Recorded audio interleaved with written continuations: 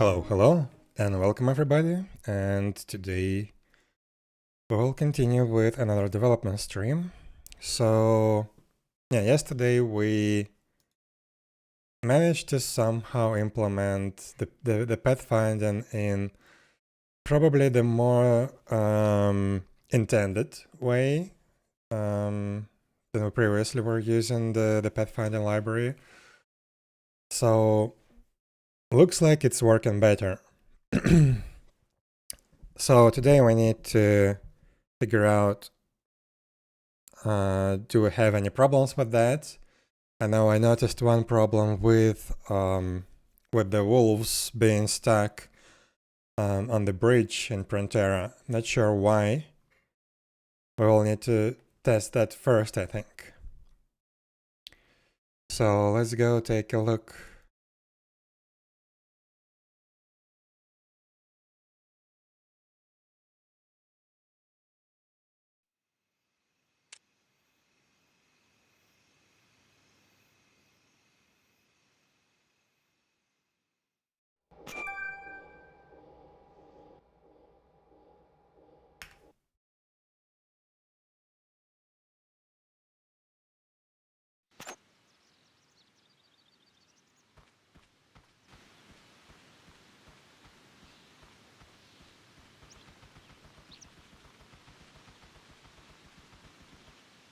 So somewhere here, I noticed that the wolf that we were testing this portion of the location with was getting stuck like within the walls. That shouldn't happen at all. But actually, let's save here. I need to enable some debug tracing. Well, not really debug tracing, but some console output. So it's gonna be a little bit easier for me to test.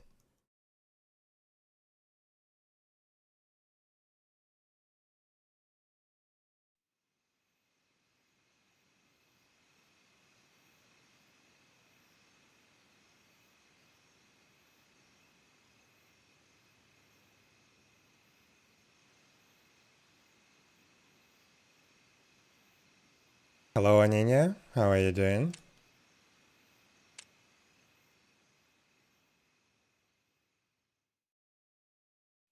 Did your power came back? Doing fine. Good to hear that. So, what was the wolf ID? I think 108. Yes. Okay, good.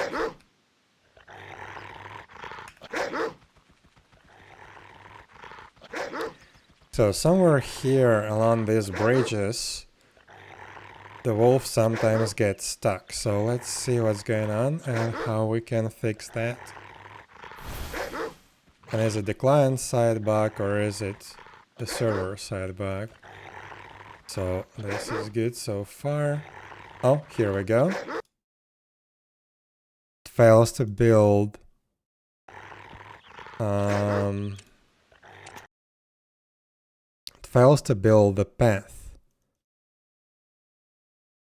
Should have just put a breakpoint right there. But yeah, I was hoping that they can cache this debug log.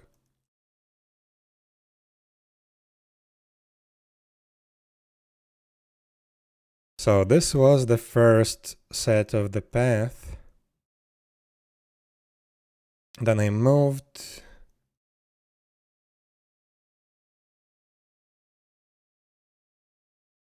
Meow, indeed. Then I moved. And then the monster got stuck in this location. Actually, let me copy this whole debug output. I have something to work with. So it looks like it got stuck here and it failed to rebuild the path. Then I logged out and it was still stuck.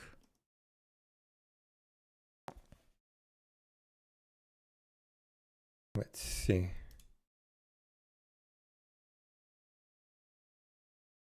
I need to log back into the game.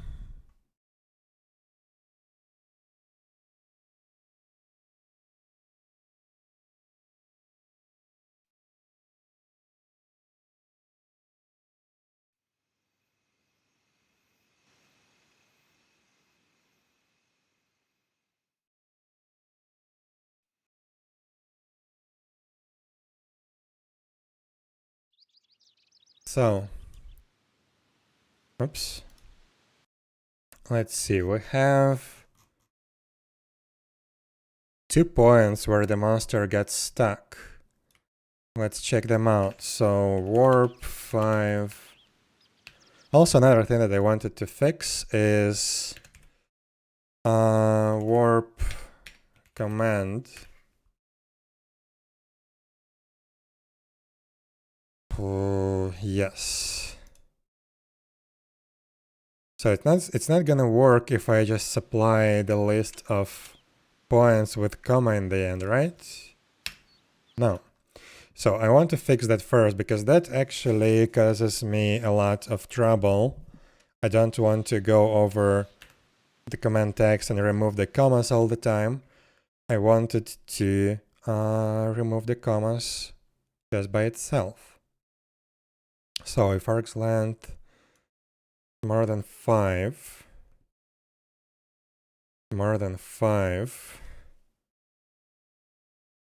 then we can do it like that. For var I equals 2, I less than 5, I plus plus, we do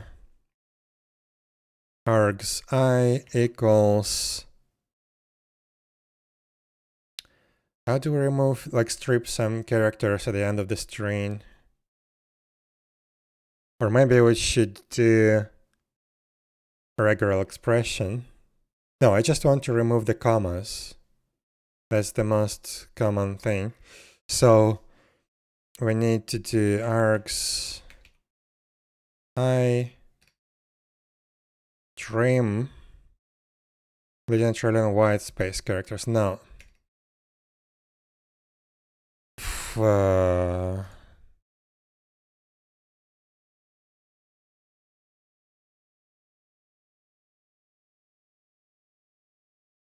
Great, I need to restart Firefox.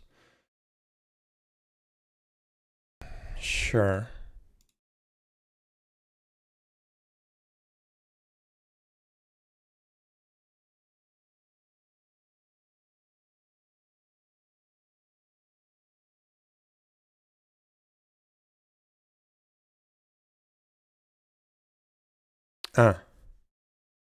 So trim can actually do that. Let's do trim and comma. Hello SKN. Hi, how are you doing? And let's try, does that work? You doing fine? Yeah, I'm good too.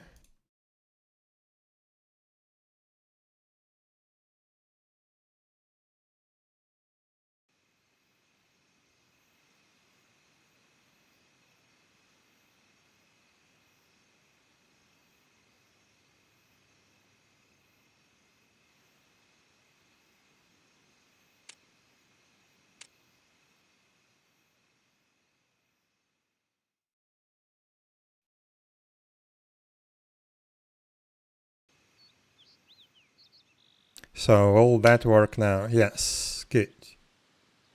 So yeah, somehow the wolf gets stuck right in this area. How? I have no idea.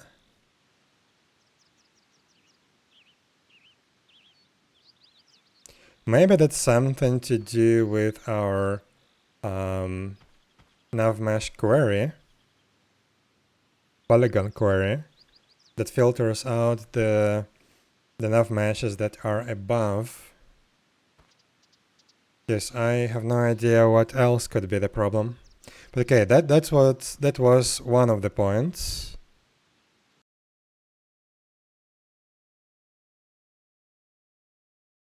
Another point was... No, then it actually managed to find a path while standing actually on this same point. And it was trying to go...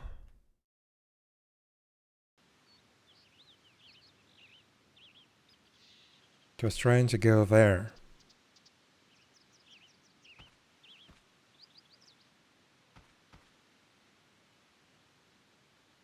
So to the other side. And then it gets stuck, I think, there. Yeah, and then it gets stuck there for a long time. Okay, this is weird. So, first of all, let's check. If it managed to go to this location, probably that means that there is a nav mesh right here. Not sure why it would be there, but maybe. Yeah, actually it should be there. So let's double check. Maps F01.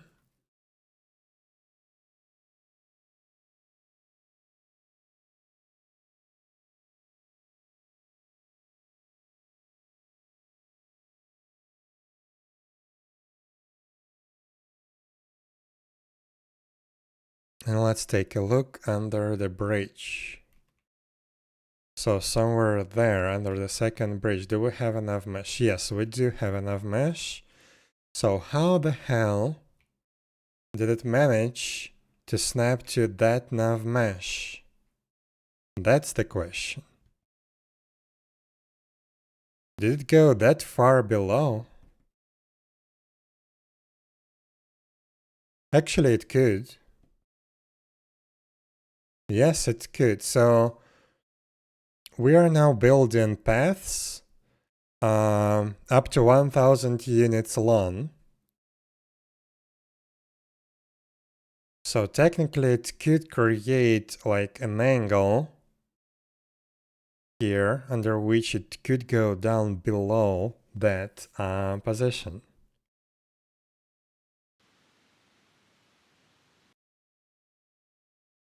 We can test that, I guess. So back to our poly query, this one. Now, to the nav mesh, and let's increase this distance below poly to 6.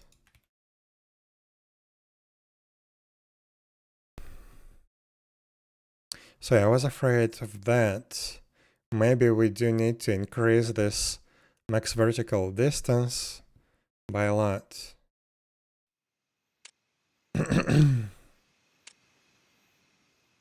Also, excuse me, my throat doesn't feel very well, but should be good enough. I just need to drink more water.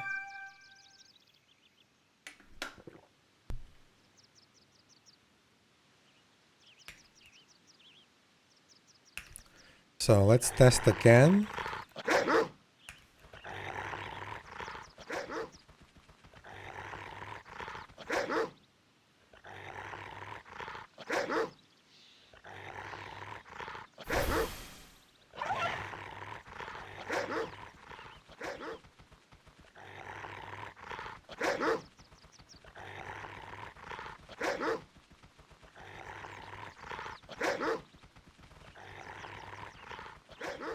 So far, so good.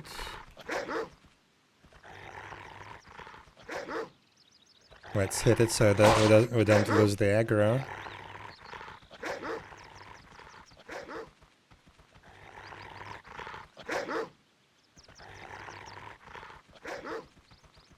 Oops.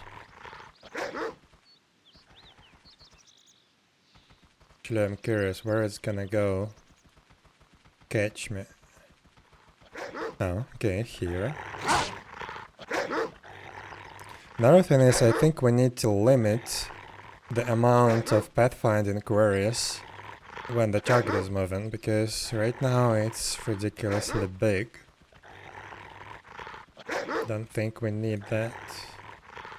But yeah, so far so good. It doesn't get stuck.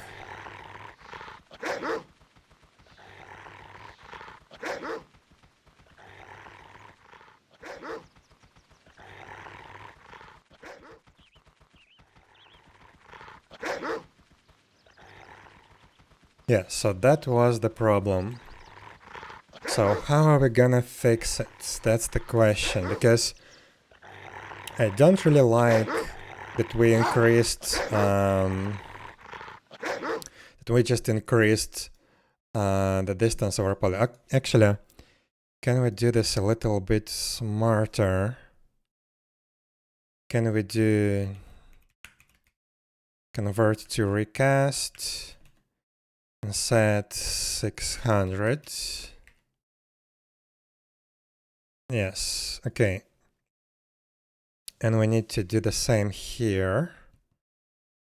Agent half extends, because I don't want to have the recast units in this file at all. I want to convert everything.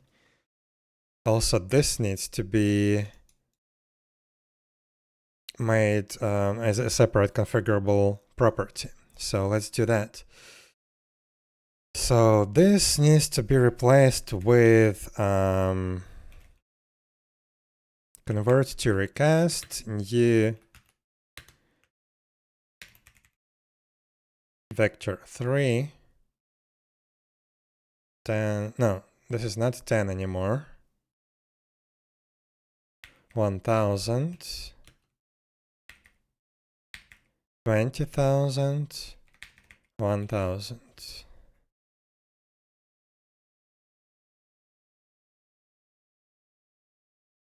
So these are default values. Okay, and we need one more property. 1 second. Where was that one? Here. So this should be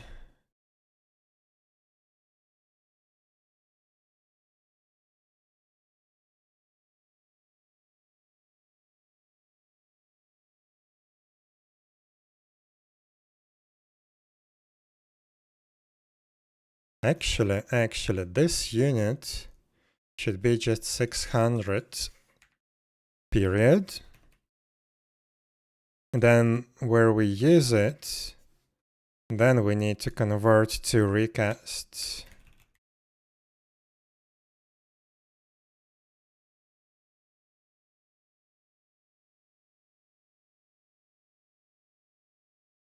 Okay. And here agent half extends. This is fine, actually. This is fine because we have the conversion happening right here, and we can explicitly say that this is recast units. Okay. Actually, just to be double sure and pretty explicit in our intentions, we can do using recast float equals float. Can we do that?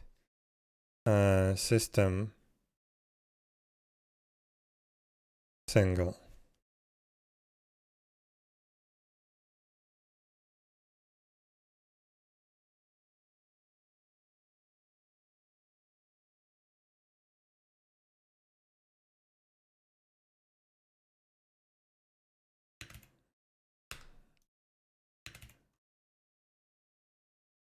Then we could do this.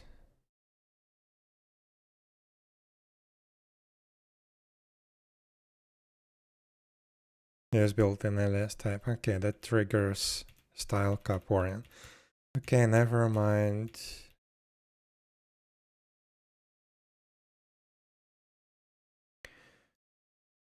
So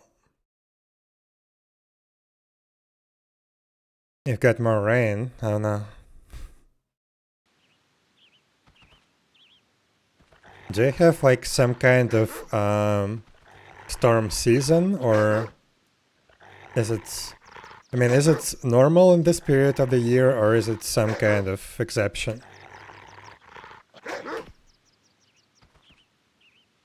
So what else I wanted to test is this cut-off distance. Where does it happen? Because 200 units, that was perfect height, but this one is a different story. So yeah, starting right here, it already puts me on the nav mesh above, and I don't like that. I don't like that at all.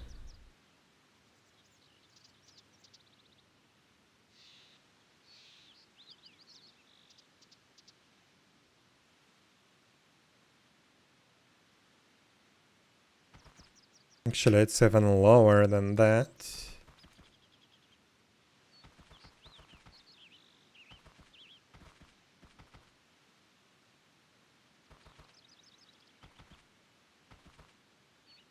It's here.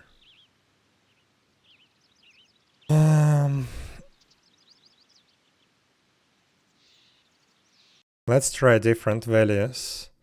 Let's try 400. Because I don't like the 600 limit. That's too harsh.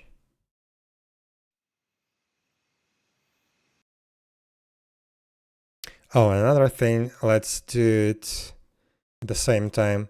I wanted to limit the minimum amount of path update interval. So instead of having one variable update path interval, we need to set it to min and max update path interval.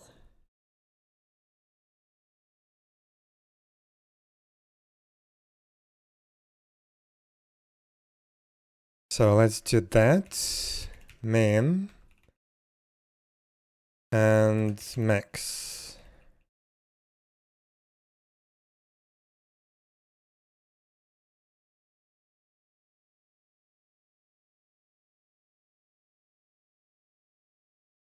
Hello, Dark.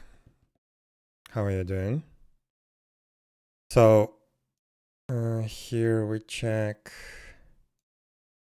So this was the max path interval, right? Like path update interval. No.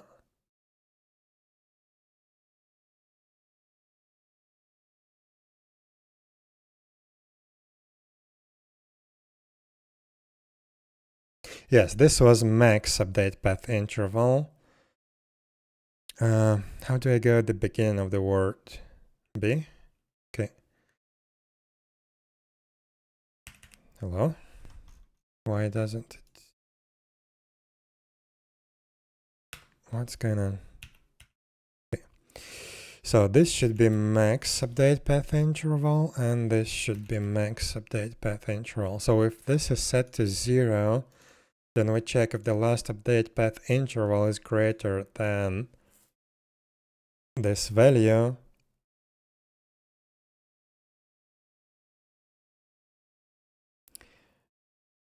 Or the distance changed. We need to split these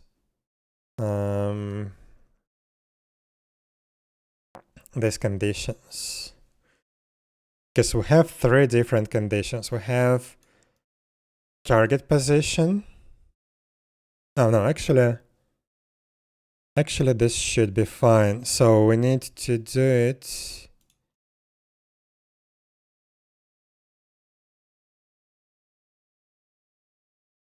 Oh crap.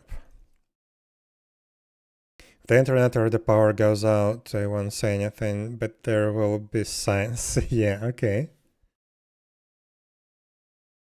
Good luck with your power situation. So right now, this max update path interval basically means that we cannot go longer without updating the path. But we also update the path when the path destination changes all the time. Okay, I definitely need to write this condition in multiple lines because that's gonna be complex and hard to read. So should update is gonna equal to, let's set it to false by default. So if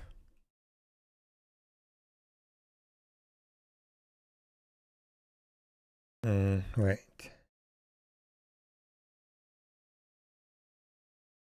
Yeah, we need to use this condition, but in a slightly different manner.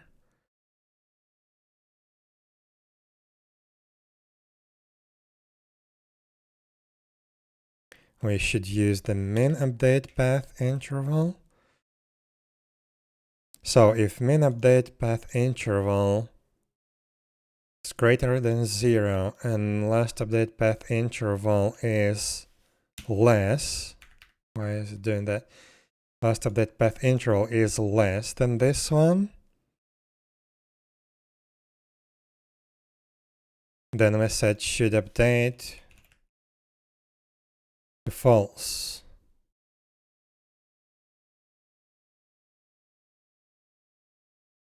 Else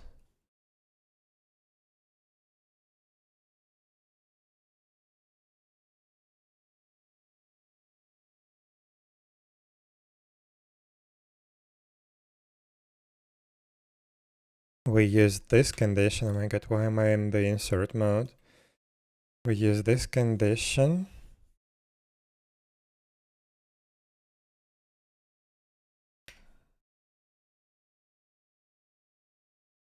This should be true.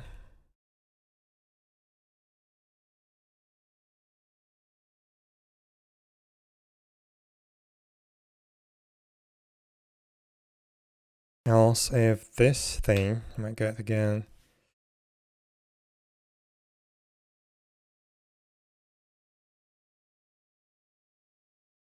Wait, I wanted to select all of that. Still trying to get used to the Vim motions. So V,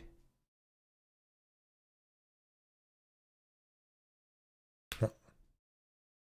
V until the end of the line, but we return here. Copy, paste.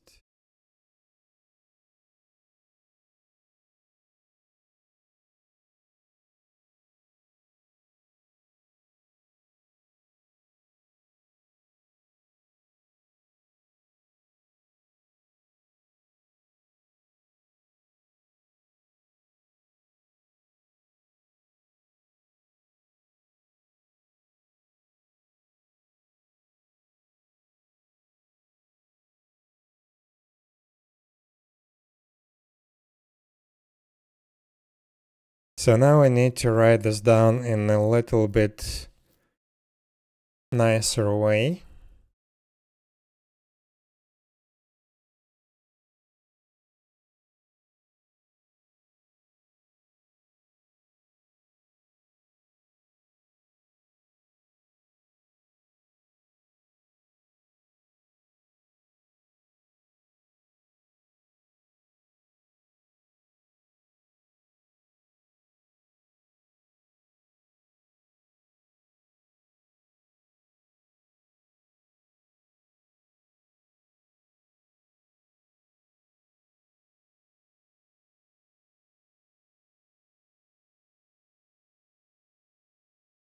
So, okay, if this fails, no, if this succeeds, if we are within the min interval, then we should never update, and all of that should be skipped. Okay, that should be good.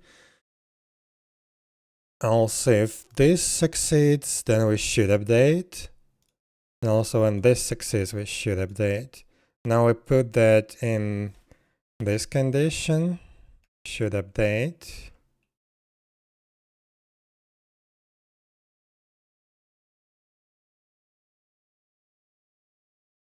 think this is fine. So now let's see.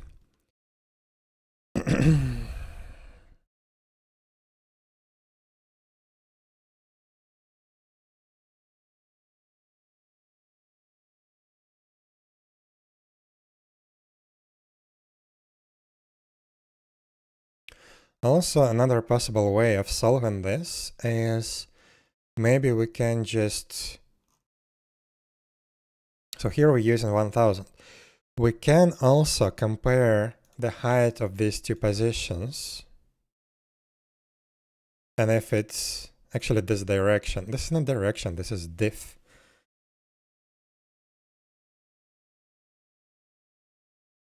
Actually, I need to do this with a refactoring. So if this difference, we need to check the vertical component of this difference.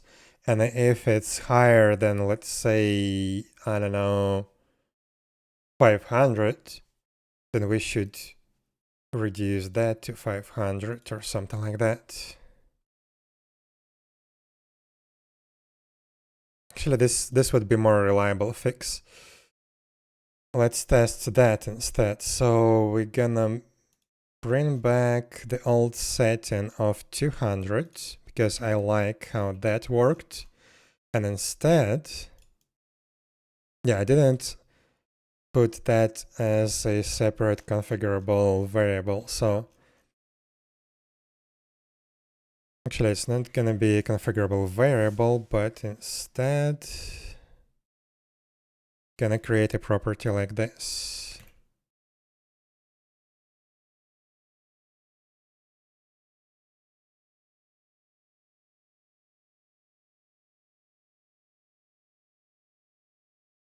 Why does it suggest me max path segment length?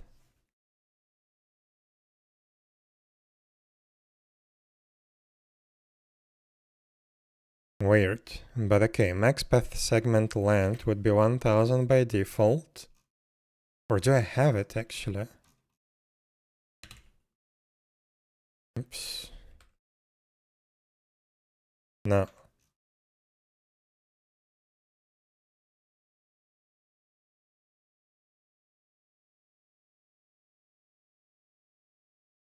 But that reminds me that I need to actually set it as a property, not as a private field. Yes, let's do that. So here we have all of that. Let's do public float. Let's just copy this name, put it there.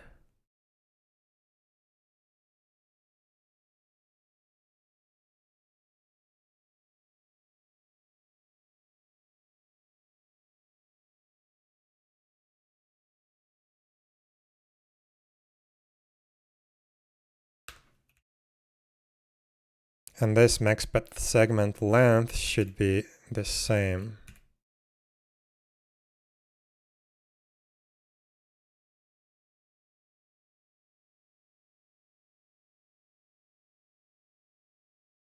But with a different value, 1000.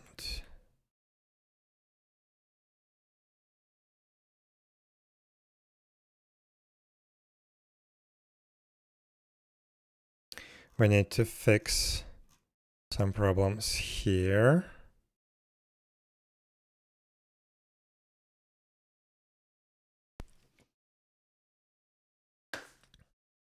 Actually, this is good.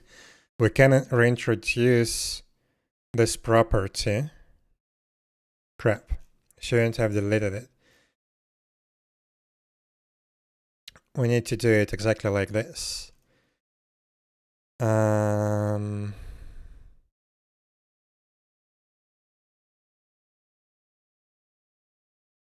Can I copy this line? Why are you being so stupid, VS Code? Okay, I can't copy a single line. That's a bummer. But okay, we can do this. Revert all of that.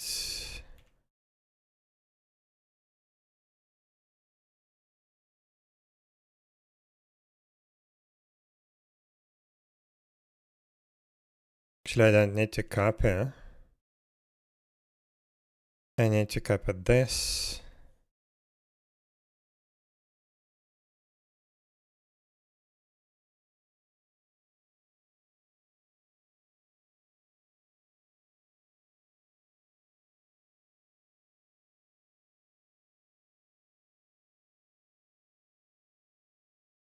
What's going on?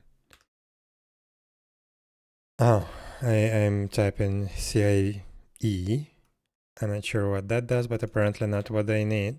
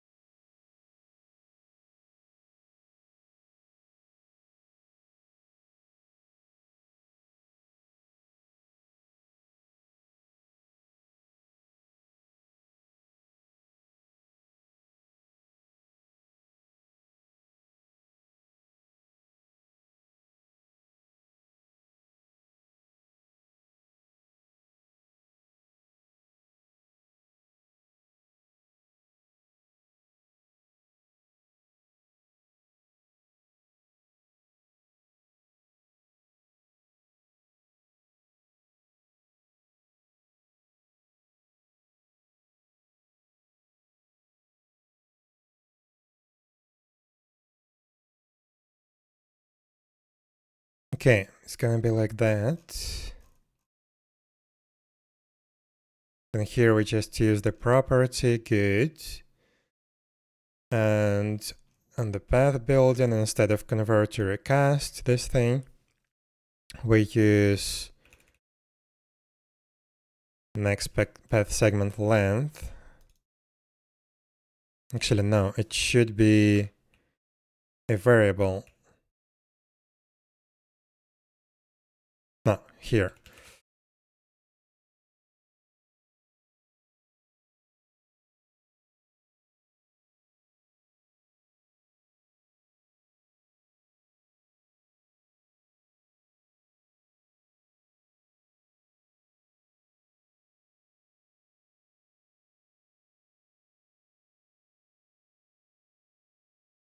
Oh my god. Oh my god, I'm struggling so much by trying to use the recast, not recast, oh my god, Vim navigation. So VI capital double? Yeah. But why does it so, I see.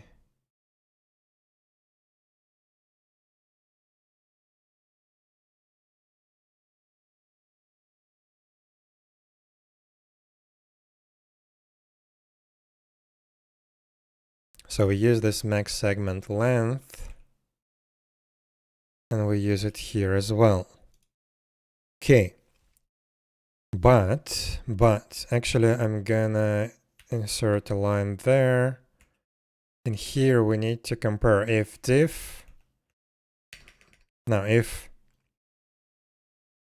abs of diff y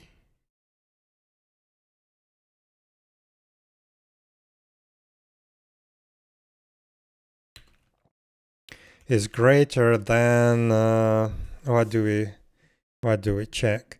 Is greater than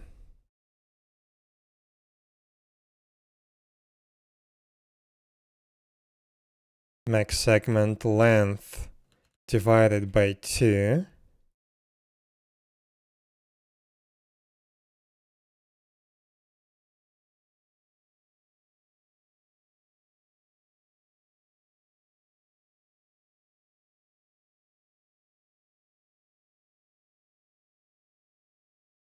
Then we should divide the max segment length by 2.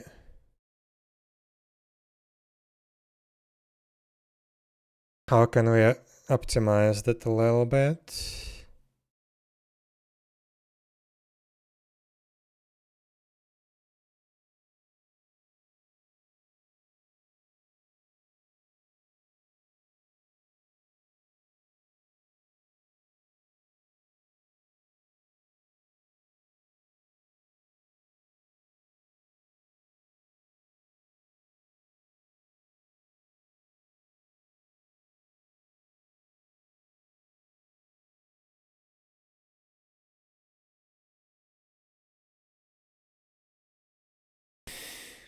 I'm trying to come up with a proper algorithm, so let me try to visualize that a little bit.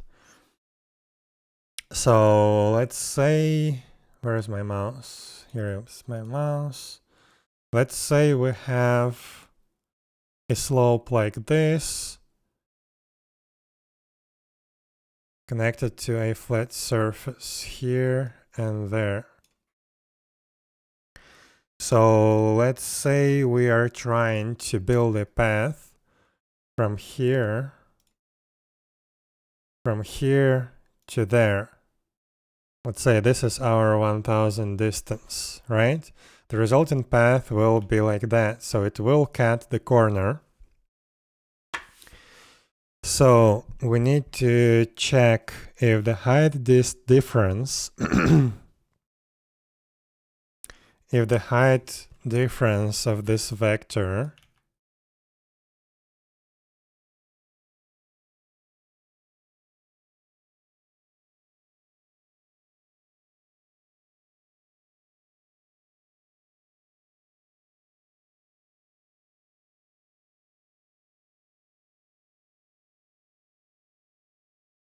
may be greater than this. Height difference is greater than this. Then we cap it to that.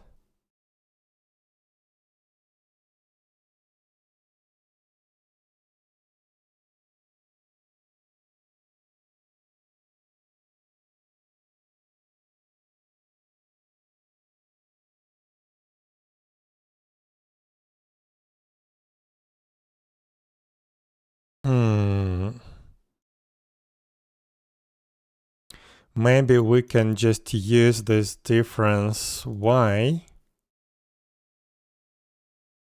No, wait. This is not correct. This is not correct.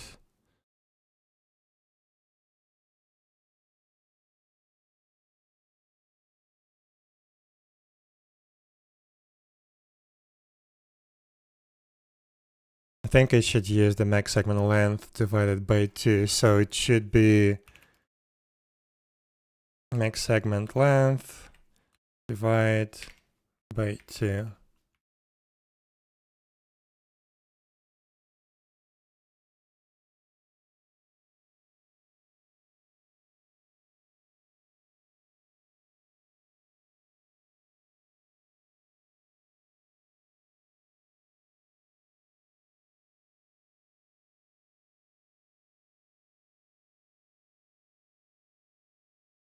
Actually, this can be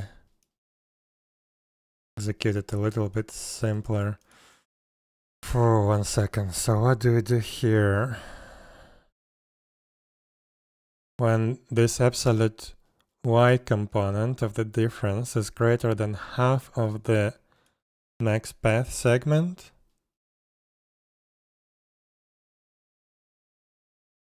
then we cut the max path length in 2.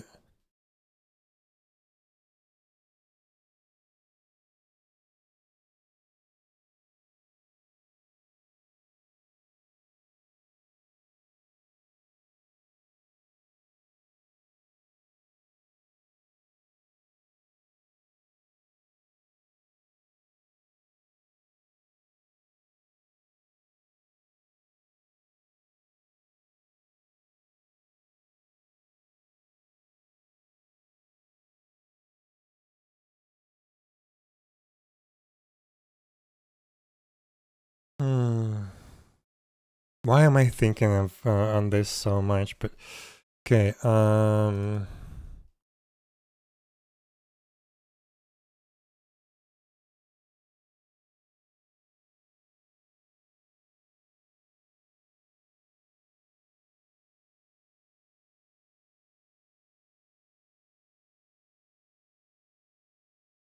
actually it should be a different story, because this difference is actually not between two 1000 unit points. This is until the end of the path here, for example.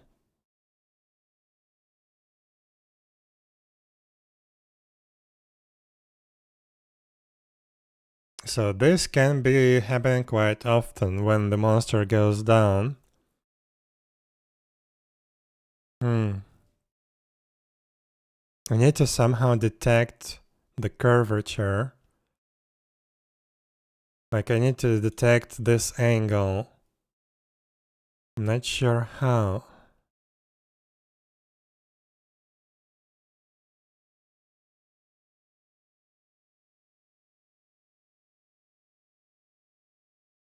Actually, maybe when we've built this point, after we've built this point, before adding the new path node, we can run this check between these 2 points, the previous one and the new one, and maybe insert another point there.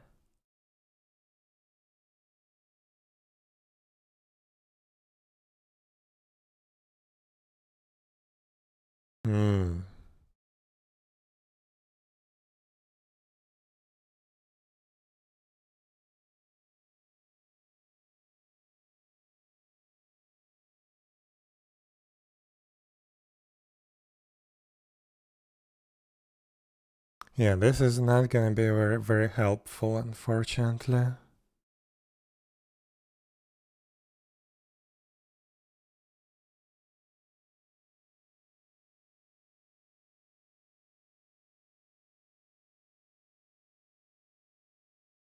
So when we build a path, first we have like, we can have just 2 points. So if we go from there, why is this yellow?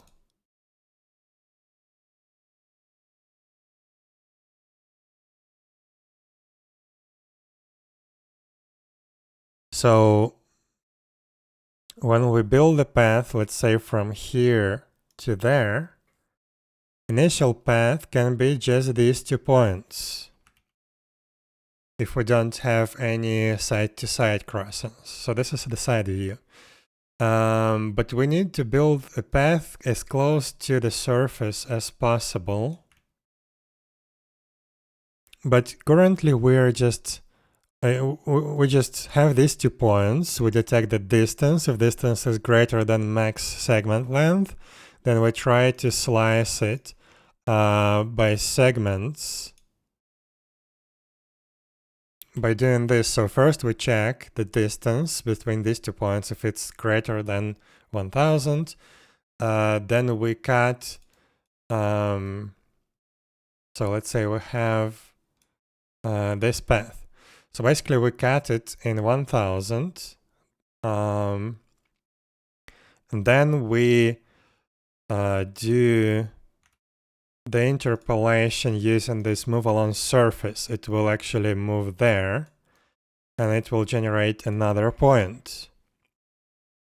So then we build from that point, from that point we check the distance to there. If it's more than 1000, again we do another 1000 length cut, and we build move along surface by that distance. And then it goes like this again. So let's say somewhere here, we build a point there. But between these 2 intervals, we still draw a straight line. And this is where it can go below the nav mesh. So yeah, it can go below the nav mesh when the monster is traveling between these 2 points. We need to somehow detect the moment when the curvature changes. And maybe introduce another point in between. I think 1 point would be just enough. So if we cut this in half, we interpolate, it should be somewhere there. So the path will be like this. And then it continues. So this should be good enough. This should be good enough. The problem is we need to do that after we've built this point. So yeah, it should be somewhere in between here before we add the point to the path. But after we generated the position, there will be some code duplication, unfortunately. But okay, let's for now just implement that. So I'm gonna delete that for now. And we will try to actually implement this algorithm. So first of all, before I do that, let me double check that this still works.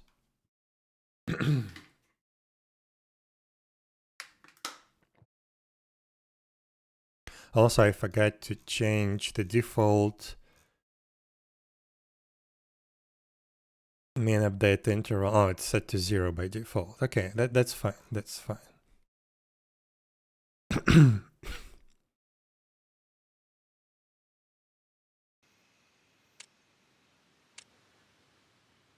So we still should see a bunch of path generation when the monster travels. So let's actually start up here.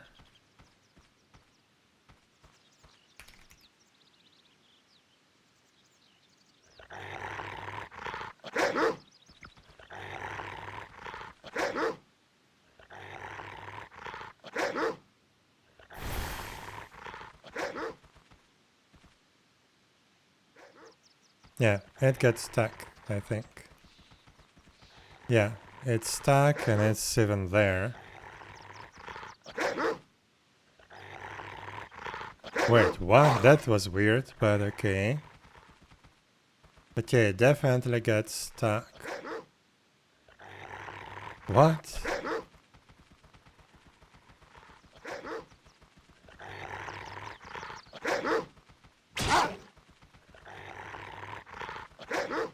This is weird. So I think I broke something. It's completely broken now.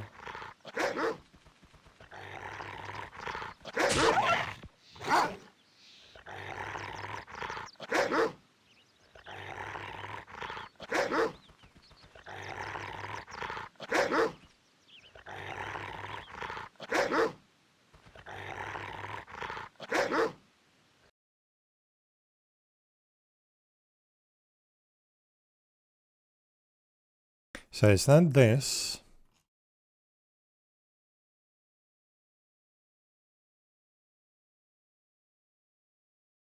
Max path segment length. This is now in recast units. Should be good. I don't know. Maybe that's the same problem. I have no idea.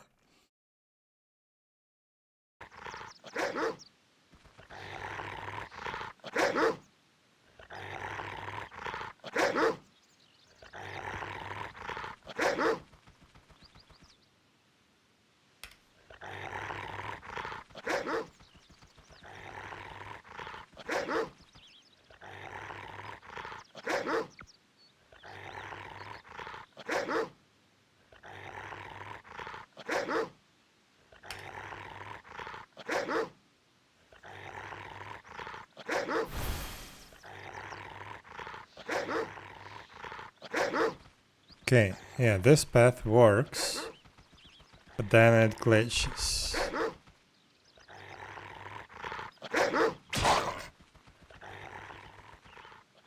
Yeah, so this is our problem.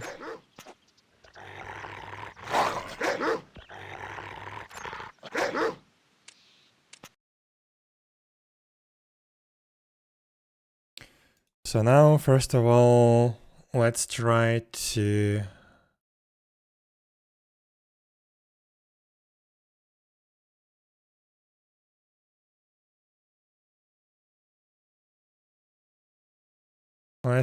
implement this algorithm as it needs to be implemented. So here we already have the two positions, so now we can compare if interpose y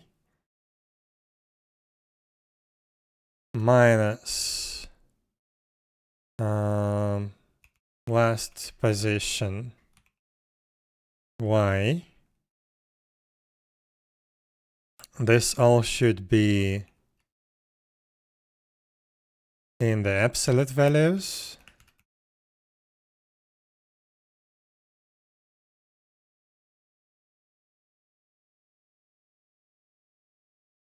Greater than this max path segment length divided by 2.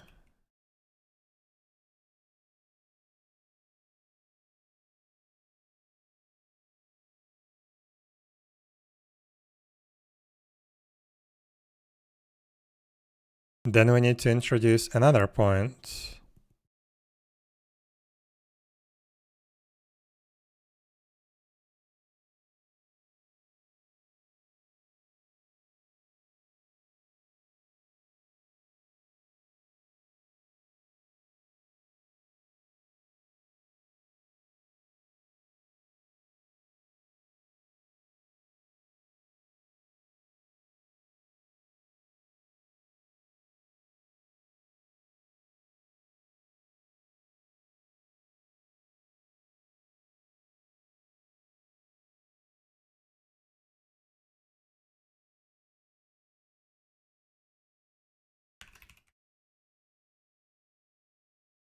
Actually, I can just copy all of that.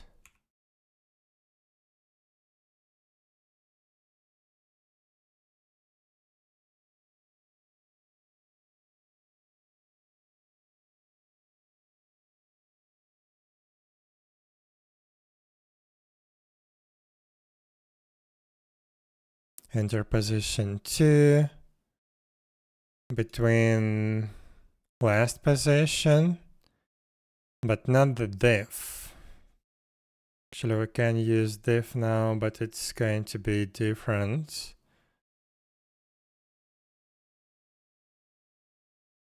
No, actually, we do use diff, but we also divide this by 2.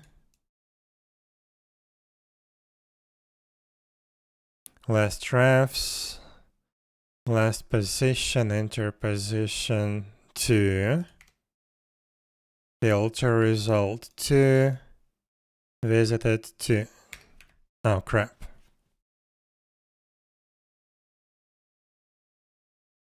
Yeah, I guess we can try to extract this into a separate method.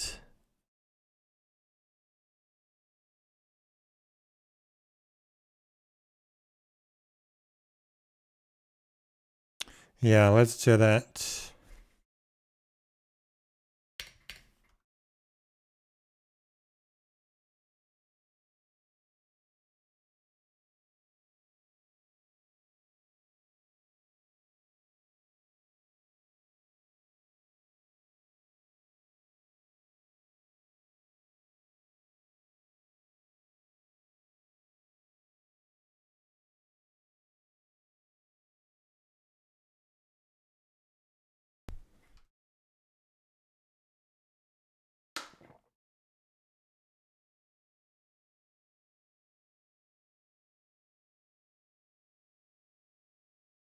Path node.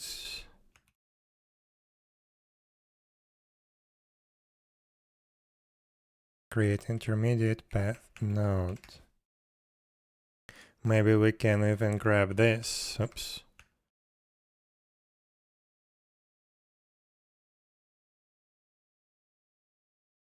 So we need, let's get rid of that. No, let's get rid of just this. We need to copy that.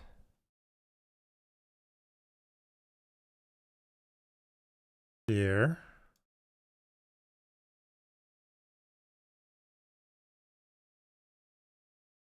So we need navmesh query.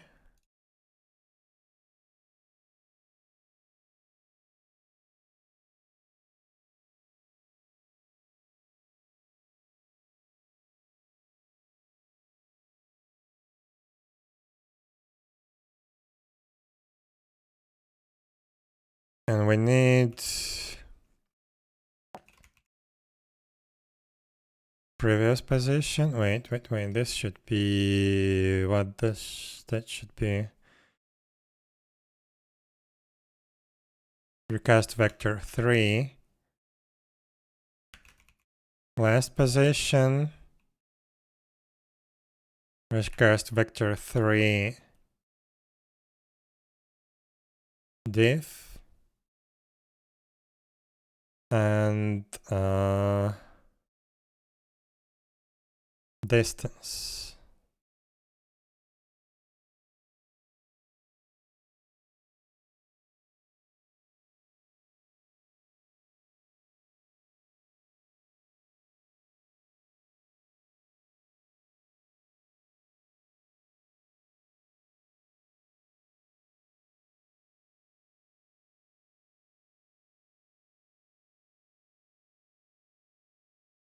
Oh, I can't use this.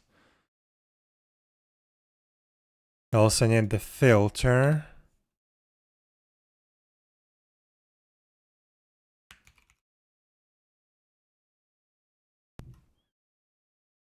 A lot of weird properties that we need.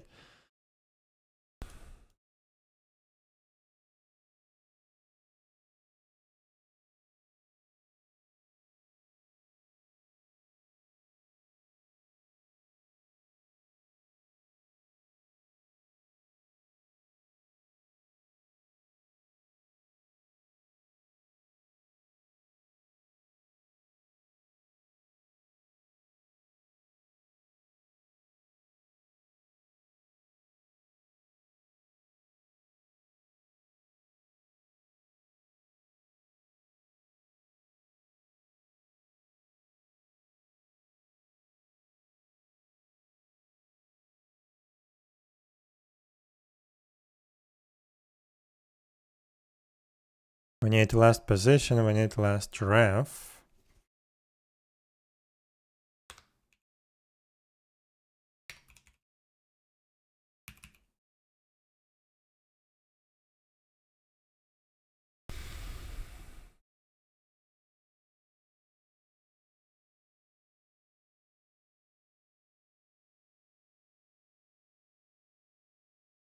And we need the visited array.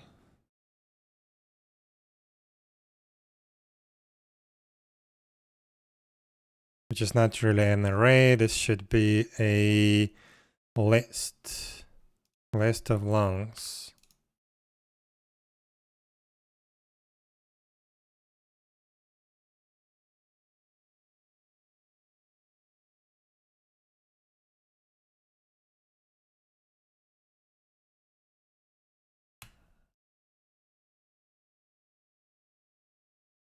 So what do we do about this one?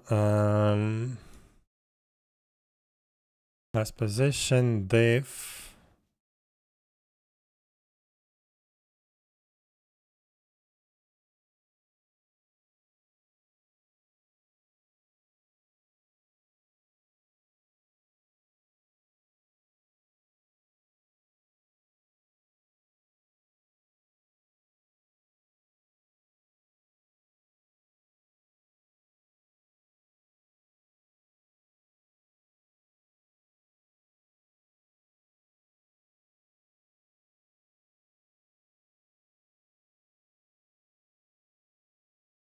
This should be not distance, but this should be diff scale, I guess.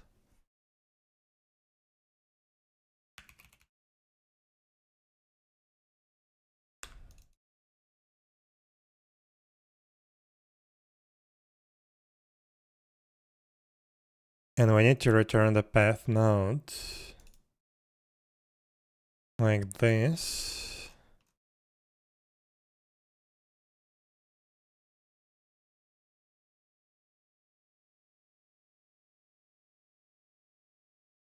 Oh my god. Yeah, it can be a static, unfortunately.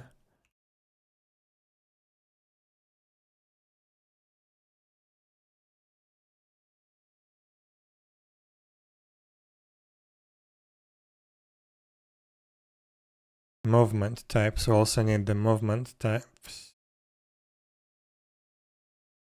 Oh no.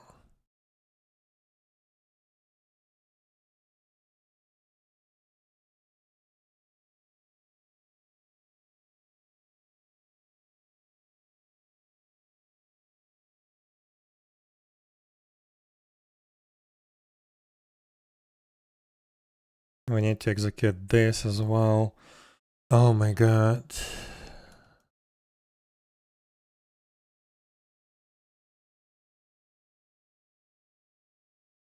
I don't know how to optimize this correctly. I have a bunch of code duplication. Basically, we need this and we need this, but we need to run it with different input parameters.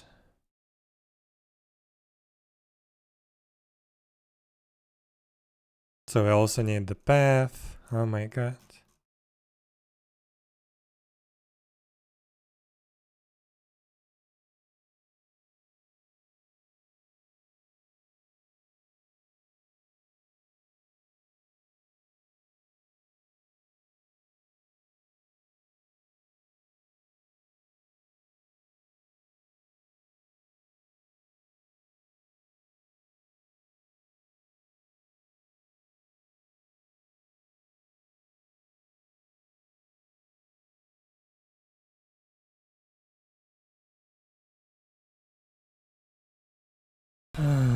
This is weird. This is really weird. I'm not sure how to write down this piece of code correctly, because this is a weird logic. So basically what we need to do here, we create all the intermediate paths, intermediate points, but sometimes after we created the point, but before we store that point, we should add another one with the same logic but different input parameters.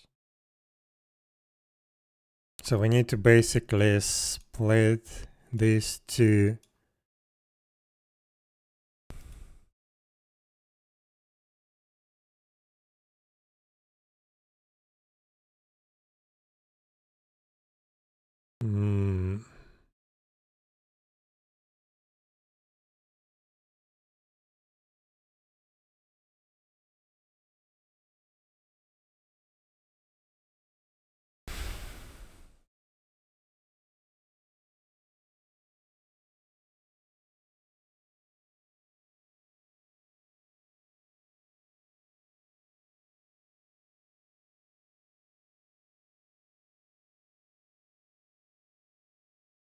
First of all, I think I need to extract this into a separate variable.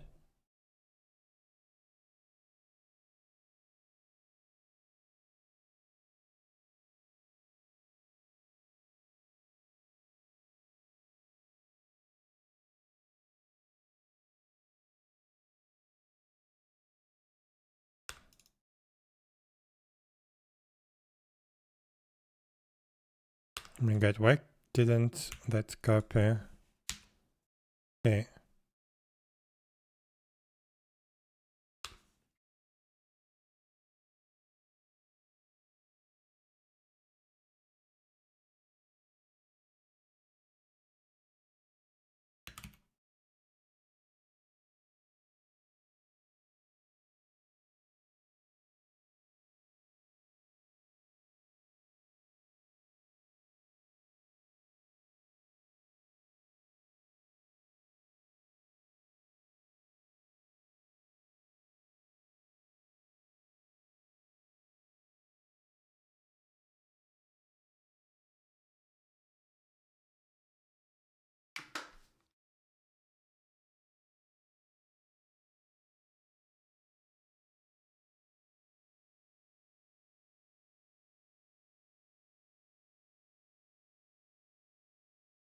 Okay, still, let's try to write down all of that in a single method, and then we see how we can optimize that, because right now my brain cannot do that.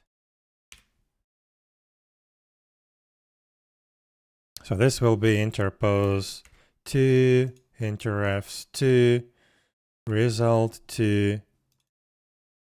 We don't need the visited anymore, so we can reuse that finally. Interpose height 2.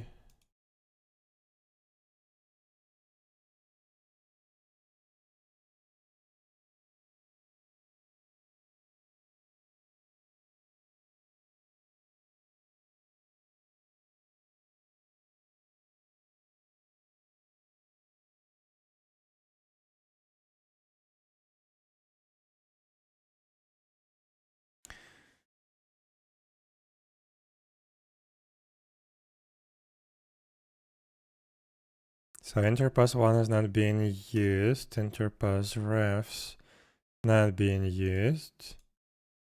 Okay, so we created that. Then we need to copy this. Oh my god.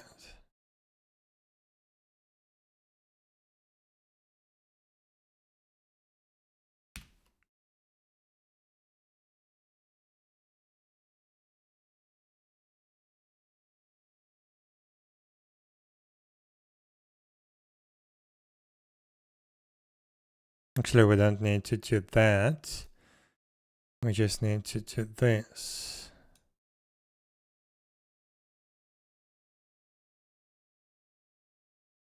But for now, it's gonna stay like this. So the method looks like this. How can we optimize this? We have this piece of code, identical basically to this piece of code.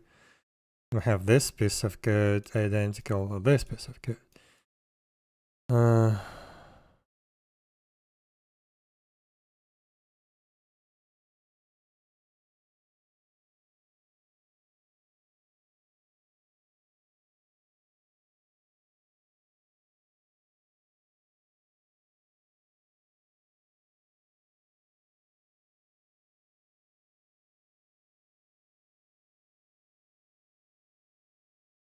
Actually, yeah, we don't need this.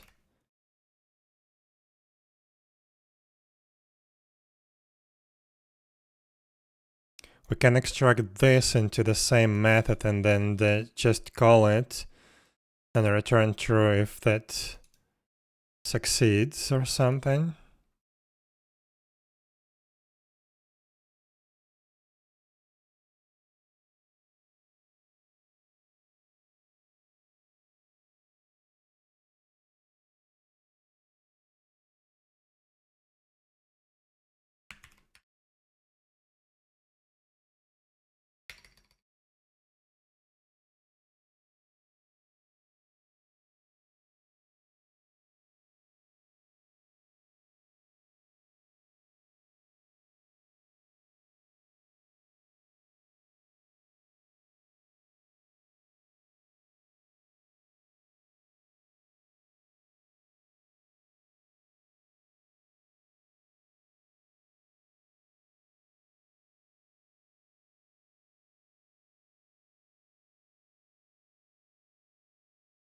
Then we need path and path length.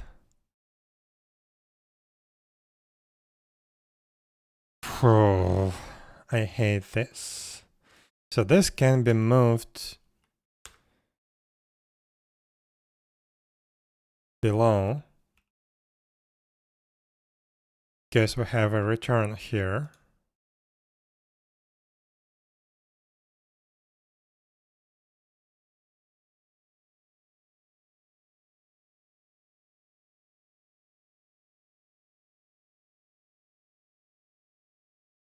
Also, this can be moved below just to be consistent.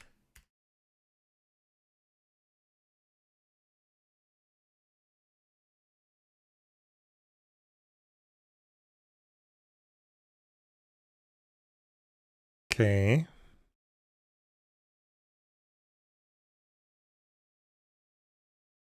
This one is actually different. Here we should use... Oh, this is also a problem. Result 2 was a good catch. But yeah, this should be divided by 2.0f.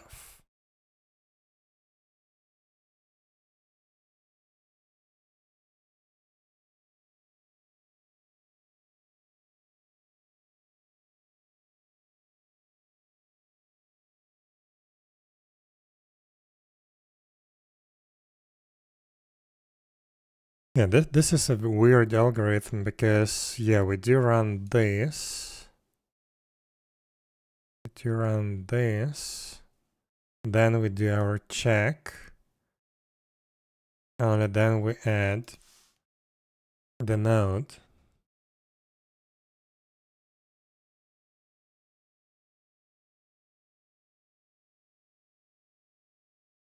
Oh my god. Yeah, I have no idea how to optimize this. And I don't want to extract it into a separate method.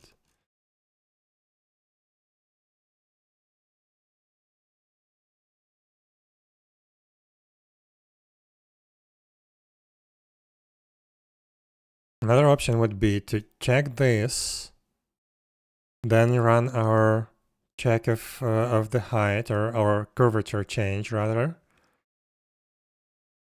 If it fails, then we run the same check with different parameters that could be done in a while loop, for example, or in a separate function. And then store the result as a path and then go from there.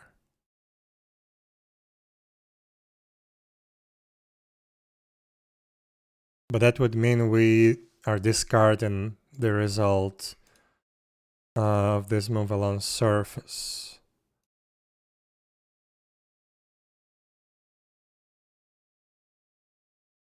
I don't really like that.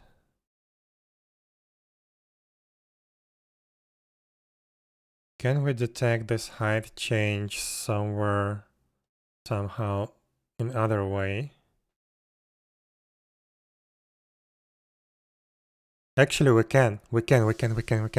So we can get rid of all of this. I'm pretty sure we can just comment this whole thing out.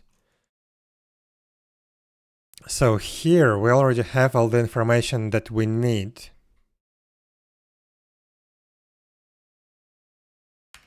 Here we have all the information that we need.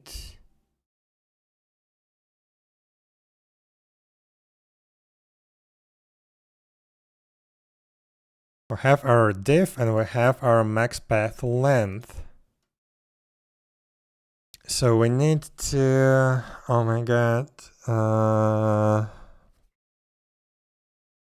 let's get back to our drawing. So we have our diff and we have our path length already here. So we can calculate the position. No, let's start from here. So we already added all of that. No, that's actually a good example. So let's say our normal segment would be somewhere here. And we need to see how much do we change the height value, the height component of this vector. So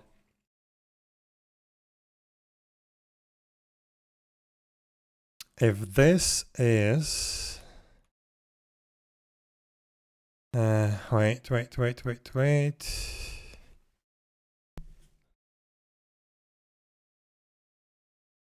No, we actually need to detect the curvature change. So let's say our previous point was there. Our next point, oh wait, no, we are not aware of the previous point. We have this last position, but this is the actual thing from where we're actually trying to build.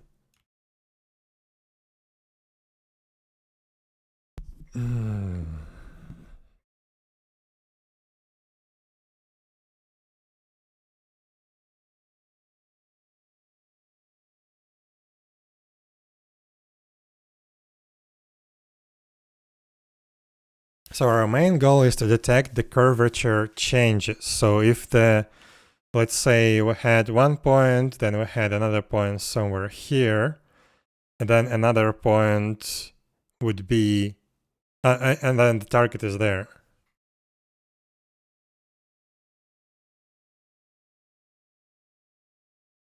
Now again, this is not correct. This is not correct.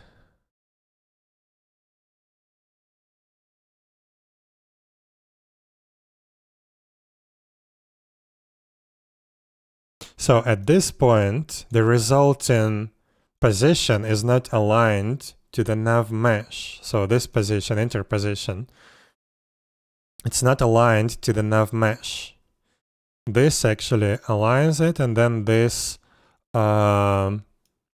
creates a higher S height. So yeah, basically after this point, we know we have the intermediate point snapped to the nav mesh. So this difference is this, right? But it's greater than our max path segment, let's say. So the max path segment would be somewhere here. We detected that. We created that intermediate position. It's right now here. Then this line aligns it in an XY coordinate, and we're within like some kind of bounds in the Y coordinate somewhere here. It could be somewhere there. Then we get the higher S poly height and place it exactly on the nav mesh. Right there. And now we have that point, we can add it to our queue. Not the queue, but to our path. And we actually need to detect when this curvature changes. Then we need to introduce, like if it changes too much, we need to introduce an intermediate point. Intermediate point.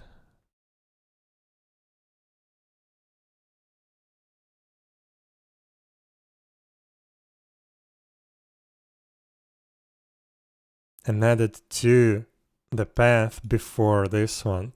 So technically we could swap them in the path array. So we could move the newly created, the previously created path node to the next path, and then put this one here. But yeah, this is still bad.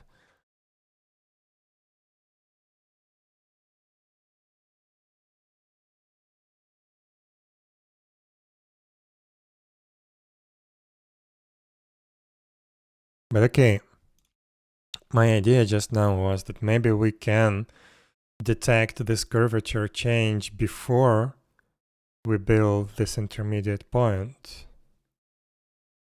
But that's not technically true, because let's say we've built, like previous point was there, we've built a path. Now this one goes straight there, and we already have the curvature change right here, so we introduce another intermediate point there. Then we go from there, we still detect this curvature change, so yeah. This is gonna be weird. Actually, maybe we can just pick a nice threshold based on this curve.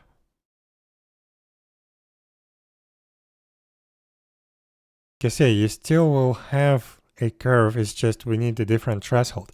Okay, I think this is gonna work. So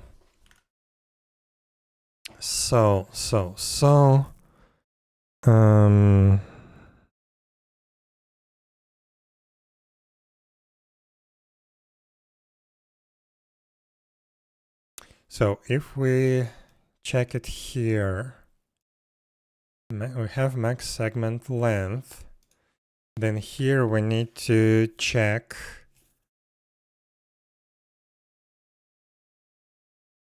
the curvature change.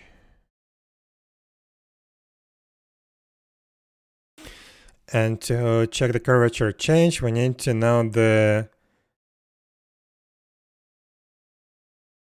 y component between previous points and the y component of the new points. Then we can compare those. Actually, not the y component, but y component of the normalized vector. So we should normalize it to vector of length 1, and then get the y component.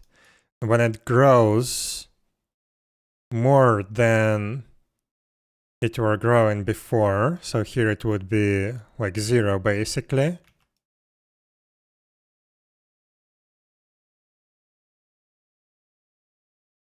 If it changes more than some specific value,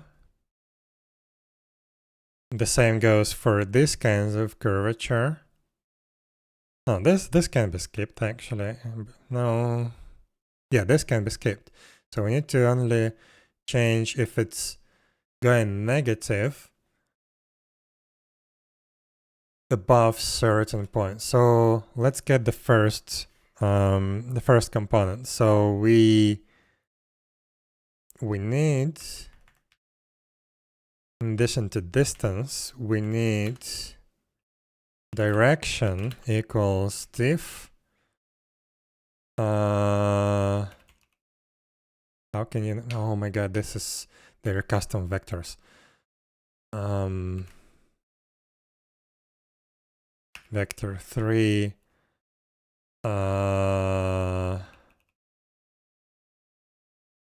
Where is normalize, you mother? Okay. At cross distance cross dot equals lerp max min. Oh, normalize. Here it is. Normalize diff. So here we normalized that. Now we only need the y component of that direction. But we also need to know the previous direction actually between the previous 2 points. So it's not that simple. It's not like we can reuse this direction. We need to recalculate that after we create it. So interpose so here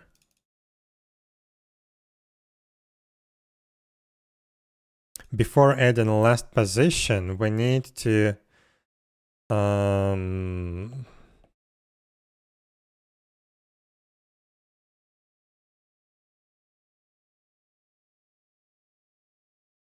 create last direction, which is gonna be a 0 vector by default. This is RC vec3 0. The previous direction was a 0. Now here, no, let's do here before I forget. So here, last direction, we need to update that, and that should be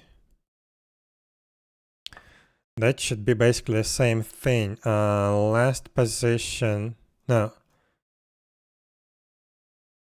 new position, so enter position minus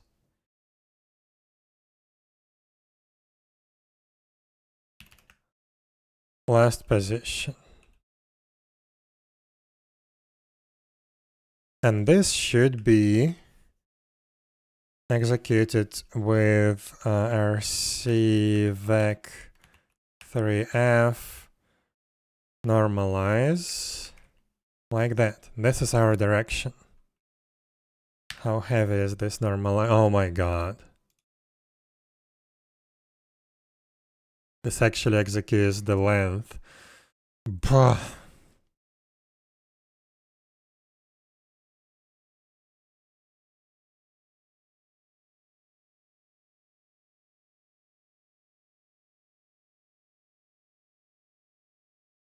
Well, I guess it is what it is.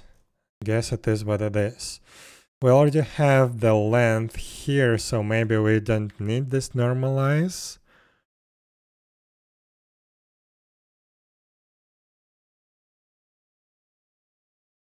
This is the length, right? So 1 divided by length. This is our stupid thing.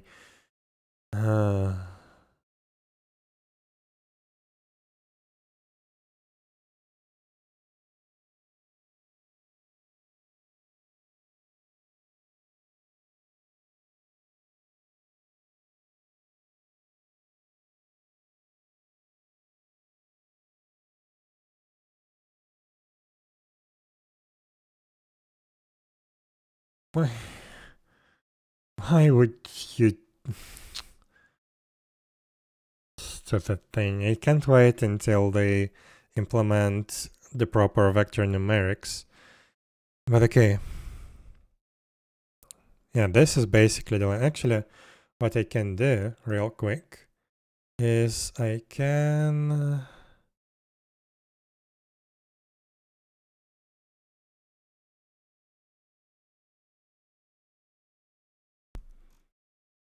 Oh, I can decompile that.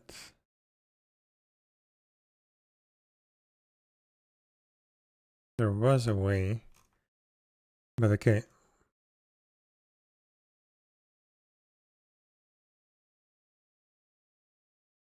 I'm gonna normalize that manually.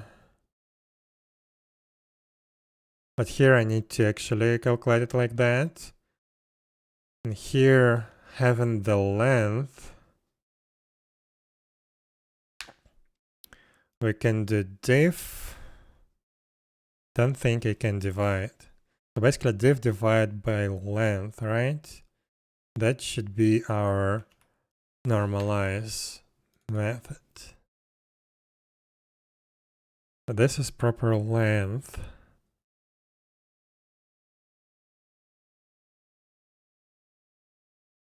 One divided by that, so this can be, okay.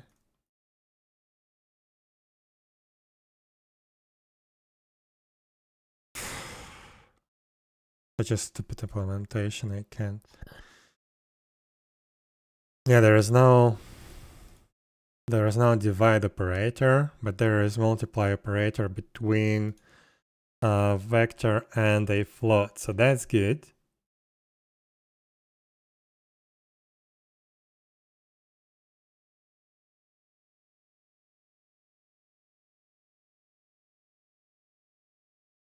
Slightly stupid implementation, but okay.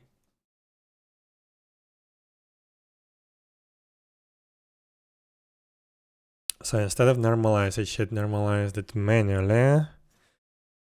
And we will do like diff times 1f divided by distance. This is our direction.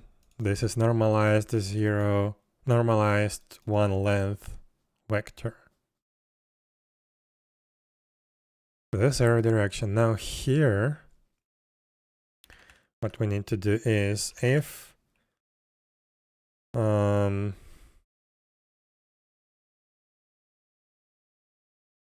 direction y minus last direction y.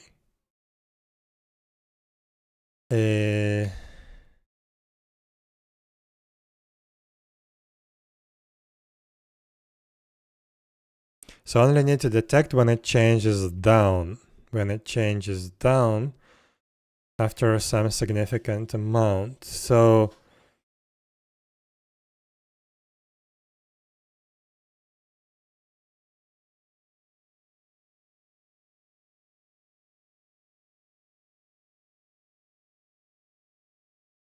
actually that doesn't mean that it's gonna work.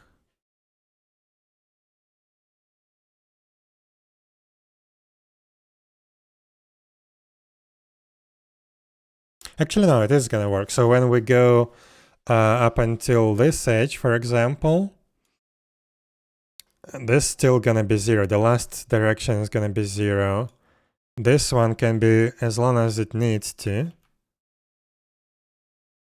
We'll detect basically this curvature change. We've built another intermediate point somewhere there. And from that point, the last direction will change, and this one will be greater. So maybe as long as it goes down, we can shrink our distance. But I want to have some kind of threshold so we don't do that always when we go down. So what we are doing, so here, for example, we have this one is negative, this one is negative, this one is 0. So negative minus 0, we're still gonna have negative. So if it's negative more than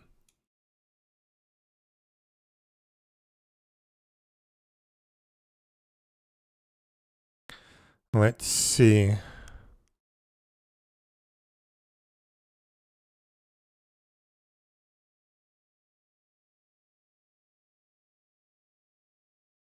What would be the good? So if this minus this is less than 0, so we start with 0. So always when it goes down, we introduce another intermediate point. We do this divided by 2.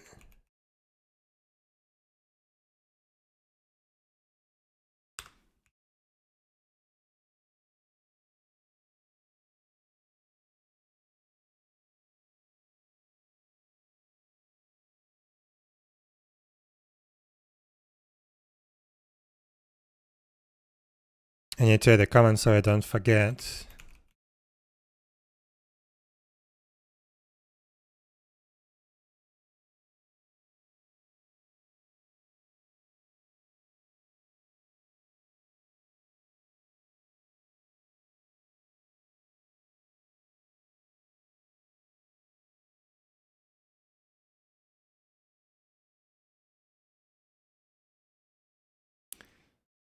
Properly placed on the nav mesh.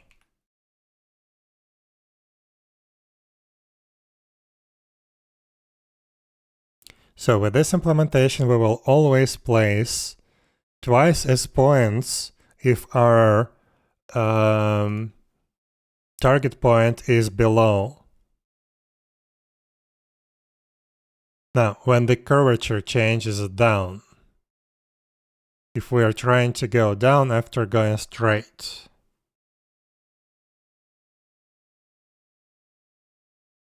so at this point, we will have, let's say our previous point was there, this point is there.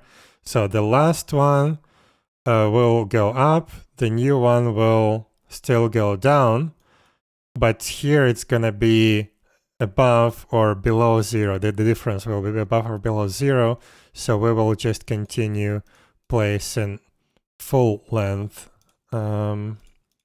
segments. So let's try that.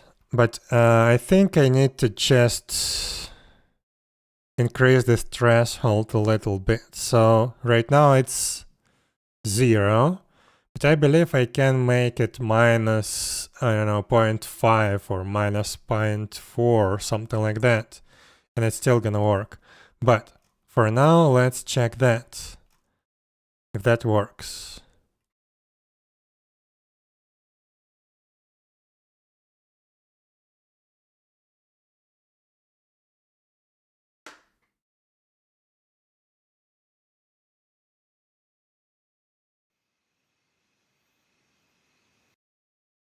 Yeah, definitely can delete all of this.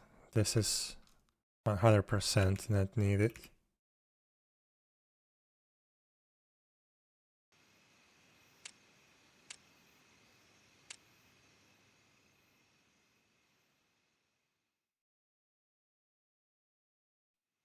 And I can test the path actually relatively easily. If I place a monster here.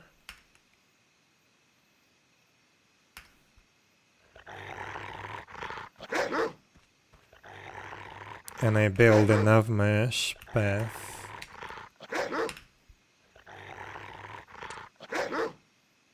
Yeah, it uses 1000 units.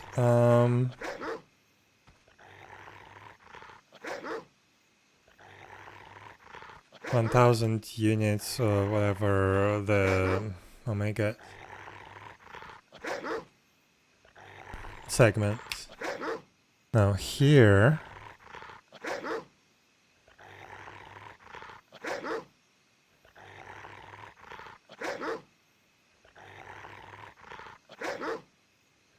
it actually introduced,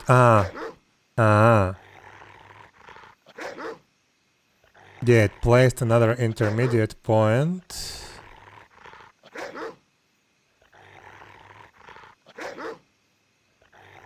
But that actually may be good.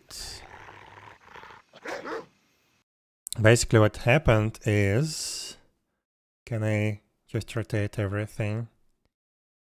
This, can I rotate it? Please, no? No. But yeah, basically what happened is now I have similar thing, but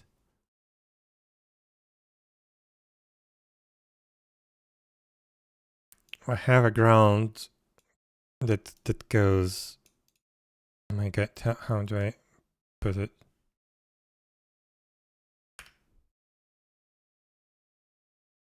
It goes like this, but technically this is the same situation and it can be the same problem.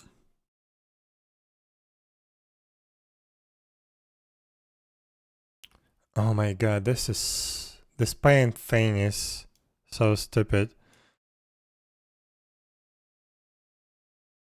So let's say we have a point here, another point here. It could draw a line like that. Previous point was somewhere here. So we detected the curvature and when we actually placed another intermediate point potentially up there.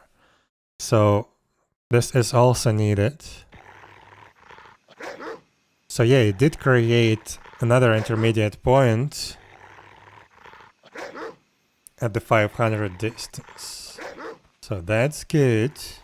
Looks like it's working.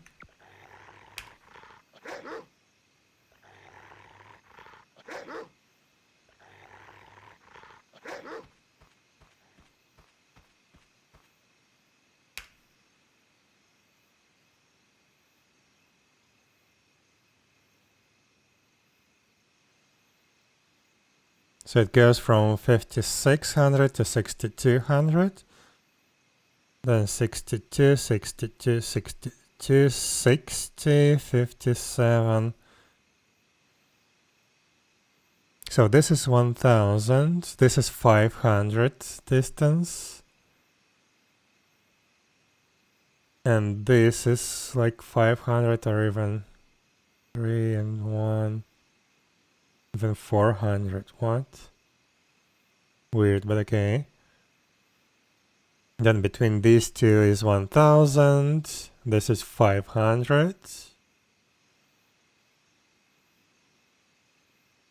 It's 400 actually. No, well, 500-ish. I guess this is just the discrepancy of the point being placed on the nav mesh. I guess that would be another way of detecting this problem. So if the actual height goes below the original one to a certain extent, then we know that we need to fix that, but that's okay. I think our implementation is better. But yeah, I think it works. So I guess let's check. Let's run this wolf around.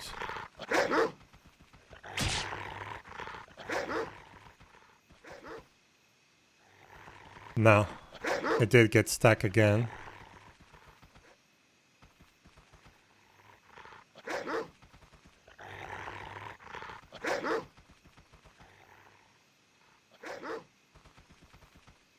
The hell is going on?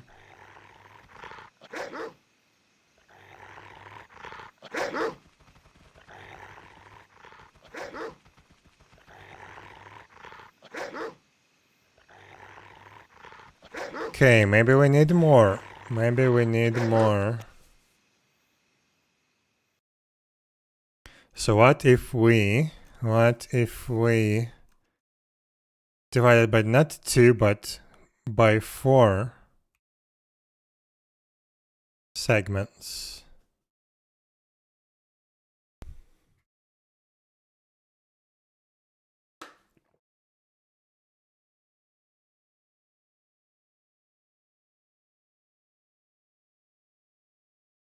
Really like Pantera at night. The posts look beautiful. Yeah.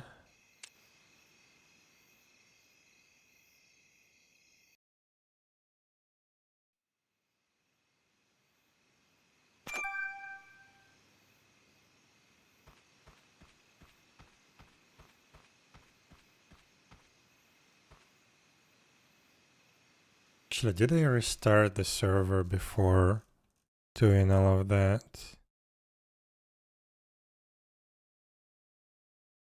I don't know. I can't tell right now. Actually, yeah. I did see the change in the path, so let's spawn a monster. Add some speed. So let's see, from here to here it should be only 1000 increments.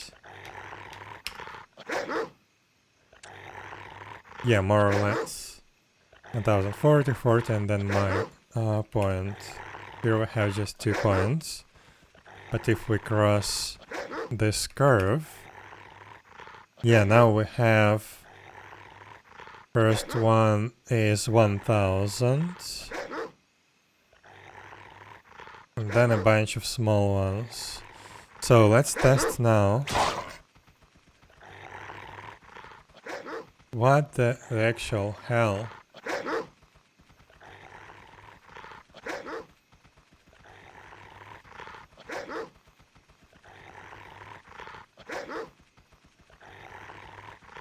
I don't think that's actually the problem that we are fighting right now. I think it's the movement interpolation, extrapolation.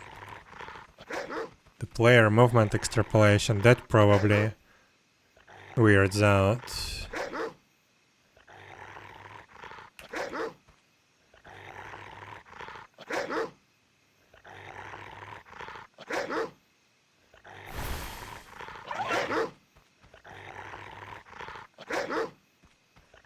It got stuck. The hell is going on?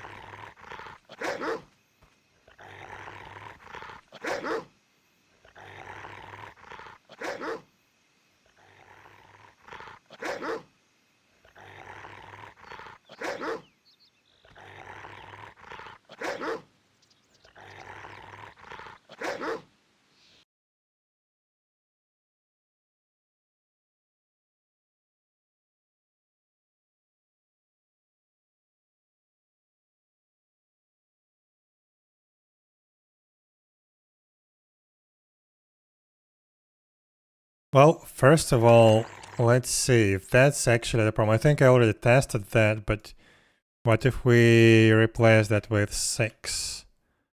Would that fix our problem?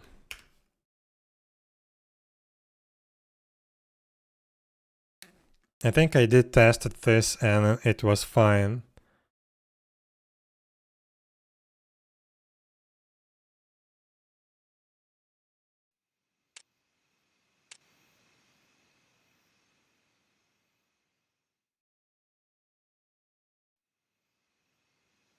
Actually, wait, it was 2, but the max path length was 1000, right? 2 and 10. But we only managed to divide it by 4, so we should at least divide it by 5 if we want it to be within. Okay, I need to see with my own eyes if this is actually the problem.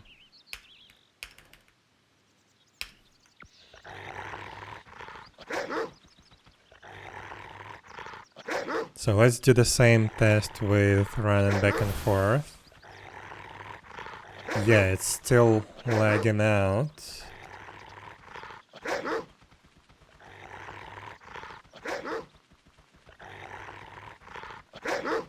So I think there is another problem somewhere.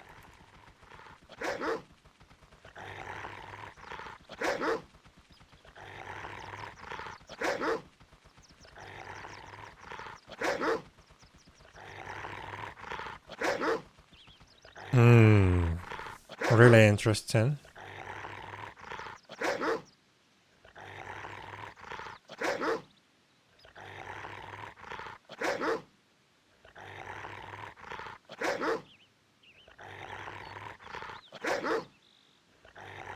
I don't understand what's happening.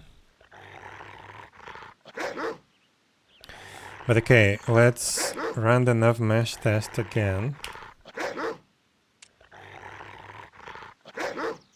Wait, what?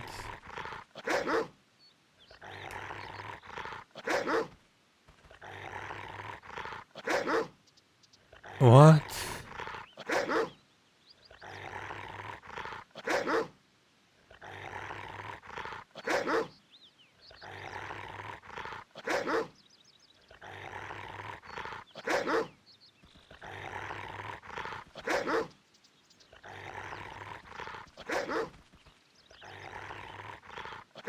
Ah. I think I know. 1 second. No.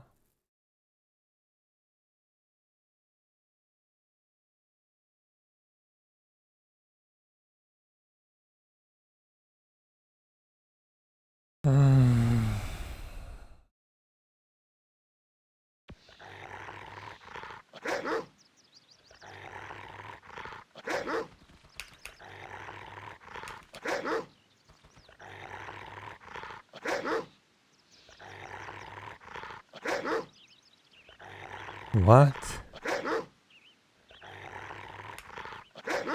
So right here the path is good.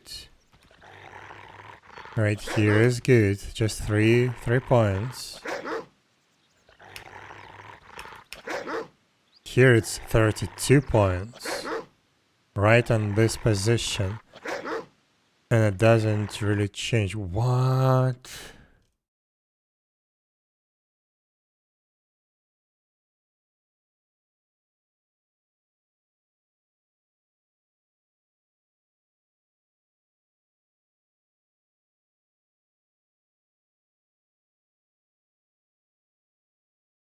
I need to debug that. That's really weird.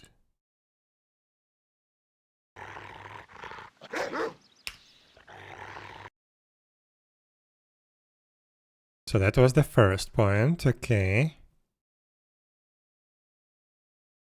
Second point, this is the last point, okay. So while true,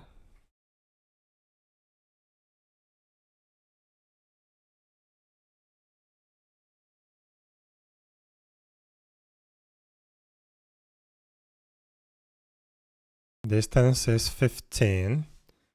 This is our direction. Z is actually, Y. Y is positive, yes. Next segment length 10. This didn't meet the condition, okay. So distance 15 is actually greater. So we create the intermediate point. Good. Put that in path. Last direction. Y is 0. Okay. 501290 minus 501290. Okay.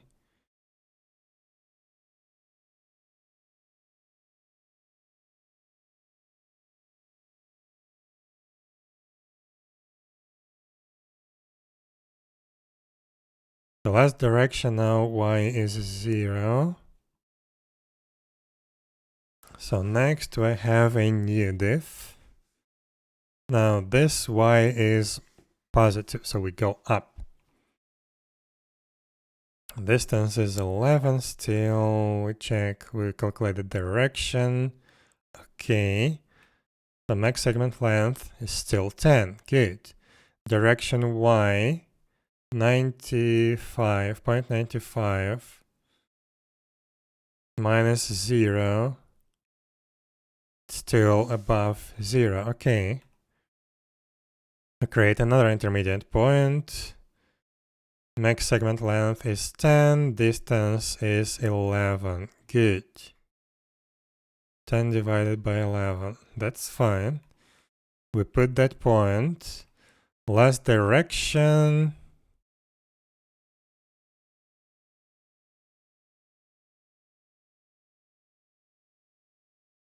$50.12.90. $50.12.90. Okay, weird. We didn't change the direction really. That's weird. Wait. So we've put 3 items there. So this is the starting point, 85,844, then 85,887, 85,905. Something's weird going on here.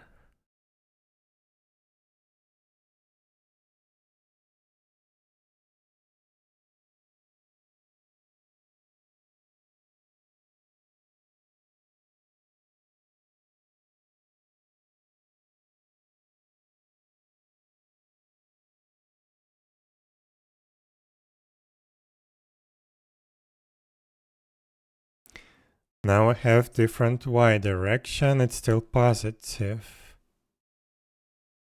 This looks weird. Last position.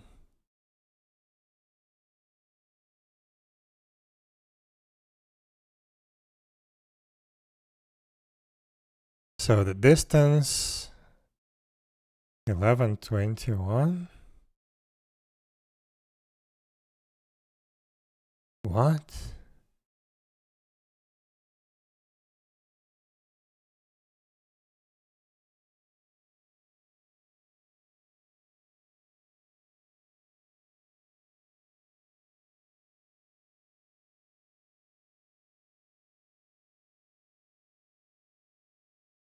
Distance is 1120. Wait, what?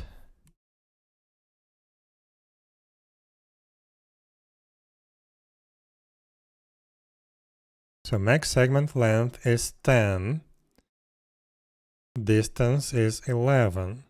So we should put a point somewhere like a lot further away.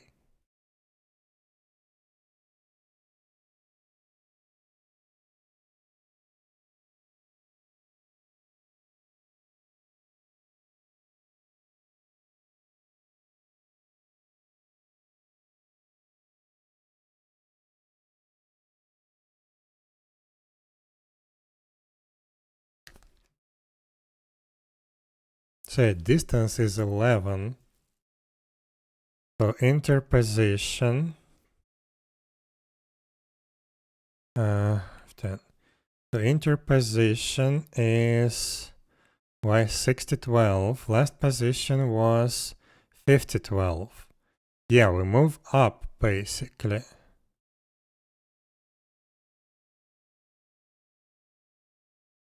So let's say it was interposition. We need to change that, check that.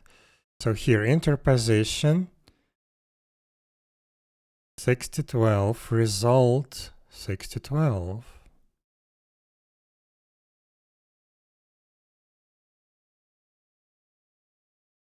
And the last position is 5012. Okay. So 12386,202. 123.806.202 859 08 859 859 0383 383.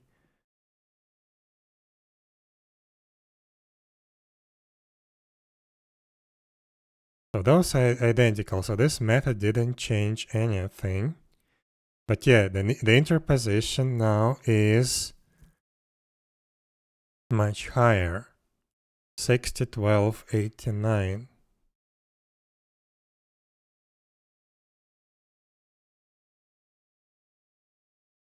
Is it this poly height? 5012.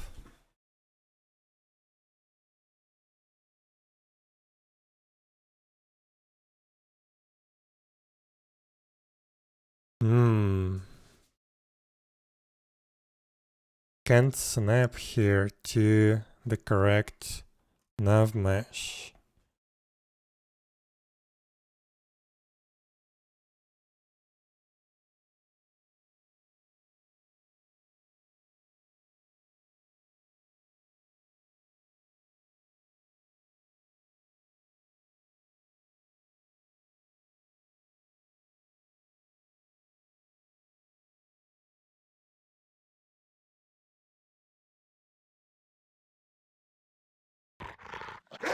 I need another test. So we added the first position, right? And that first position was, where is the path? 5112. 5112. Okay.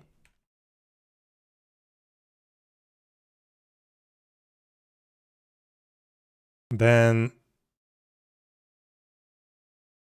our next target is 6132 on the y coordinate. So the height is 6132. The last one 5012. Why was it 5012? It was 5112.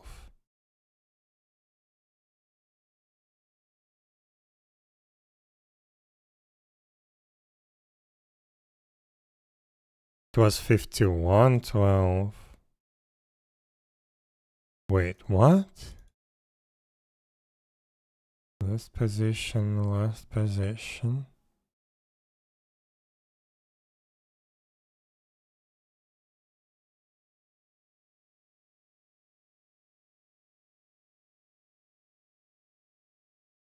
Wait, that's weird. Let me check. Oh, I detached. That I need to rerun this. So this is first position. Oh, 5012. How did I end up with 5112? So right now, path. So path length is 0. So I have 0 vector. Okay. Oh, get poly height. So it was 5012.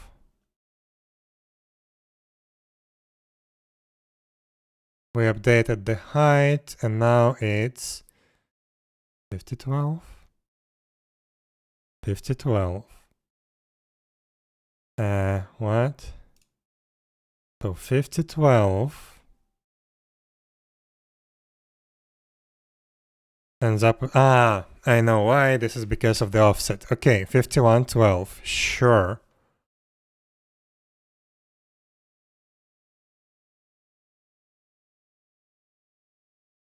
Actually, that reminds me. Do I process the offsets correctly?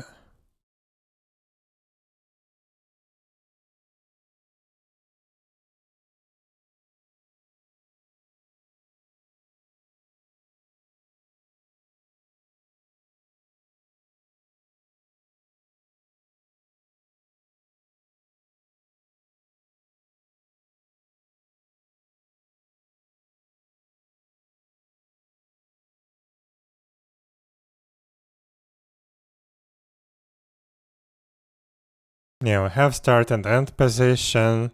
with the offset, that should be fine.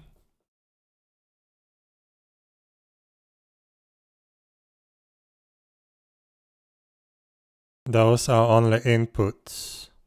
So we convert that, and then we convert every path node.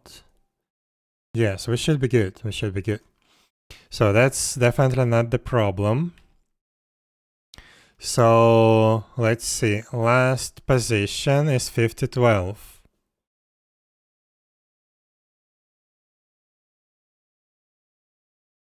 Process the next one. So this position now is 6132, and it's too far away. So difference is a lot on both x and y axis. Okay, we have our direction. Max segment length is 10, max path length. Yes. So now we need to check the direction. So the direction is, the y component of the direction is positive, so we go up. So we don't need to split the segments. That's good. Now distance is greater than max path length. That's good. So here we create the intermediate position of 10 divided by 15. This is our intermediate position at 5753. 120, 42, 57, 53, 80, 580. Okay. Now let's see, 57, 53. We watch for the y coordinate. Does it change? No, this one doesn't change. 57, 53.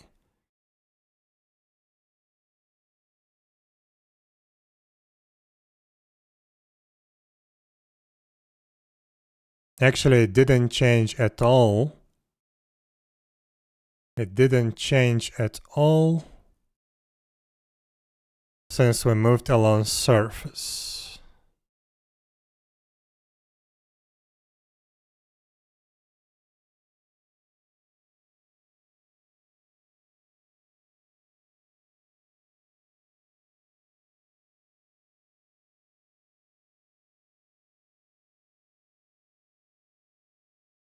Didn't change at all, but the reference, so the current reference is 1132. The visited one is also 1132.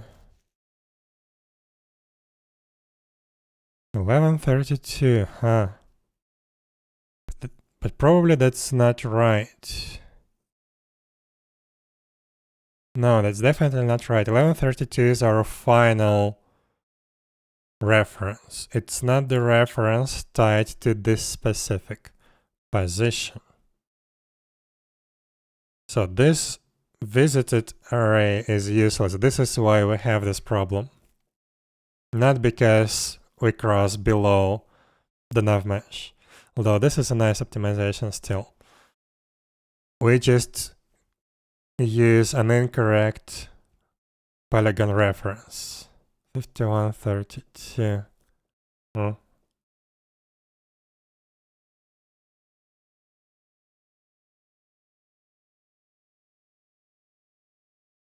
$11.23. That's our first one, right? Straight path.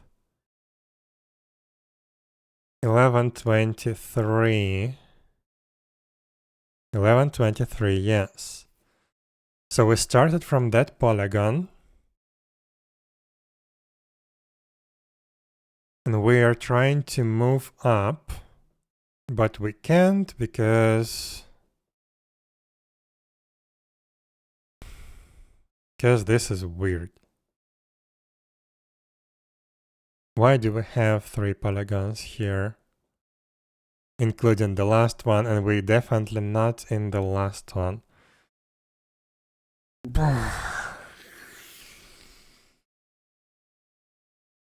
Okay, time to investigate the code, I guess. So move along surface visited. The reference IDs of the polygons visited during move. Can I get the polygon that represents this result position, you stupid library?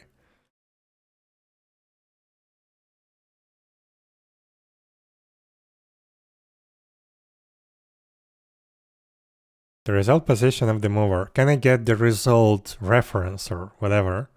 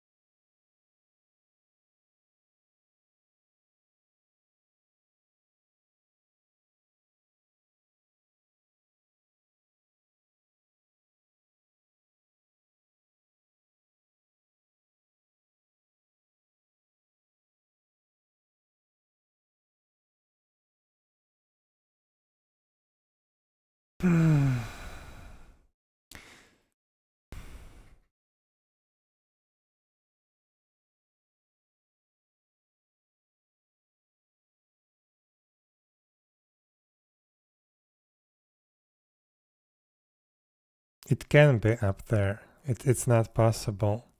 This position has 57, 53. Let's actually try to write down this value. So 120 point, well, not point, 120.42, 85, 88, 58, 53. That would be our correct coordinates. Let's try to find where that point is actually located.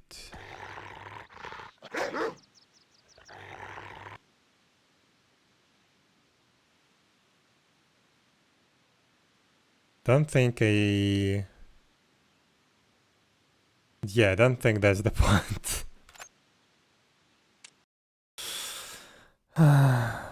Yeah, polygons. Now you see all the polygons below the frontier.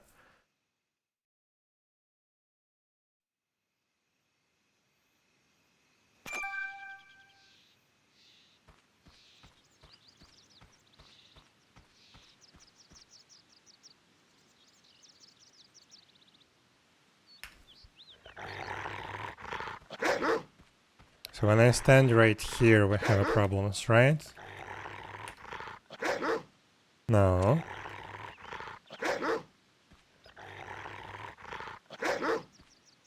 Wait, I don't have this bug anymore. Crap!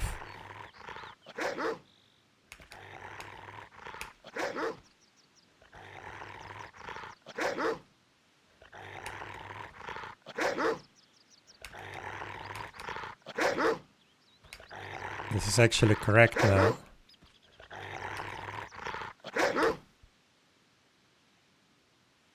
Do I need to place it in a different spot?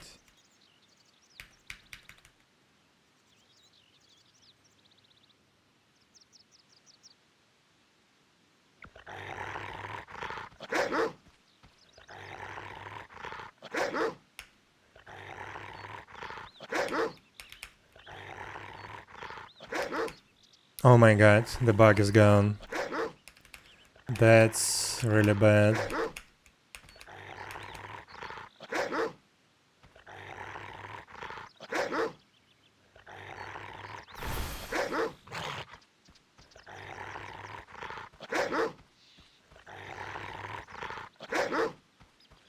Well, the bug is not gone, but yeah. I have no idea why I can't reproduce it consistently anymore with the navmesh command. That's weird. But yeah, this looks like a problem with the incorrect reference to the polygon. It's just I'm not sure why we have that weird reference. Here we go. So the monster should snap to the nav mesh for this bug to appear, I guess.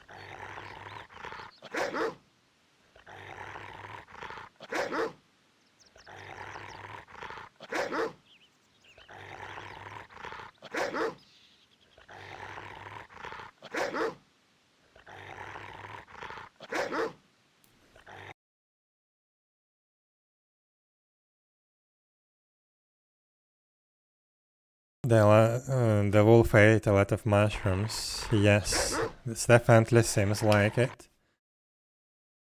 It's on shrooms for sure.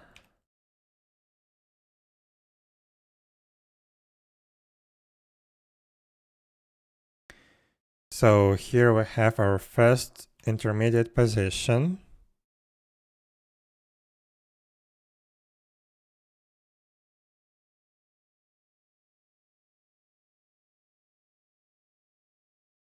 Okay, 85, 84, 6. Okay. Step over. Oh my god. Why did I click? Why is it stopped? The hell? It crashed. Nice. But okay, I think I fixed the position. At least it should be close enough to what I wrote.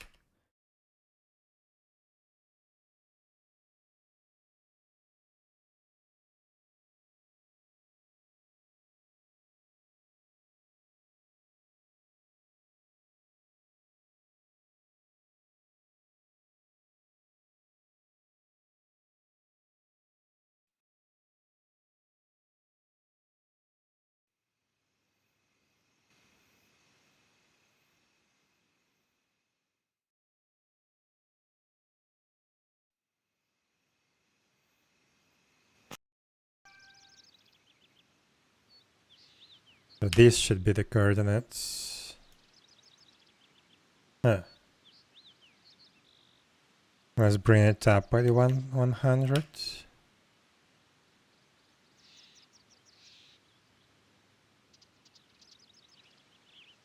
Yeah, these coordinates.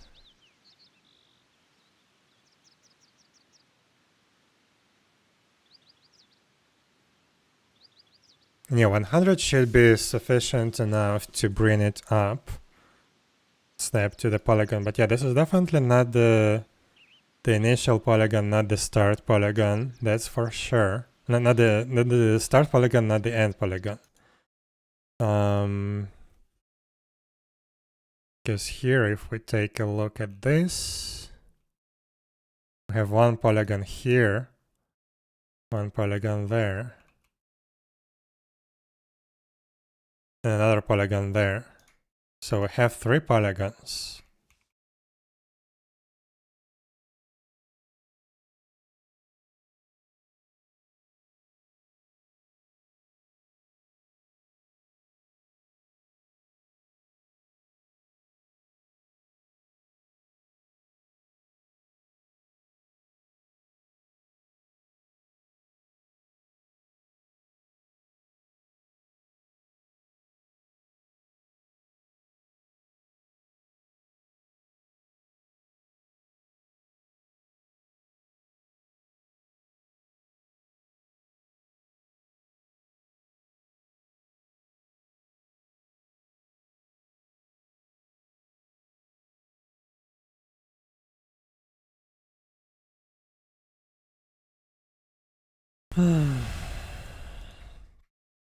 Yeah, I couldn't understand what they are doing with these polygons.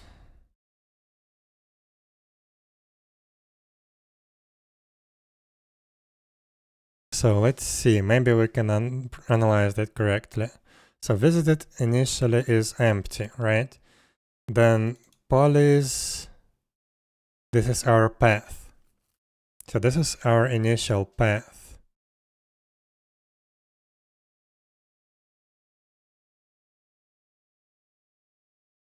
Okay. We don't clear the visited, but I believe that's been cleared. Visited right here. Yes. It's been cleared. Also, it can be null? Really?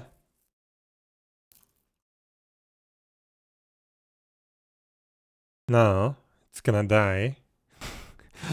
Such a stupid thing. But okay. Let's say, yeah, it does clear it always. So move along surface, we supply our initial path. Okay, good. This is our start position. This is the position's polygon. Sure. Have visited as a result.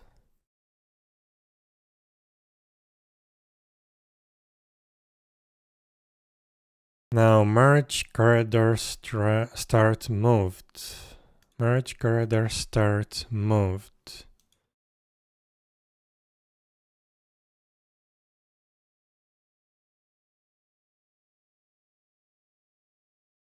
Now documentation, which is awesome. Sure. So find furthest common polygon. Furthest common polygon.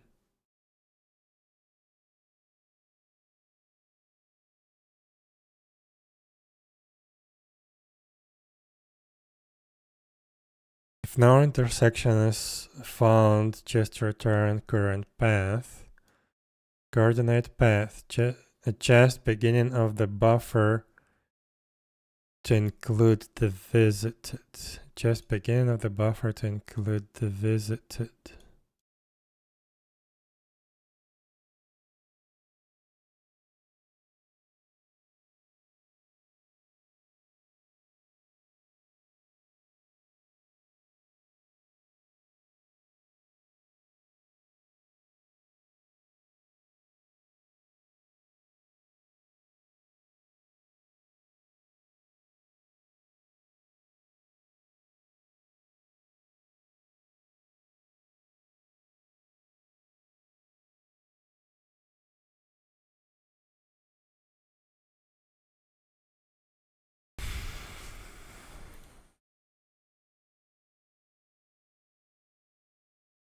Accept shortcuts. This function checks if the path has small U-turn, that is, a polygon further in the path is adjacent to the first polygon in the path. That happens, a shortcut is taken. This can happen if the target location is at the tile boundary, and we're approaching it parallel to the tile edge. Crap, I actually needed this. But okay, sure. We can live without that.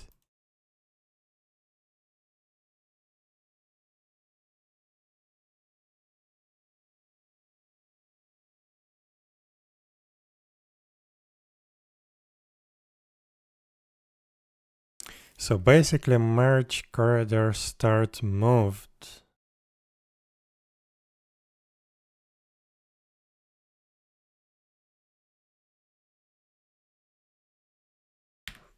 Can't really understand what does it do. So it finds the furthest common polygon. Okay. Just the beginning of the buffer to include the visited. I equals visited count -1, so we go backwards from the end of the visited until the furthest visited. And we add all of that. The hell?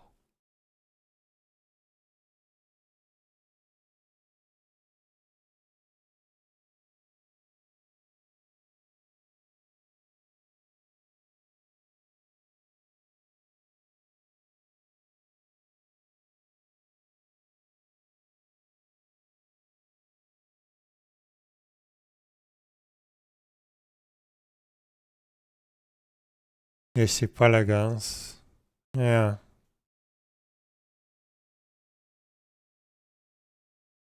I don't understand this function.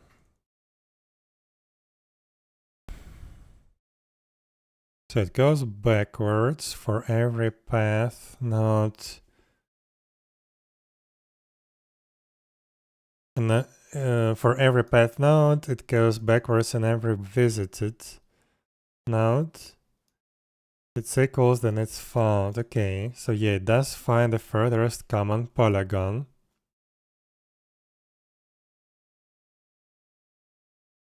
Concatenate paths. Concatenate.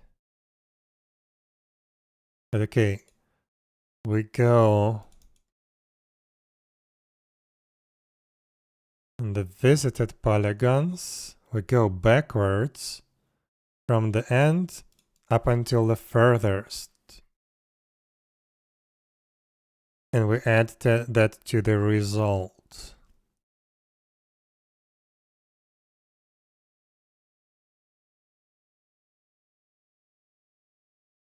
The hell?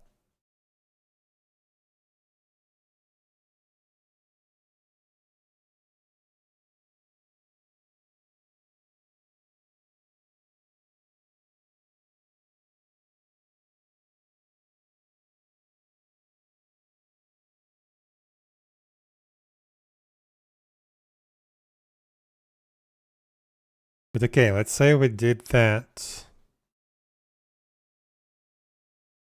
Then that means that we use this thing for the result. So the first point would be the result points, the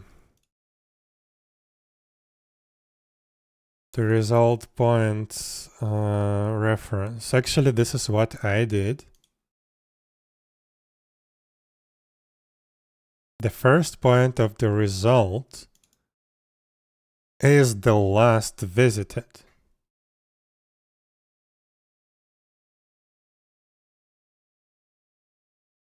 But that's not correct.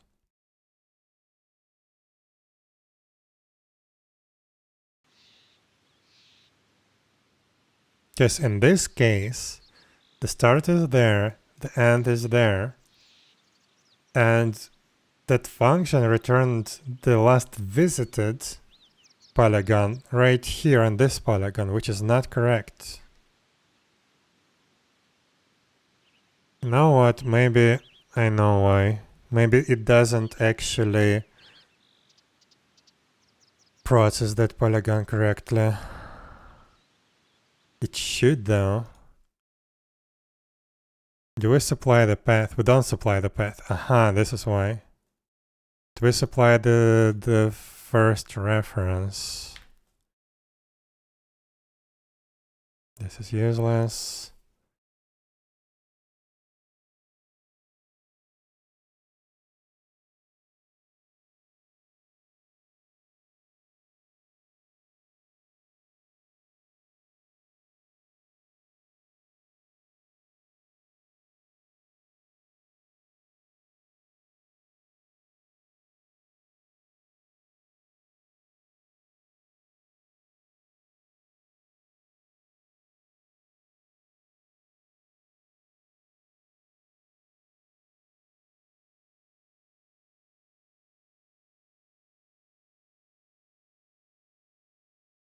Reverse the path and then store result.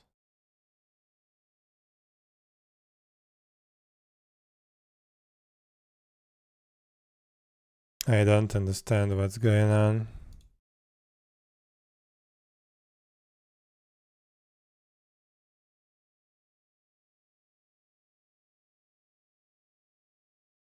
So let's watch for this last refs. Maybe that's the problem. I don't know. But let's see. We need to spawn a wolf.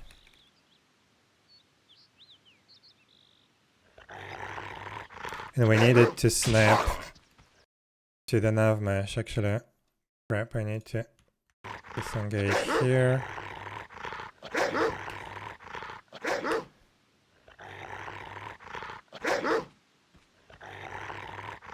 Okay, so let's see.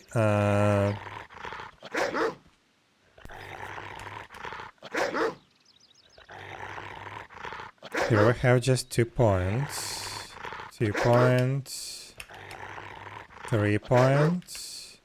32 points. Here we go. So this is the problematic path.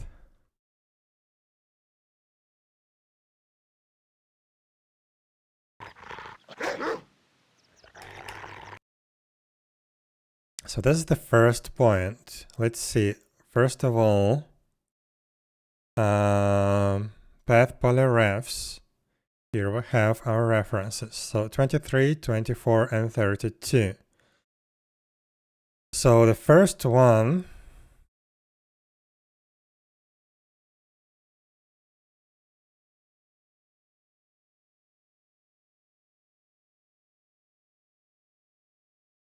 yeah, we skip one after we build the straight path.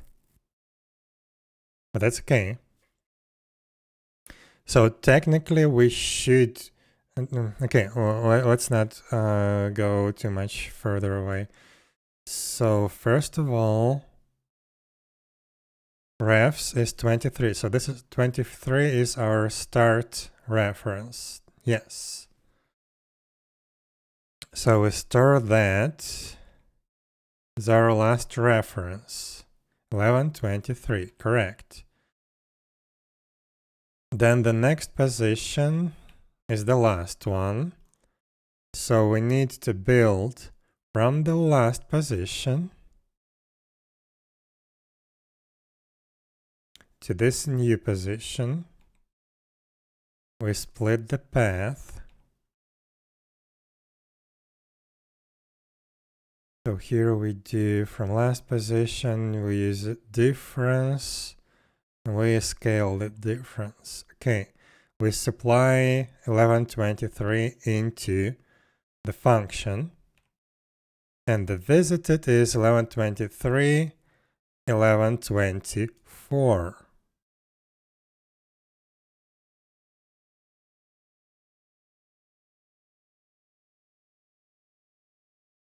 Right, so next we need to move from 1124, but okay. So our second position is on 1124 already. So result 5855, correct. So this point is already up on the stairs. Like halfway through the path.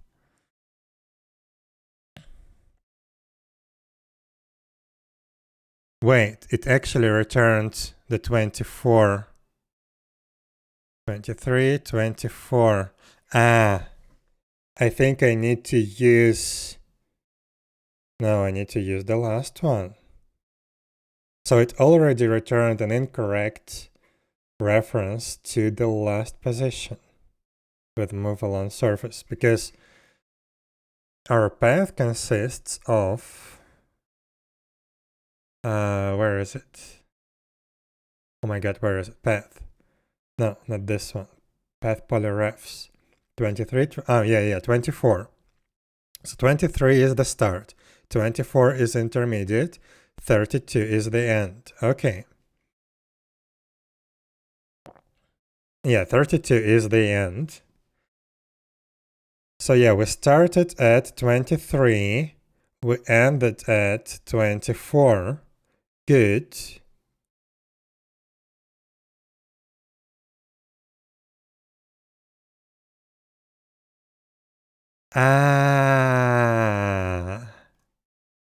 No, actually that should be fine. So, right now with at 24,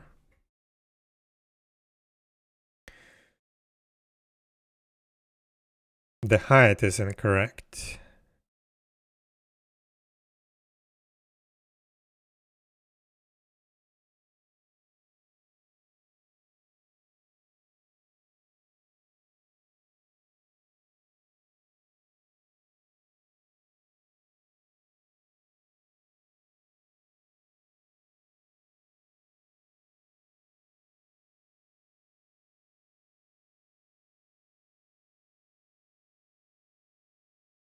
The height is incorrect.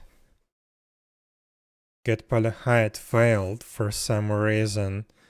Well, it didn't fail, but it's returned an incorrect value.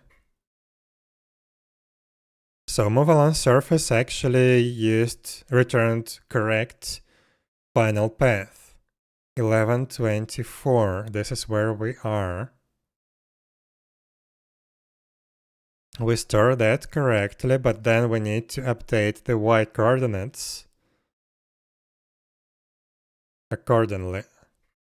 And this get_poly_height actually breaks.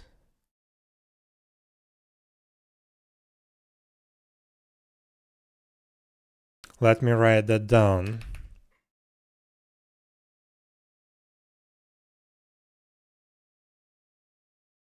So 119, 10, 858, 52, and 58, 55. Okay. But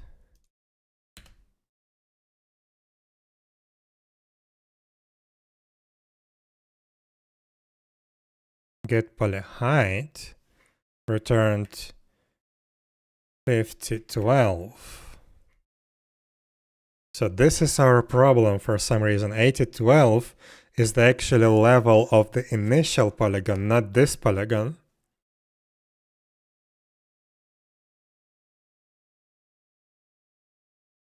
Or are we too far above the polygon?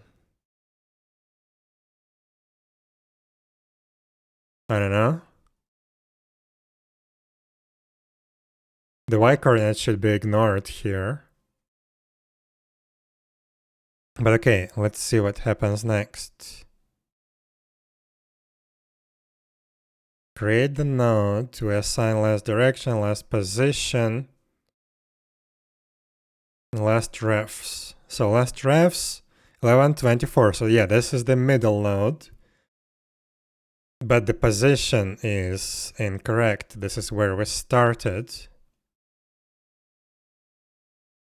Right? So if we look at the straight path, 5012 is the start height. So for some reason, it actually, like, we start right there. For some reason, it didn't place it there. It did place it like here. What the hell? This is get_poly_height that failed. Get_poly_height failed.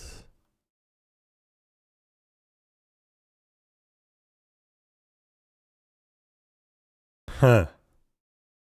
Interesting.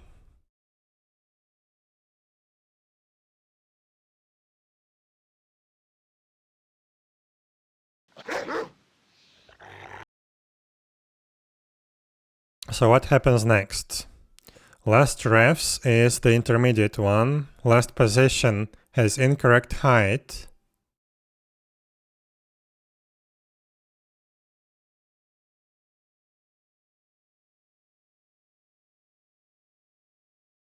That means that now the direction is straight up, basically.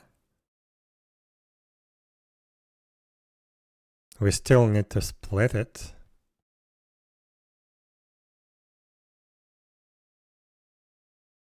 So intermediate position is now much higher. We supply the correct intermediate position. Last position is that one. Yes, that's that one. And as a result,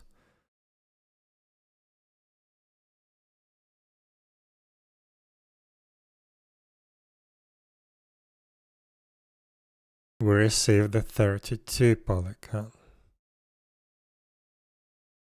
Okay. So here's the 32. 32 is the final one, actually.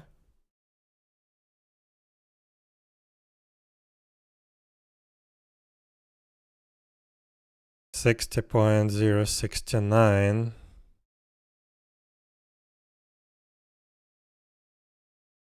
This is almost where we are, but slightly below. And the height is again below that. What the hell?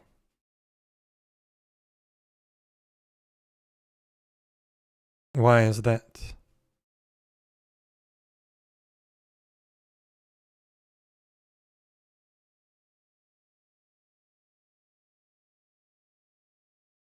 Will return failure if the provided position is outside the x bounds of the polygon. Guess the height of the polygon at the provided position using the height detail most accurate. The reference ID of the polygon. The position within xz bounds of the polygon. The height. State of flags or of the query.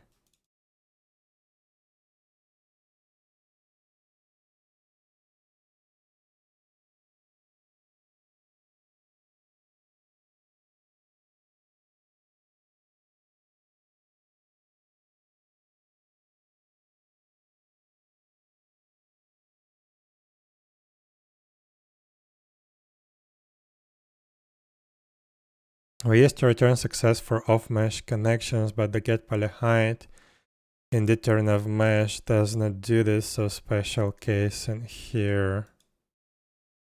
Hell.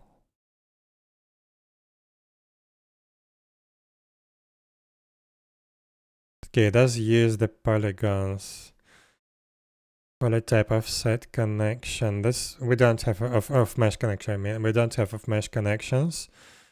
So get poly height on the nav mesh. This is what being executed.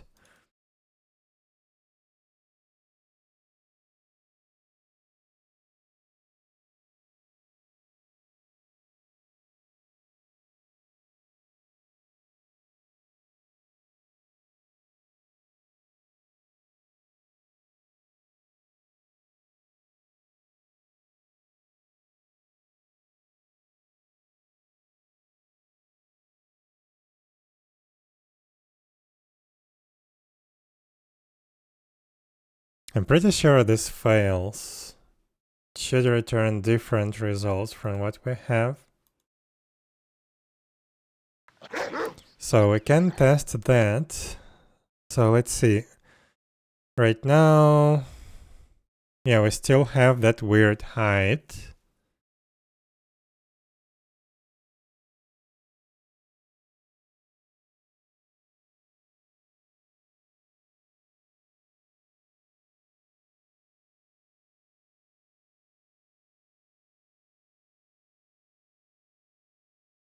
We also store the new reference, but we're still not there. This is ridiculous. Yeah, we end up with basically an infinite loop until we reach the end of the path. So now let's try to actually go to that position.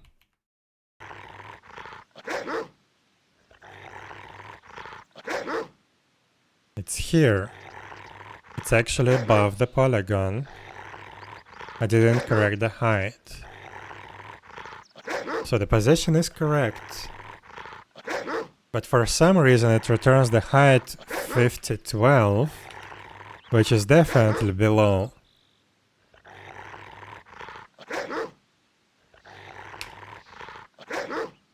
$5012 is the initial height, it's height of this polygon.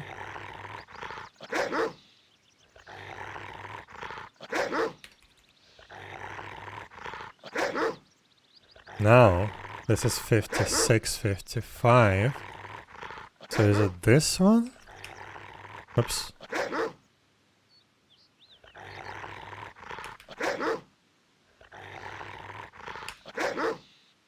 Yes. So for some reason it snaps to this polygon. What?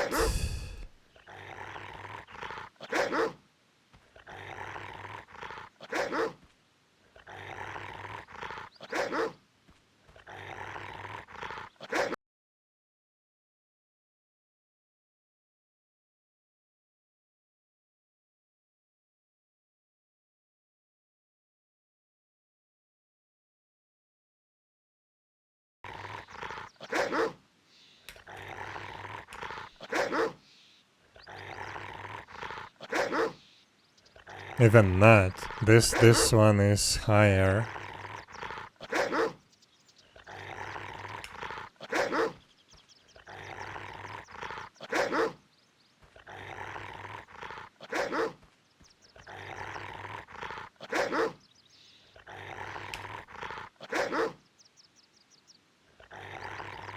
So this is the intermediate point that we are trying to place. But for some reason it snaps down.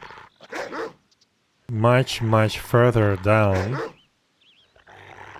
With the get poly height function. Why?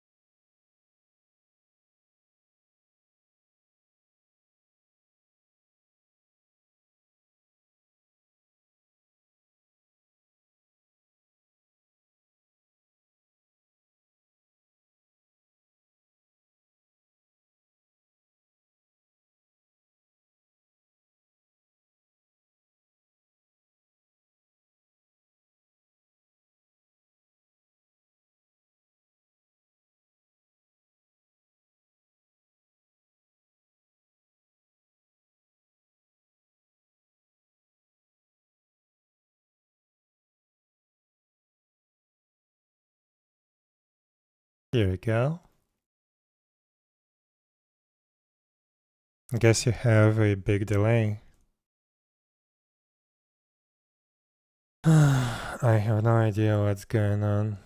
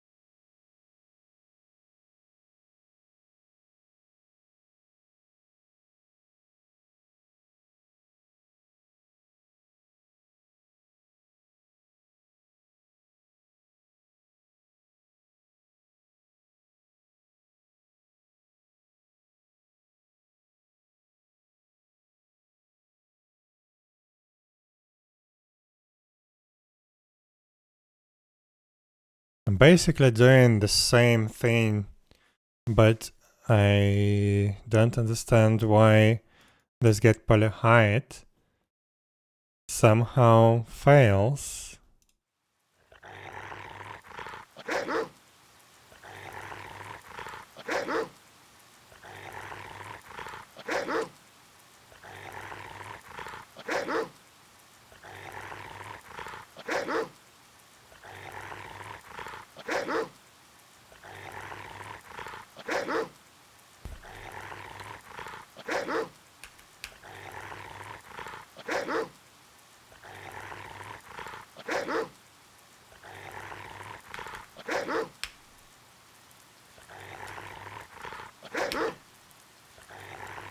So I'm at 58.55. It normalizes me to 55.08, which is that polygon.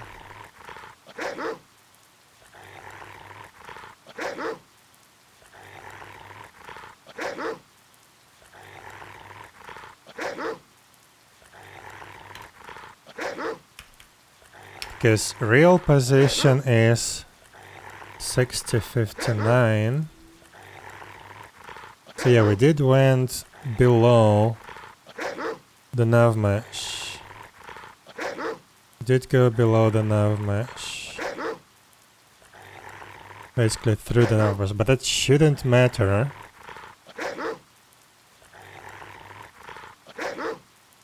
At all.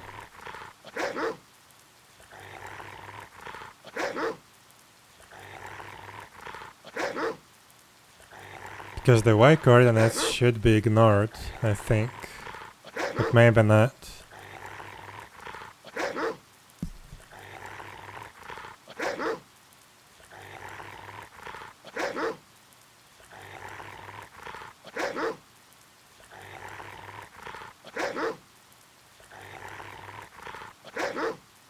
Actually, it doesn't want to snap to this one even. Like I'm standing right here, and it doesn't want to snap me to that polygon. What?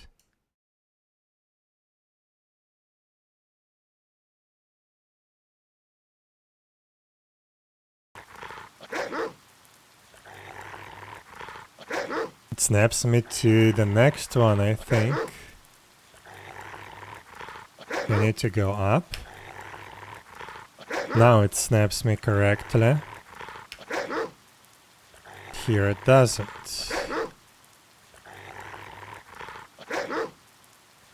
What?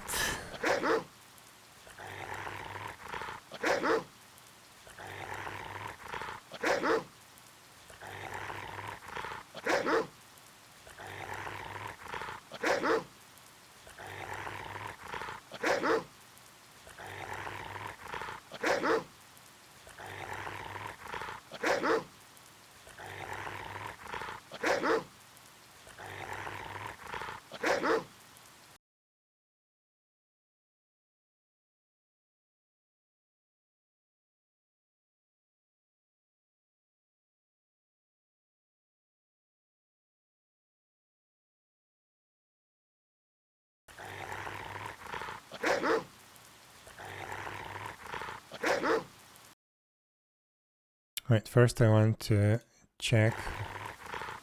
So here it snaps to the correct polygon. Let's see, what polygon is that?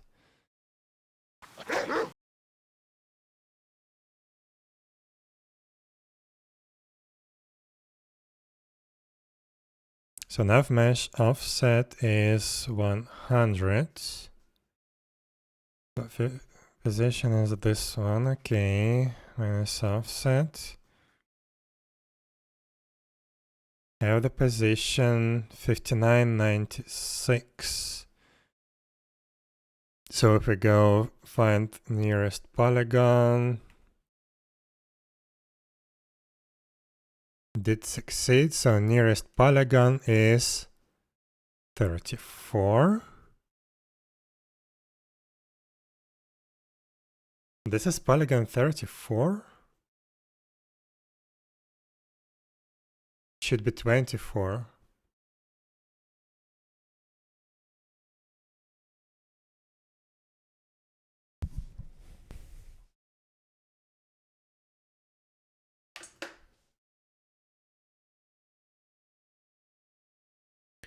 Did the monster snap to incorrect nav mesh? Probably. Probably it snapped to an incorrect nav mesh.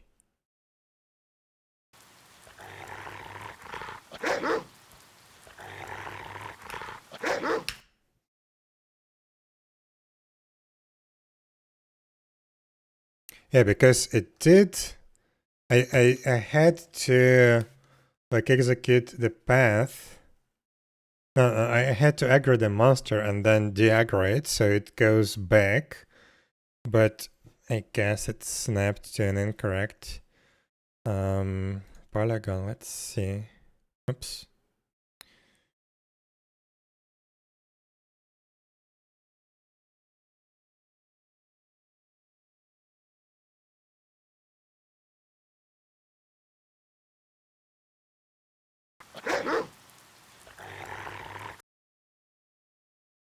Nearest reference is 31. That's not the polygon where we started our path. What? So where is the monster?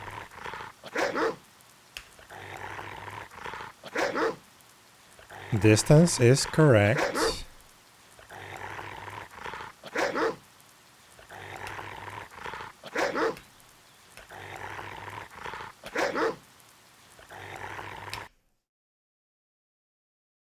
$31.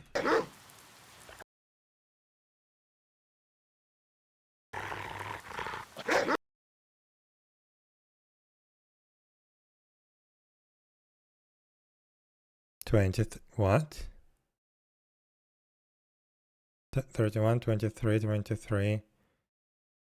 Oh my god, it's building the path.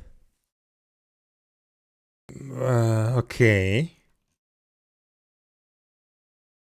So what is the path then? Polyrefs from 23 to 23. But 23 is not the polygon.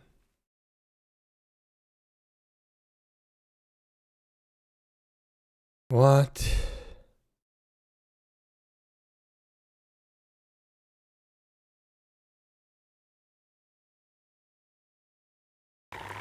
I think we have a problem is this find nearest poly query. I think we have a bug here. So let's see, where do we use it?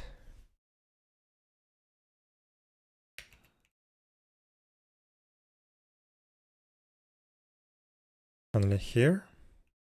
Only here. So let's replace it with the default one.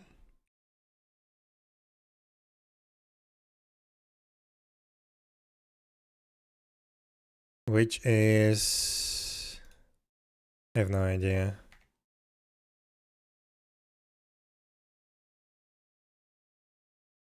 I don't remember how that one is called.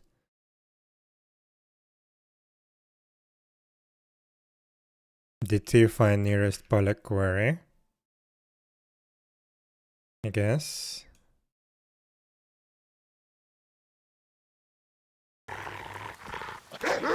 Let's see if that happens again.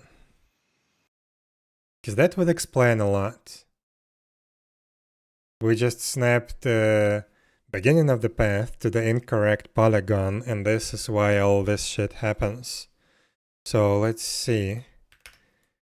If we restart, can we reproduce that?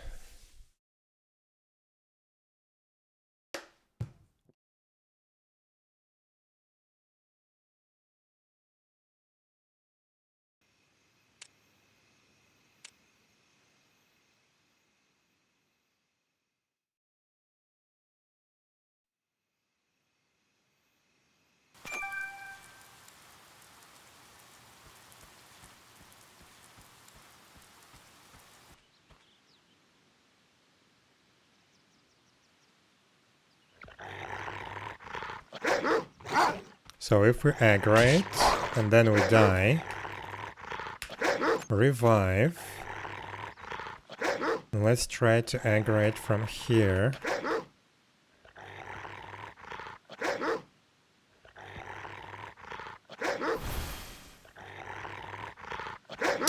Okay, it's working. So yeah, looks like we do have a problem with the find nearest poly query.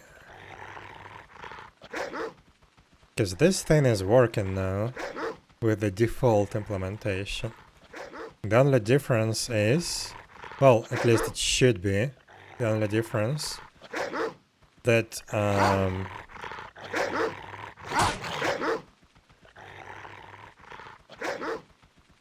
that we should skip the polygons that are above certain distance.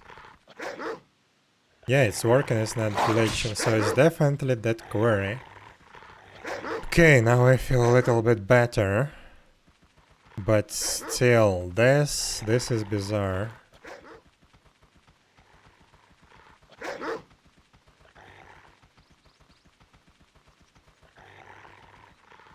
It just works.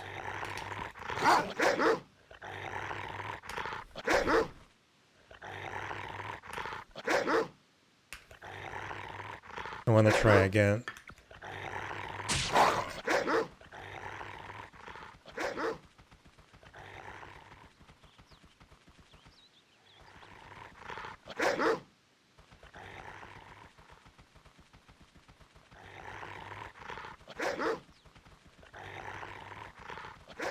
Yeah, there is no problem at all. The monster freely runs across the bridges. Can we go down? We can go down. We can go up. And everything's great. So, yeah. I guess the problem is, well, now I'm sure that the problem is with the query. And that's bad.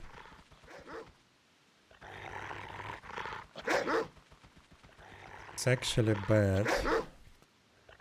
Because I have no idea what's wrong with it.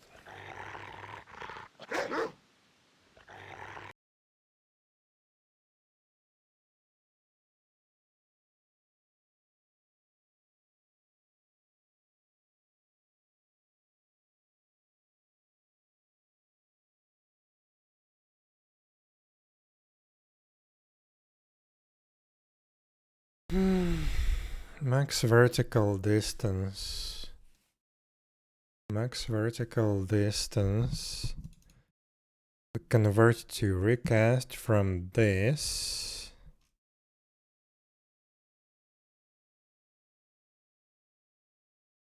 No, which one? Lowercase. Max vertical distance below poly. Oof. Oh no. Wait, what? There shouldn't be the convert thing. Convert to recast. So in that case, what's gonna happen? So this value is in recast units. Right. This value is in recast units.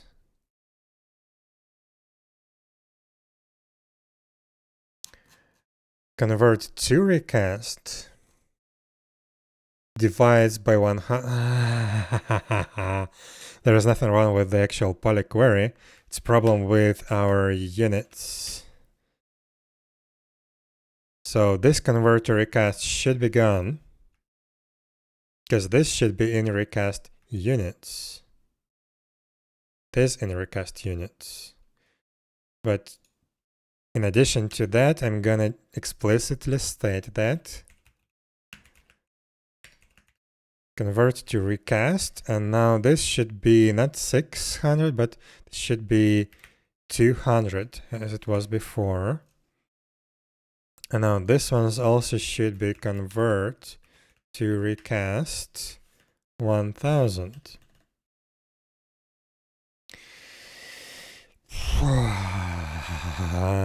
Okay. So let's see, it's used here and here. So we get rid of that. So this, yeah, this now is in recast units. Perfect. Now what? Now what?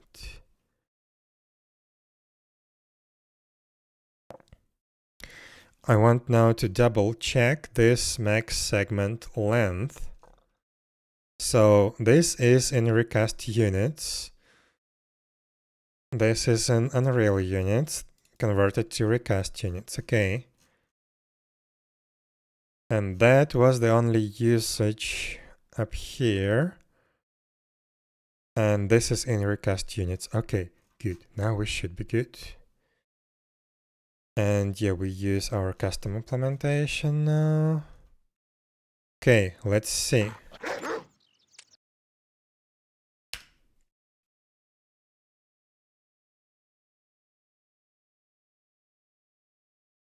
So basically the monster was just a little bit below the nav mesh. Like very little bit below nav mesh. And it was still failing because it couldn't snap to the to that polygon that's slightly above the unit, because it was too far away because of incorrect units that I've set. Let's check if that's true.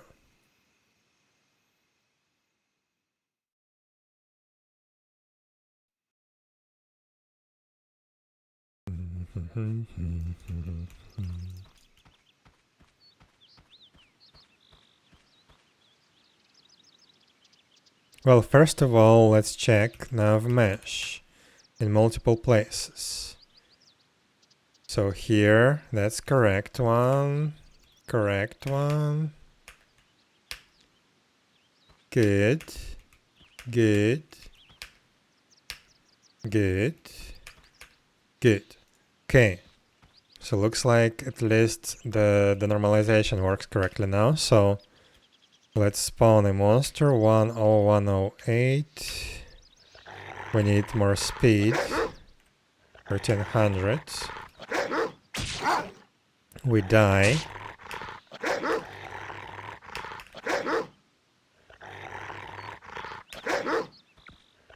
And now we try to build the path.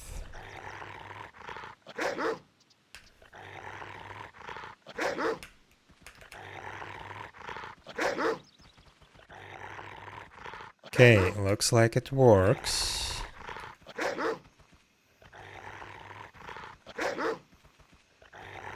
Now let's try to run around with the monster chasing us.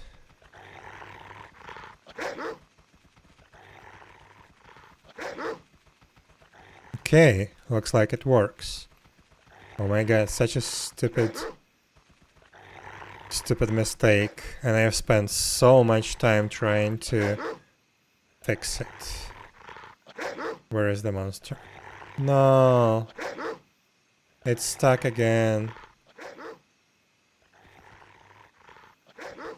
No, no, no, no. Why? So now looks like we have the problem with... Where is the monster? I think I need to run away so my client forgets where the monster is.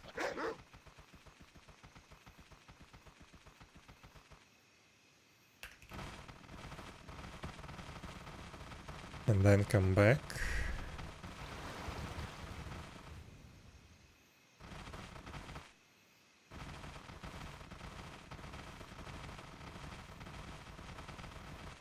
Okay. It did fall through.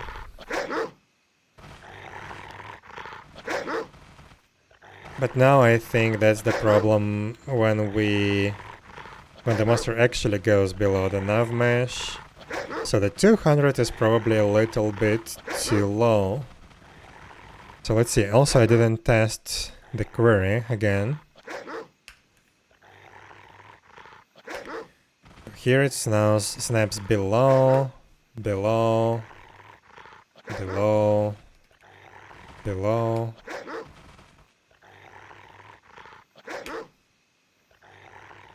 Above. So, okay. We can try multiple things. We can try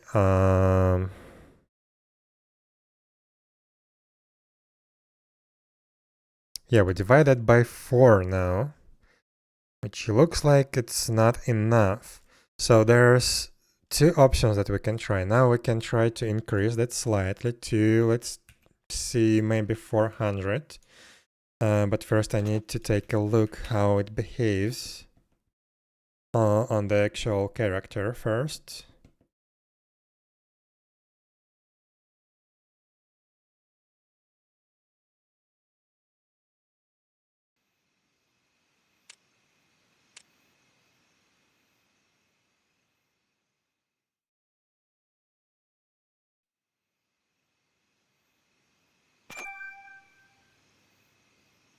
Blah, blah, blah, blah, blah, blah. So, let's see what's the difference.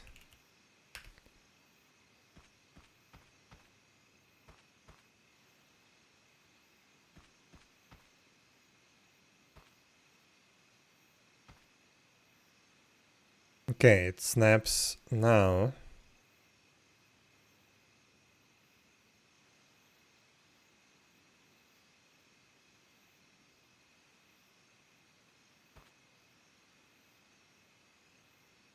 Snaps here. Now, doesn't look good.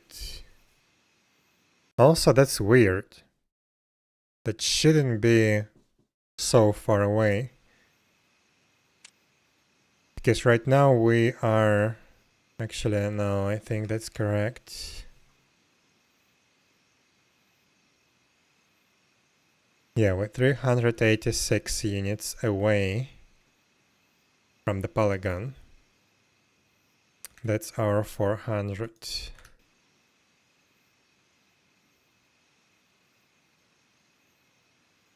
But okay, we changed that. Now let's try to spawn the monster and run a little bit.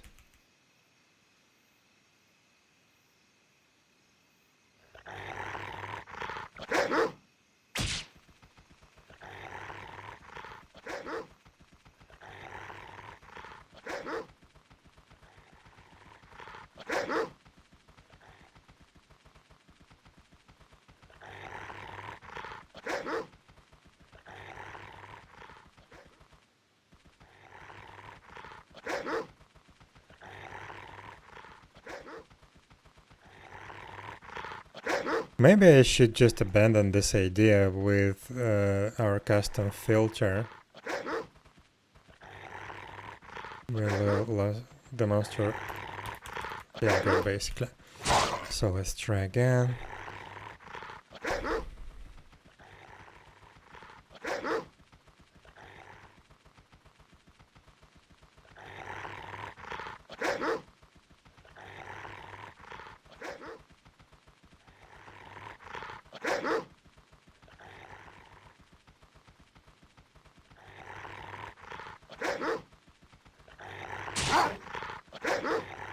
Yeah, looks like it works. So somewhere along this path, the wolf actually got too far below the nav mesh somehow. So it fell through basically, because our custom query. Because we are constantly rebuilding the path, and somewhere along that path, the monster could actually be below the nav mesh. So there is 2 ways of fixing that. Maybe we can fix by increasing the amount of intermediate points on the path.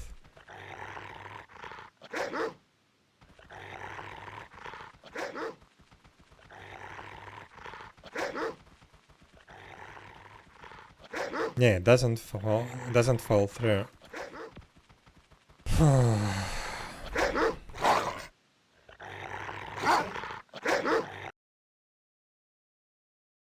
I don't like this 400 filter.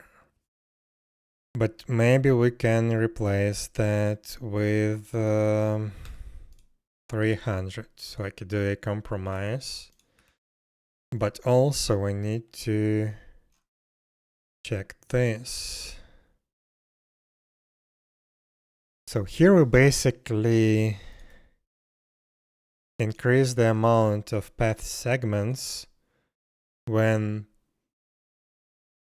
the curve goes down, but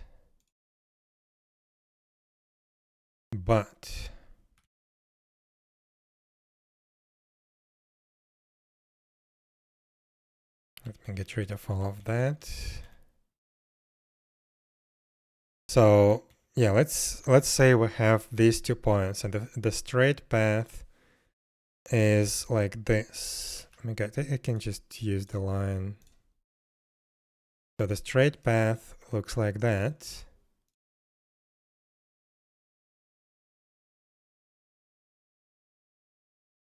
So when the previous path node was there, this was our previous direction. And then we try to go down. So this means that we decrease the angle. So it goes down. This is what we handled. So in this case, we reduce the length of the path segments by a certain amount. But what we have the opposite way. So from this point to there, we had a straight one. But now it goes up.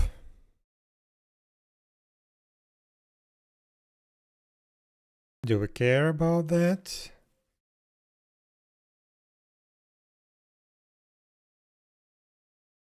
You know what? What if our segment is somewhere there? So let's say this is 1000 units. But the angle goes up and we skip that.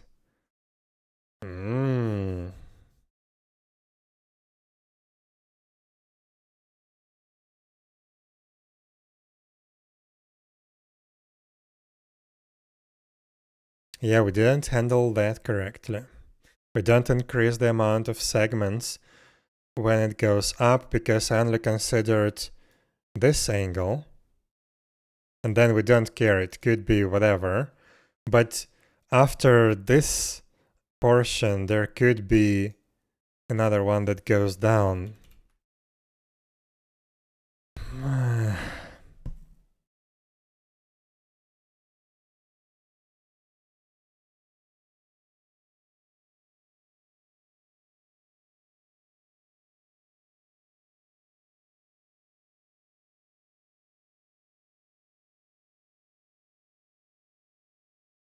But why do we care? Oh, because if that's there, for example, if this is 1000 units, the pathfinding algorithm will actually place it correctly there, but the path would be still sometimes below the ground. Like all this section is below the ground, and when during the monster traveling to that node, there could be a situation where it's below. So then when we rebuild the path, it builds from that point and it basically snaps to the nav mesh below. This is the problem.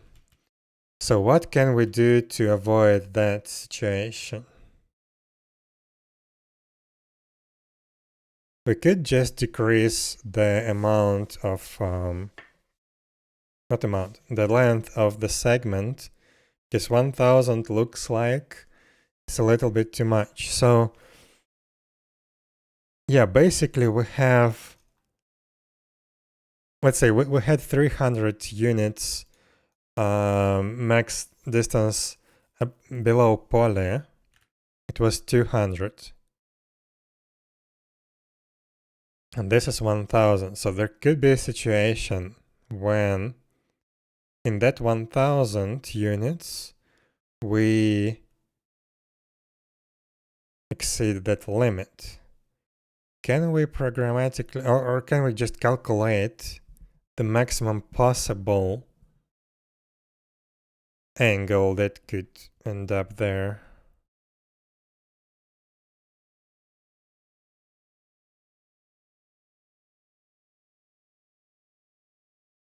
Okay, so let's say we process this shape from here to there.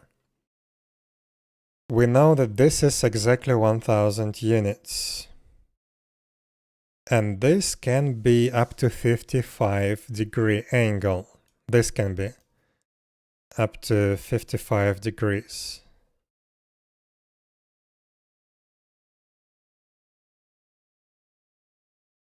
Can we calculate the maximum vertical distance here that could occur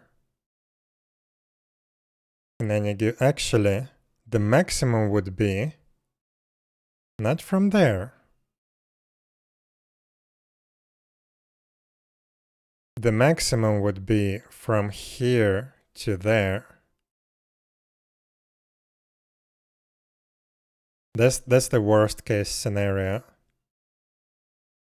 From here to there. In this case, this is 1000.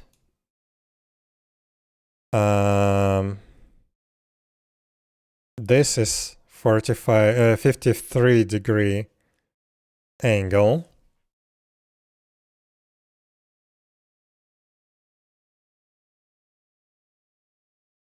Can we calculate this triangle?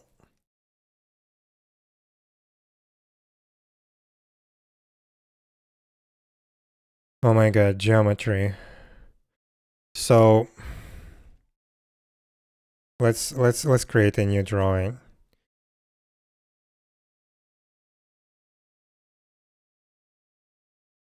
So we have triangle like that. Let's say this is perpendicular, but technically it can be even worse case scenario. It can be like that. Oh no. Oh no.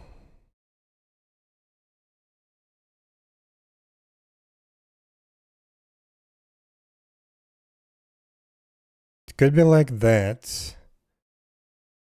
And in that case, there would be a point here and there.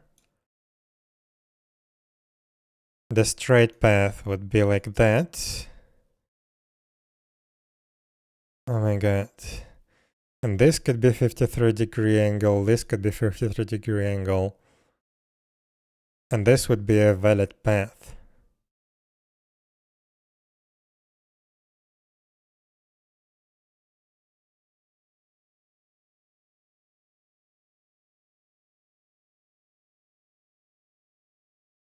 In this case, we need to find that height.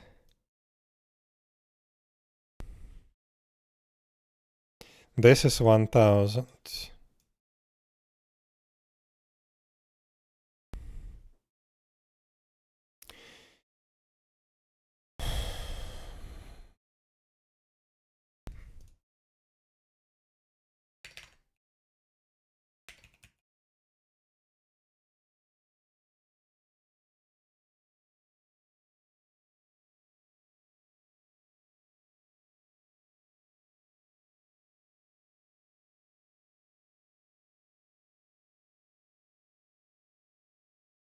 So in that case, we can consider only one triangle. So we can basically forget about that half of the triangle. We don't care about that.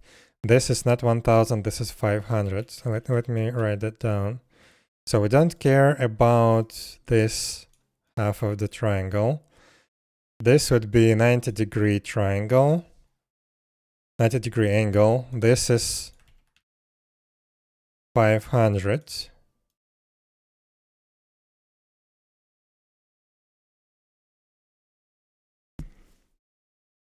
This is 180 minus 53. No. 53 degree. Which way 53 degree? Maybe this is 53 degree. This is 53 degree because this is never never gonna be 53 degree because this is above 90. So this is 53 degree angle. This is 500. We need to find the height.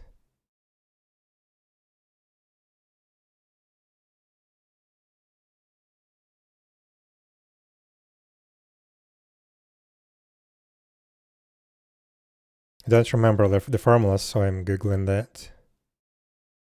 I just had déjà vu.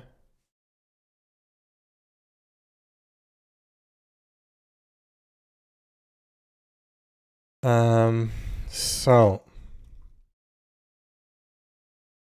we need, if we have one side of the triangle and the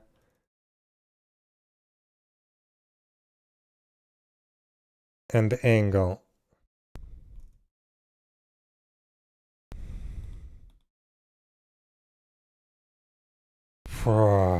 Where are the formulas?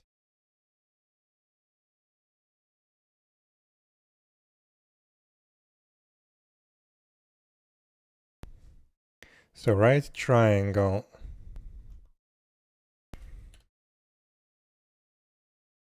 Right triangle formulas. Right triangle calculator. Maybe that thing will be useful. So we have B 500.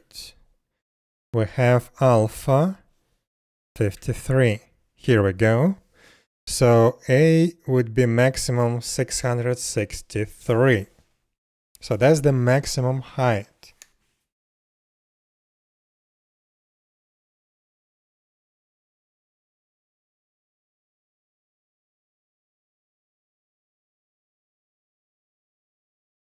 That could happen with our parameters.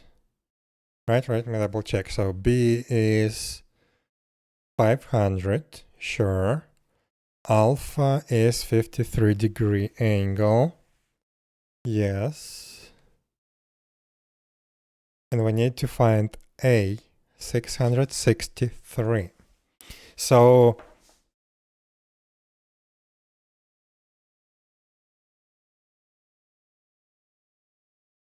this needs to be 663. So we don't have the problems with situations like that at all. Oof. But okay. If the angle changes,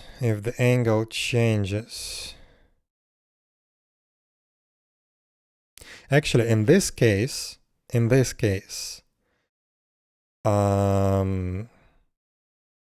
angle didn't change. So let's say we had a point there. So the direction angle didn't change at all whatsoever. And we still have the problem. So yeah, we need to either lower the segment length. So if we do 500, let's say, actually we can do the other way around. So we know that we can go up to 300. We had our compromise. Well, let's test. What if we use our old setting of 200? Then we should have segments every 150 150 units. If we do 300, then it's 226.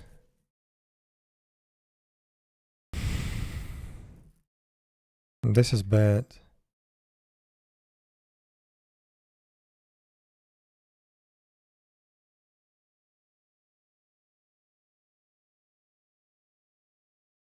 And so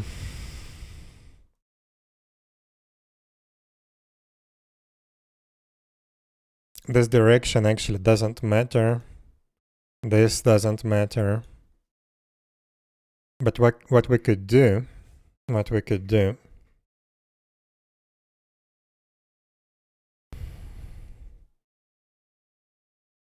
oh, you know what we could do? We could actually try to build the path every however often we need. So if we set it to 300, every 226 units. And then when we've built the path and assigned the height, then we check how the direction changed. If it goes up, we can ignore that point. But if it goes down, we need to keep that point.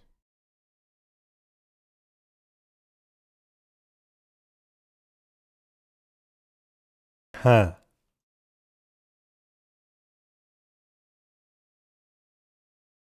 Maybe that's what we need to do.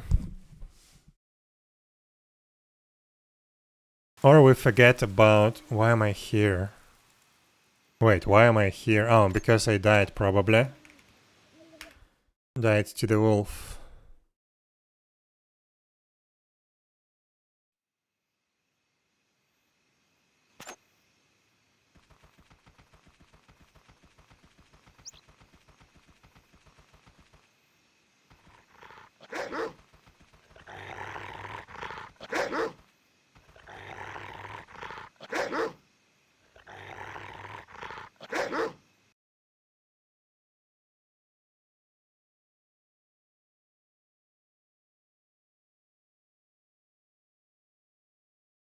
Well, one option would be to actually either completely forget about our custom filter, because I'm actually not sure what I'm trying to achieve with that one. Actually, I know. I wanted to use that to validate the player movements.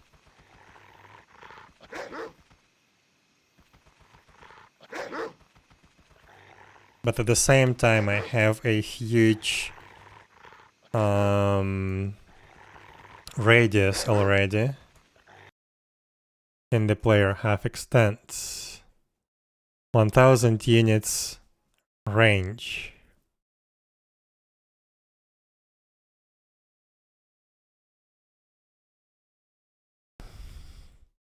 So if we set it to 1000, well, actually, if we want to keep our 1000 units, wait, this is half of the length. So for 300 units height,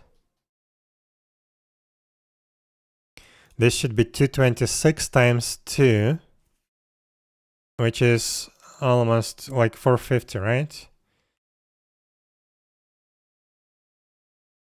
452, which is already good.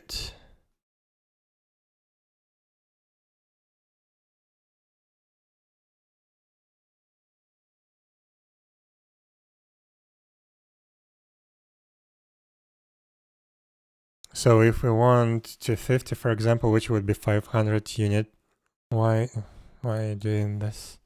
53. So it would be 331 snap distance. We want snap distance to be 200. Then we need a 300 minimal range of the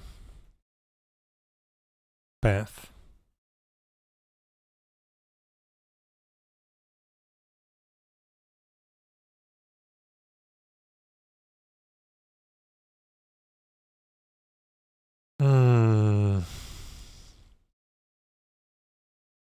So what we could do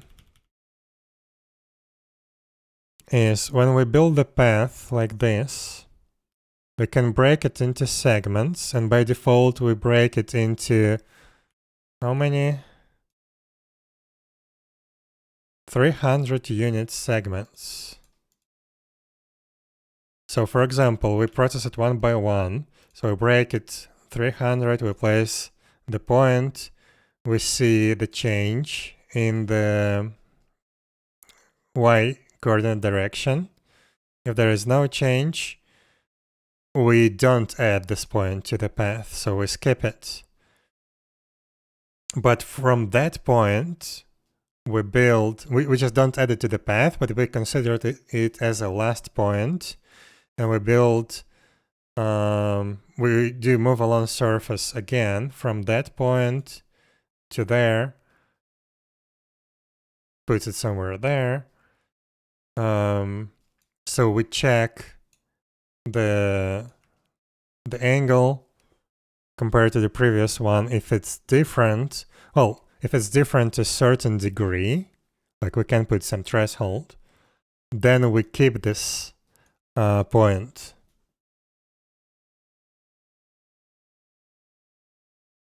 We could do it like that. That would increase the load on the server, but it will still be good because the resultant path would be within like nice amount of nodes.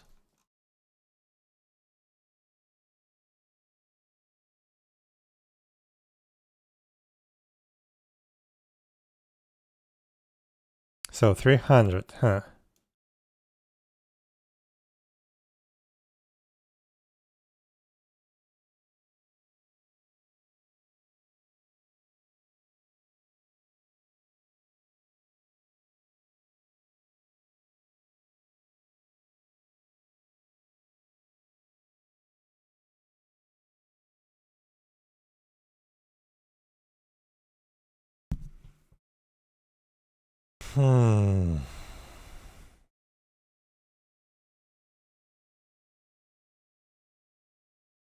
Yeah, let's try to do that, because this approach is totally useless.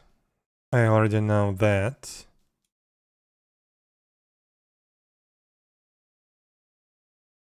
So the only option is to play with the parameters or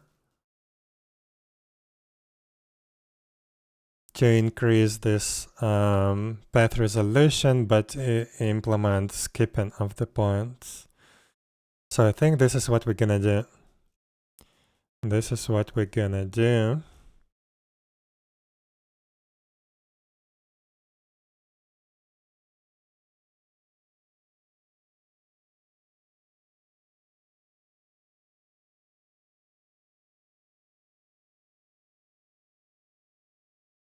Yes, let's try that.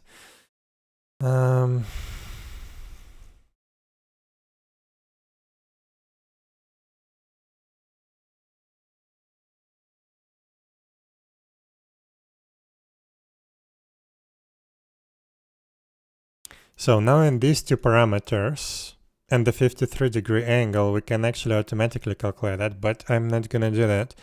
I think I'm gonna do max path segment length and min path segment length, where min path segment length would be no,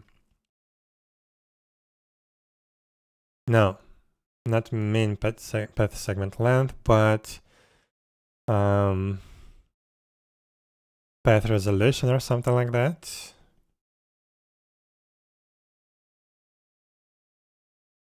So let's see what is gonna be then. Instead of this, we're gonna use the resolution, right? So we've built that. Then we check the direction after that.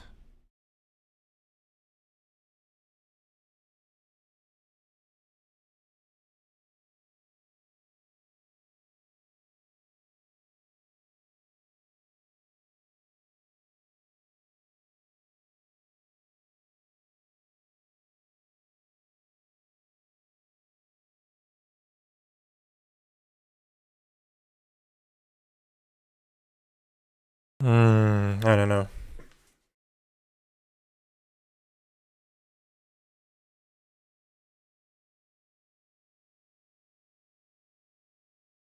Maybe just 1000 is too low. What if we do 500? That would mean that here B would be 250. Here would be 53. And then 331 would be our maximum height.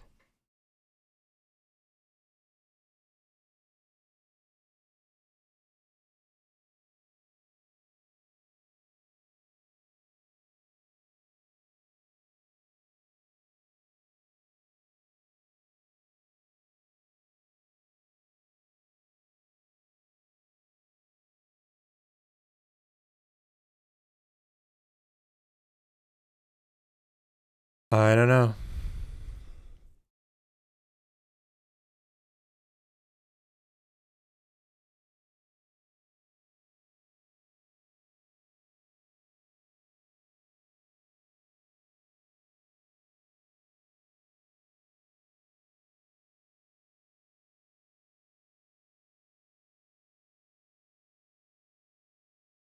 Let's try to implement that and then we will see what's gonna happen.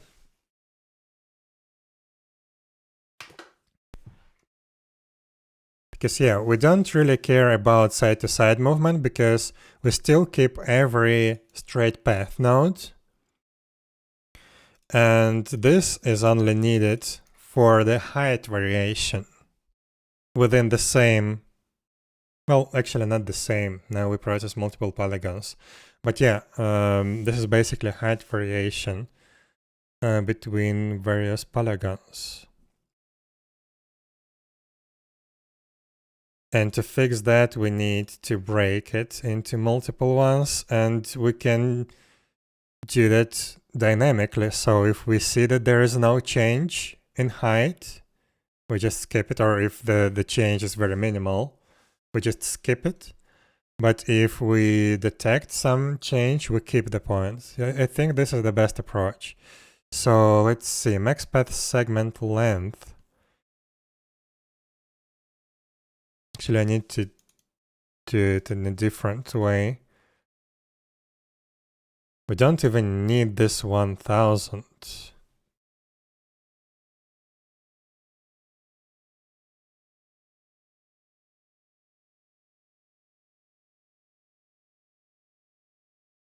So yeah, in the previous approach, we just slice the path by 1000 units always. But we technically don't need this. We can configure something like resolution. Like path, what is called? Path smoothing resolution, I don't know. And set it to 250. Because for 250, 250 would be, in this formula would be 125. We are totally fine. We are within our bounds. Actually, 250, oh my god, 53. It could be 300. Well, just to be safe, we can do it every 250 units. But we only keep the ones that matter. Let's try that. So we rename this to path smoothing. No, not path smoothing, path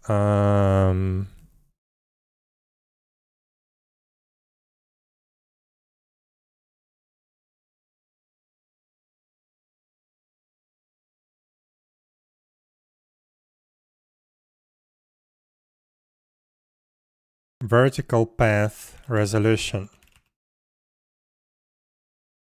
Vertical path resolution, and it's gonna be 250. Oh, wait.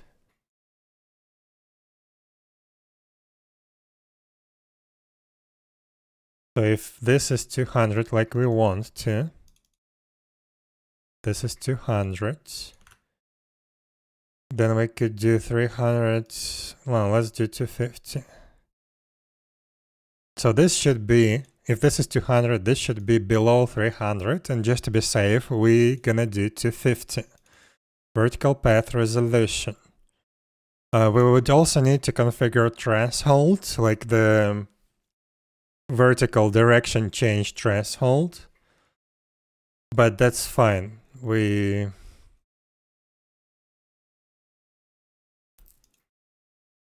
will make that configurable later. So also we need to rename this thing.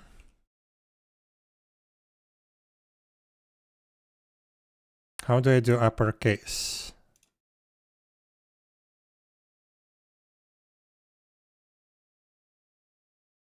Visual U. So I need to select this character. Visual U. Okay.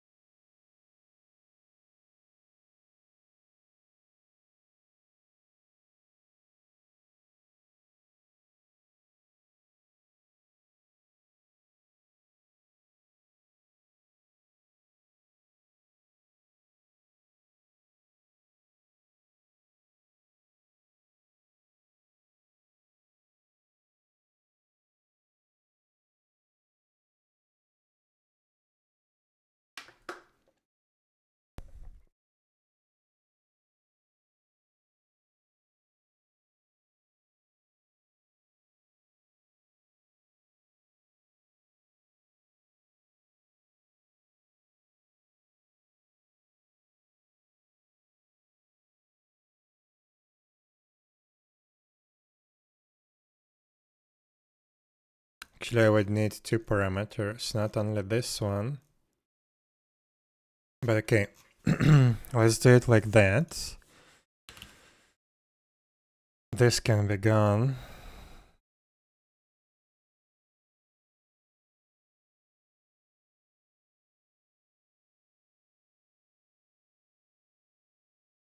So we've built that, we've built that. Now here, we calculate this. Now here, calculate that.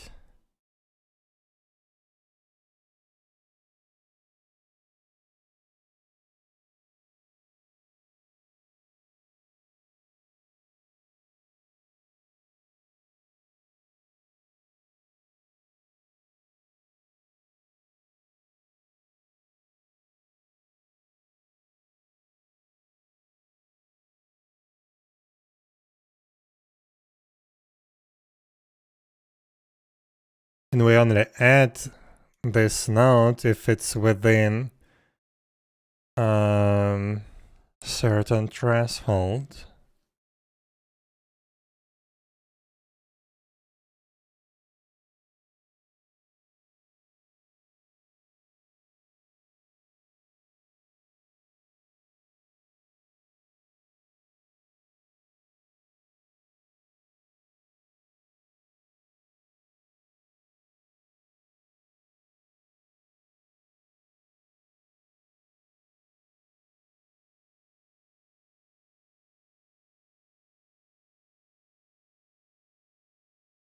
Can we actually do it in a different way? Maybe the height change here would be something of interest.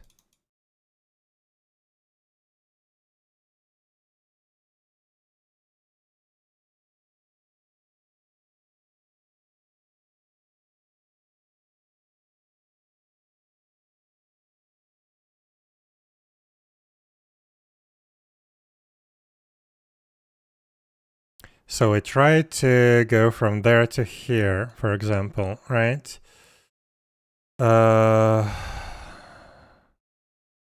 And we build that in segments.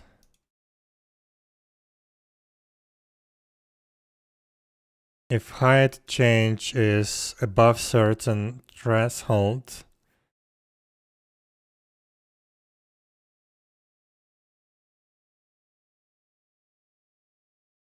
then we put the point.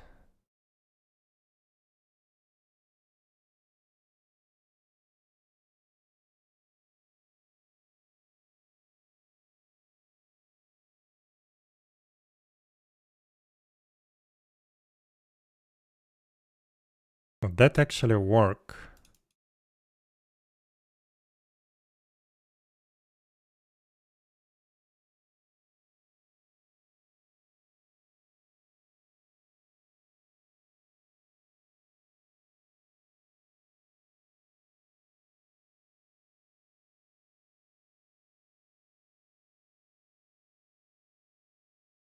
So let's say we have the segments like that. So we've detected that we have height threshold here, and it's positive, like it goes up. No, it goes down. It went down. Then we don't care about that point.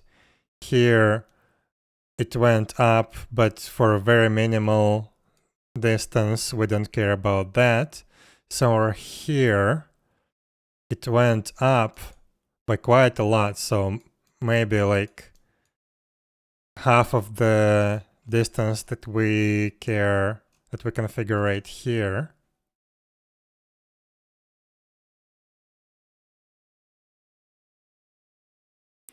Then we put that point there.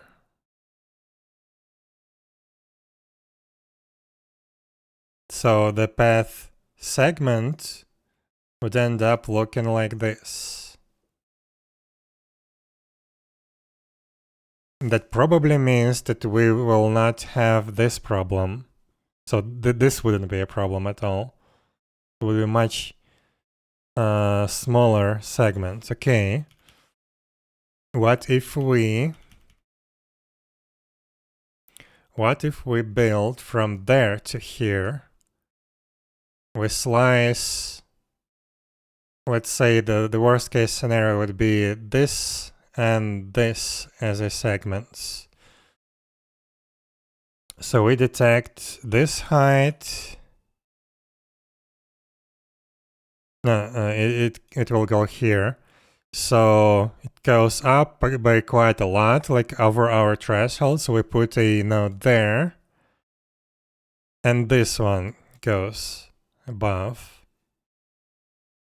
So our path would be like this.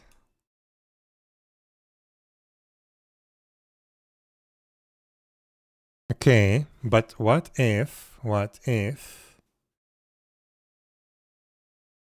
have a path like this?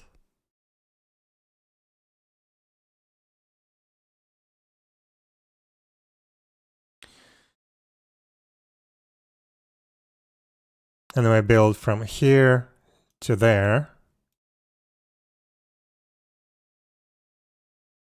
So if this is 400, let's say, and this is a problem.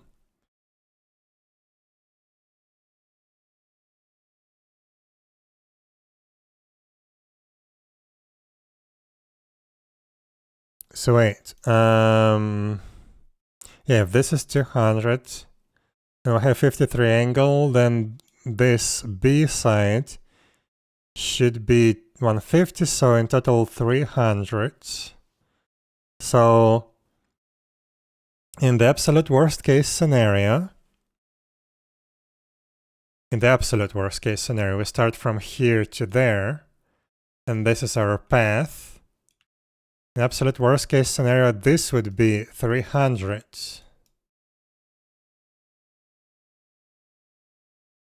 Right? So if our resolution is 250, let's say it's gonna be there. So we put a node here.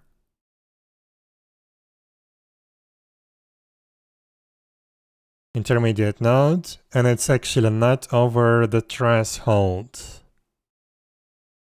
It's not over the threshold.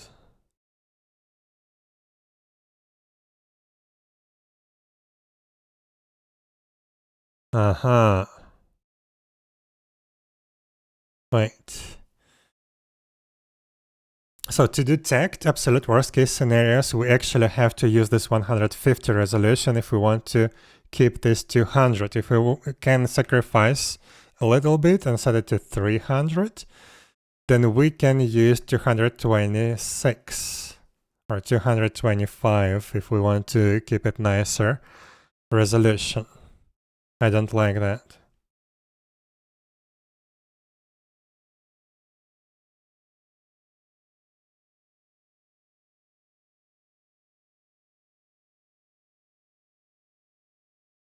Also, yeah, now this probably sounds very confusing, all of these triangles and stuff like that, and what am I trying to do, but yeah, this is something that we need to consider when we build the paths.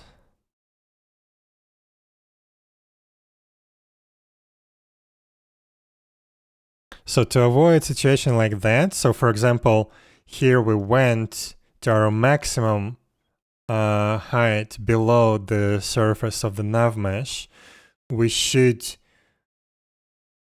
like make the nav mesh at the very center, make the each step of the path. I don't know how to explain that, but yeah, basically, if we want to use 300 vertical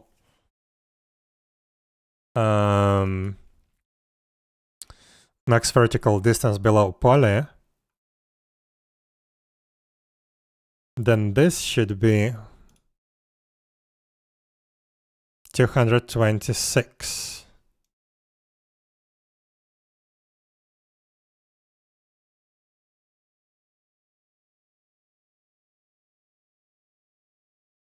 Or 225. That's actually a lot of points. I don't think that's worth it.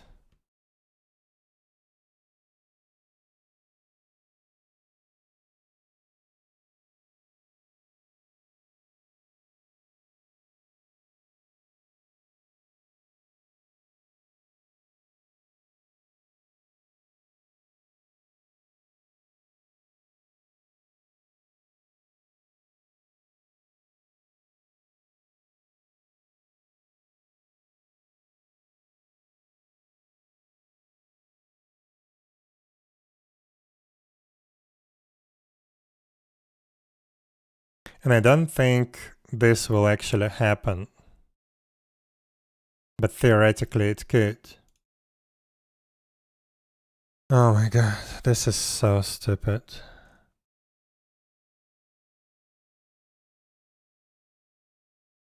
Okay, 225. How big is that difference? Distance.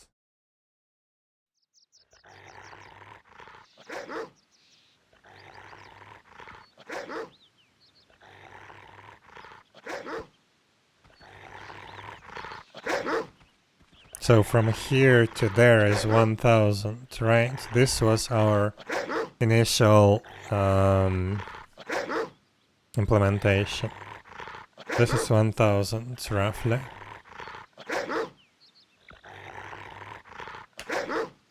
No, this is 745.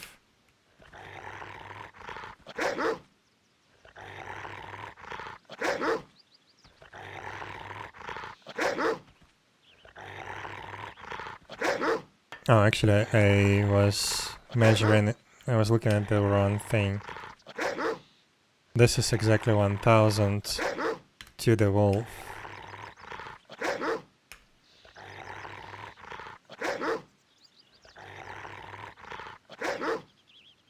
So yeah, that's quite a lot.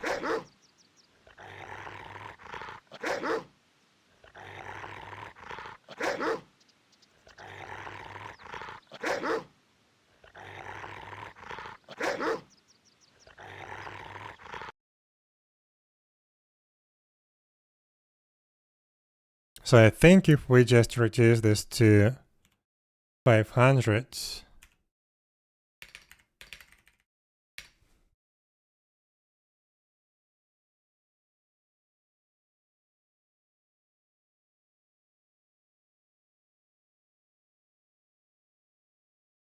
oh, we actually did that, right.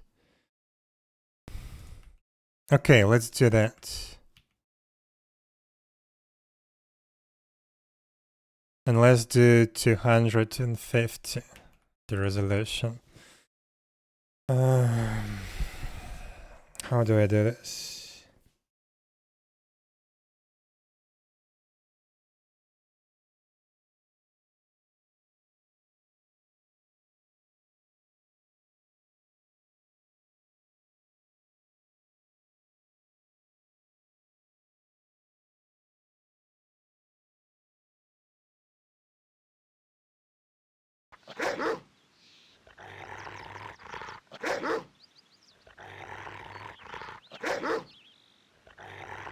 If I just reduce this to 500, I don't think we will have any problems anymore.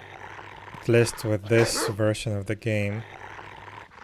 I don't think we have any obstacles that can be sufficient to fall through.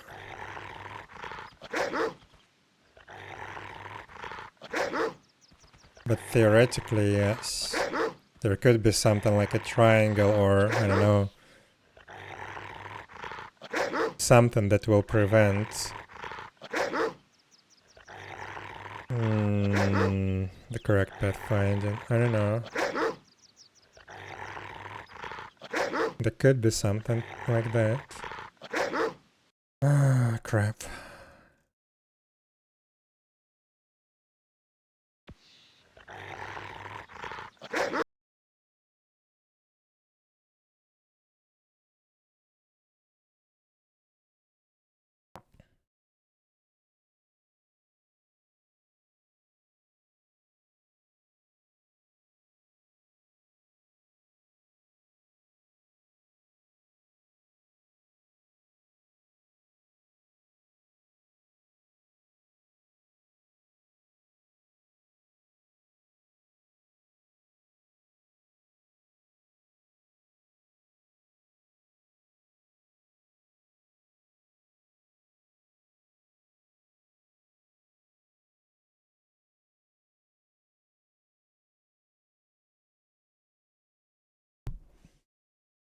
Finally get a star. Congrats.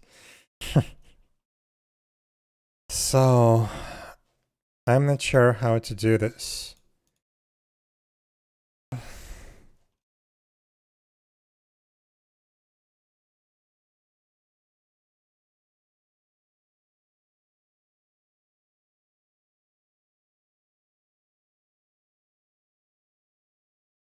So this was definitely a problem. If we just completely get rid of that, then I think the problem will become... Actually, maybe not. There could be a situation when there would be another nav mesh below, and you would snap to that one.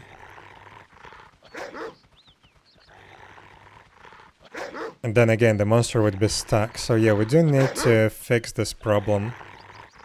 It's just I'm not sure how.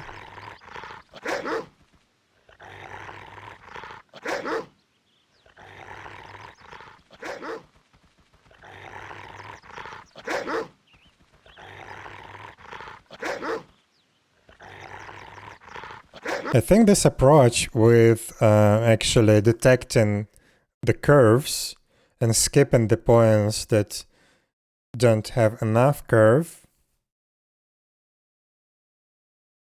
I think this is the valid approach. So let's try that. So vertical path resolution would be 250. But I believe we also need...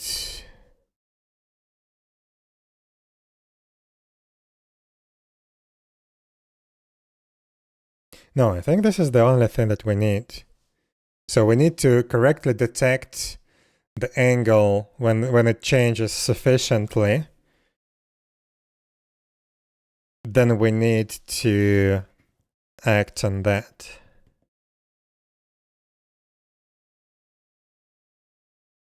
And we actually only care, oh wait, maybe not the angle, but the distance that we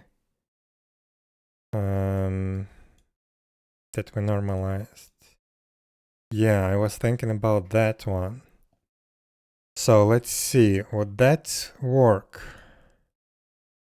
Would that work?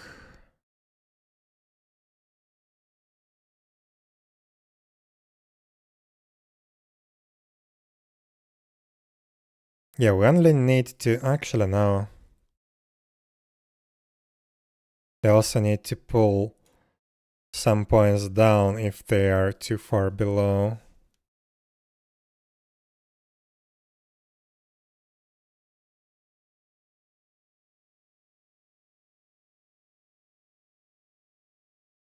Too far above, I mean. So, okay.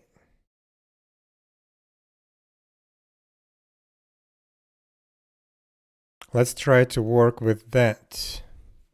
Not with the direction.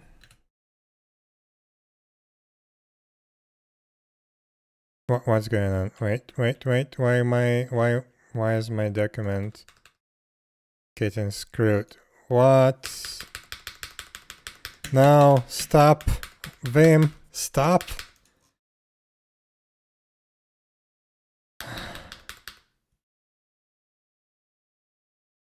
Oh my god. Screwed everything.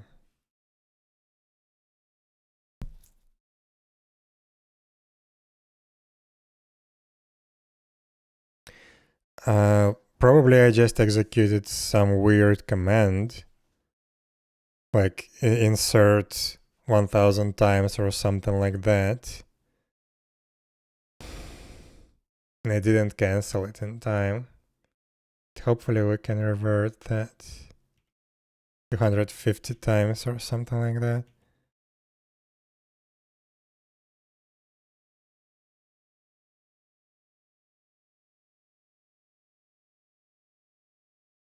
Okay, we're good. We were able to undo that. Okay, so we don't care about the direction, right? Position refs visited, sure. We don't care about direction here either. So what we need to do, vertical path resolution.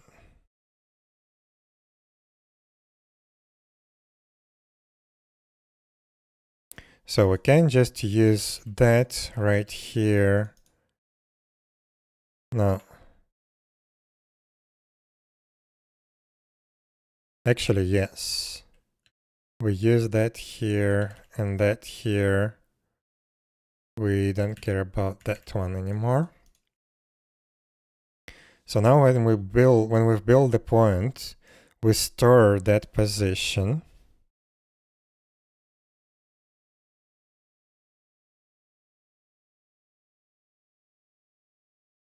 Before adding to there. Let's get rid of this as well. And this, and this. So we stored last position, last refs. So we can continue building the path. But we don't add it to the path unless we detect the change in the direction. Oh, no. We detect that this difference was too much. So we need to calculate this.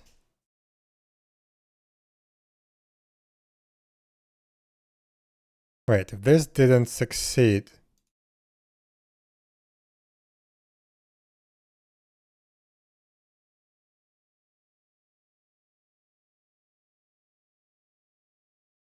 Okay, let's do here var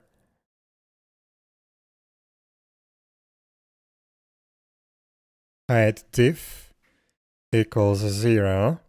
If this succeeded, then we do height diff equals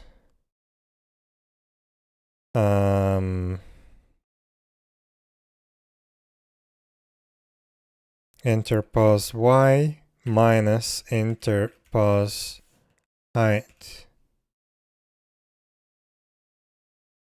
Oh, 0f.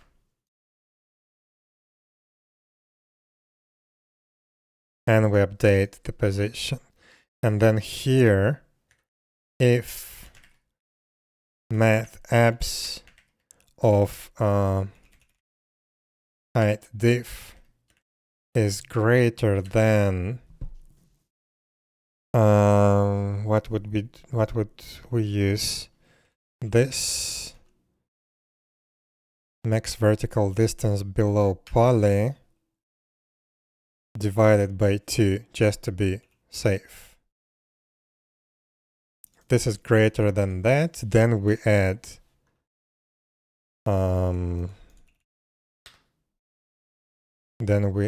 this path.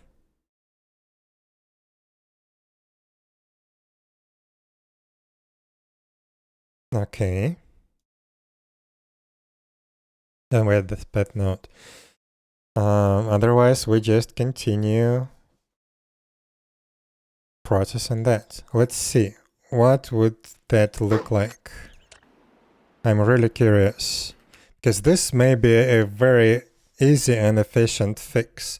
We will still have to build the move along surface, build the high-res path 4 times what we are doing right now, 4 times more often. But I think that would be good enough. Because our final path, if the path is straight, would be just straight. It will only add positions that are too far above or below the nav mesh. So to test that, let's again put the wolf right here.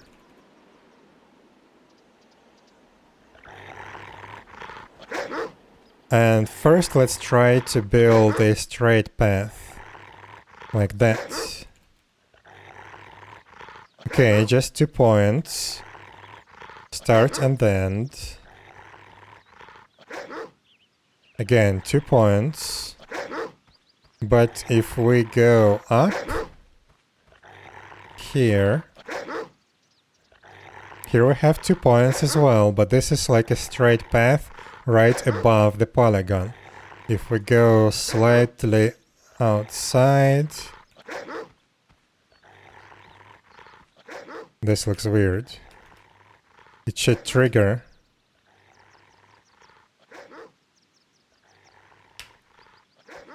Doesn't work. Huh.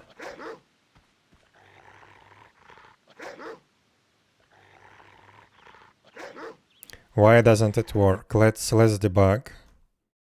This should be actually much easier to debug than the previous one.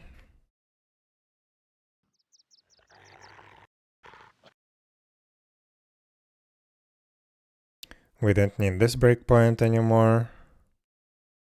So here we add the first point, sure. We set the last position.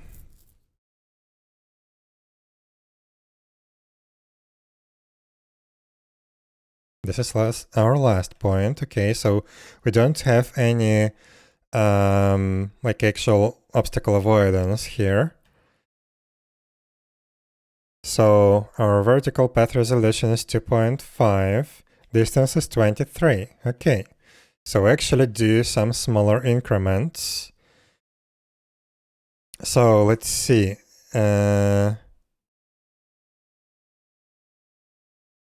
Our interposition that we try to build, 5614.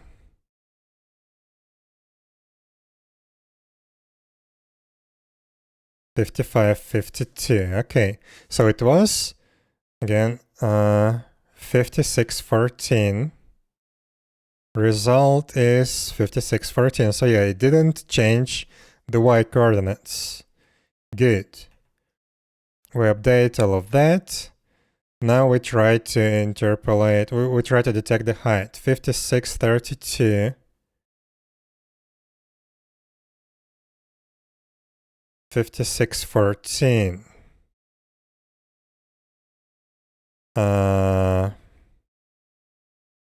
Max vertical distance below poly is 3. Divided by 2 is 1.5. So okay, we didn't put the point there. Our height difference is, come on, minus 0.17. We are good up to difference of 1.5, right? Because this is 3 divided by 2. Okay. So we skip this. We go to the next one.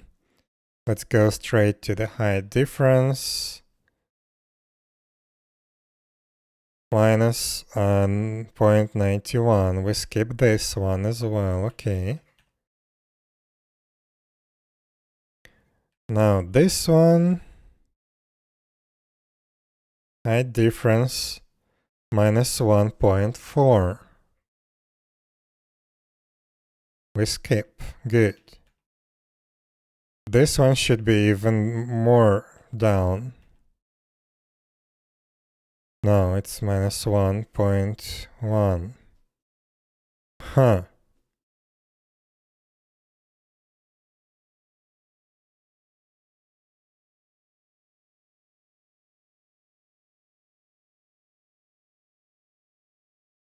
So now it starts to go up. We still didn't add any points to the path.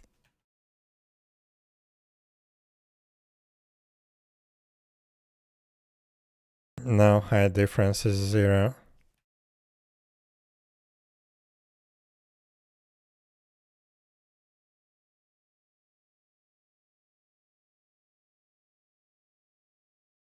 Oh, you know what? I know why it's doing that. Because we are not doing exactly that. We've built the first path. We checked this point, and that one was fine. So we skipped that, but then we continued to build a path from that point. This is the problem. So we need to build. We can't use this position in refs. We need, oh my god, this is, whoa.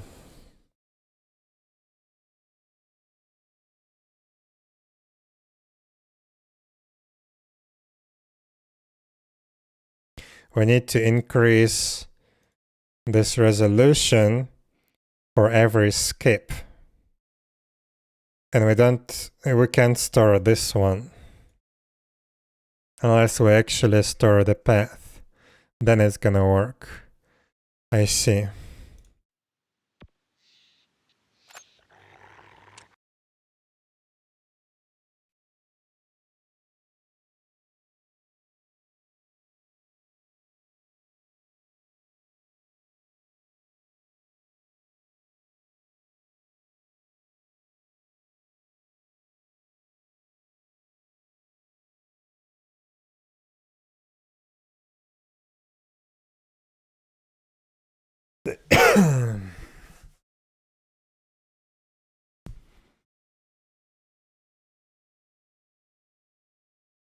But now it's gonna break.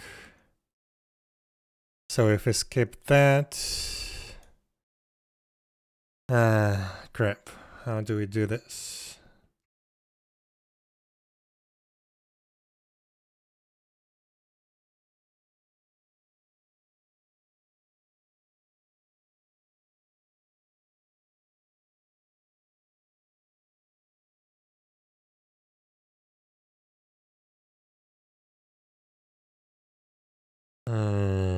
it doesn't fit with our current algorithm.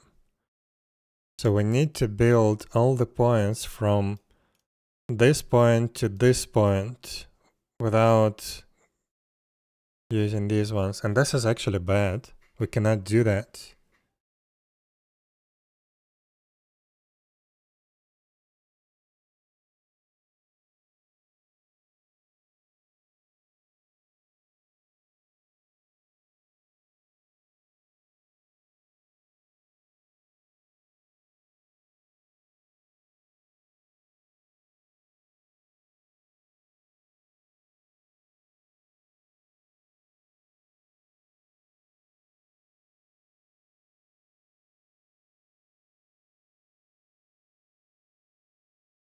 Maybe we can skip adjusting the height,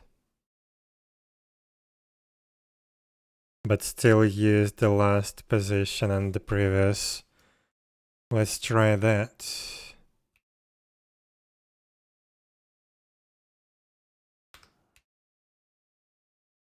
Okay.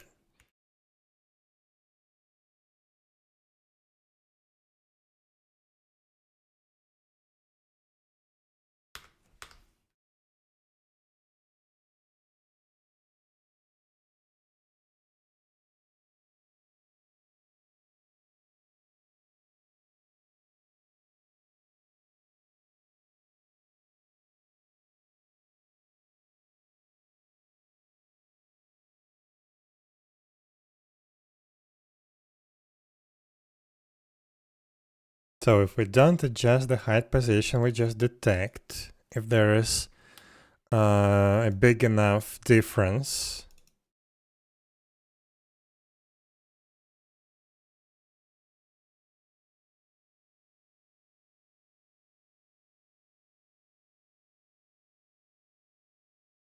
So then this can be not the height diff, but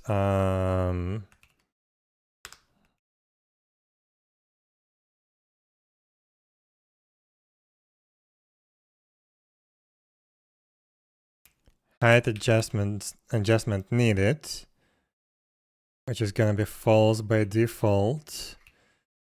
So here, if this succeeds, then we do this calculation.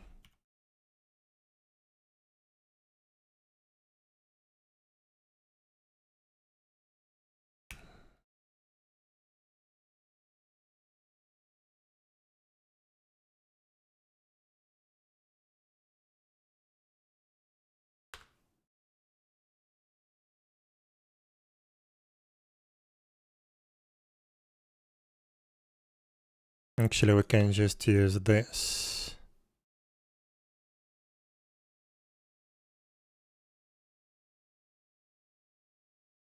Height adjustment needed. If it's needed, then we adjust the height actually. And if height adjustment needed, then we add the path. But this will be used always, last position and last refs. Let's try that. I don't think this is gonna work actually, but we can try.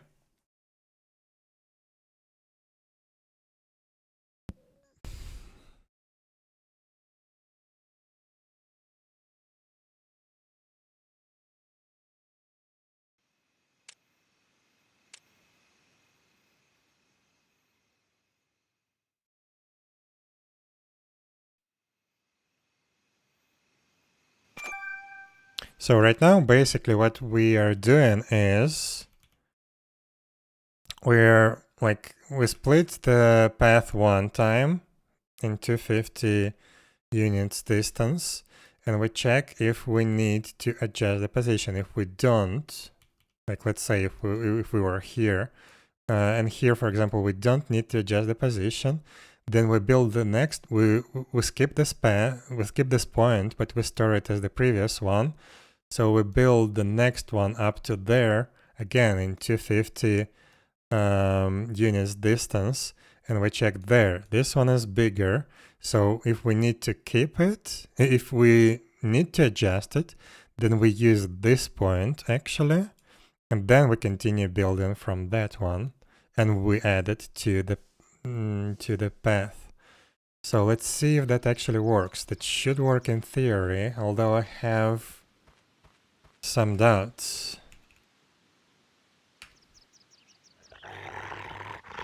So first of all, let's see this one.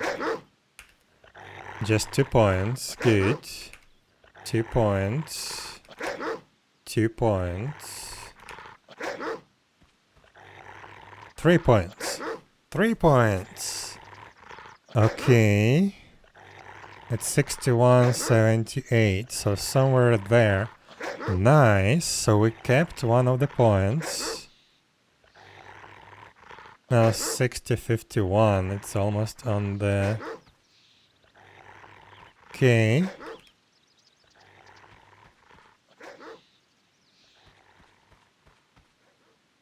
Now we have 4 points.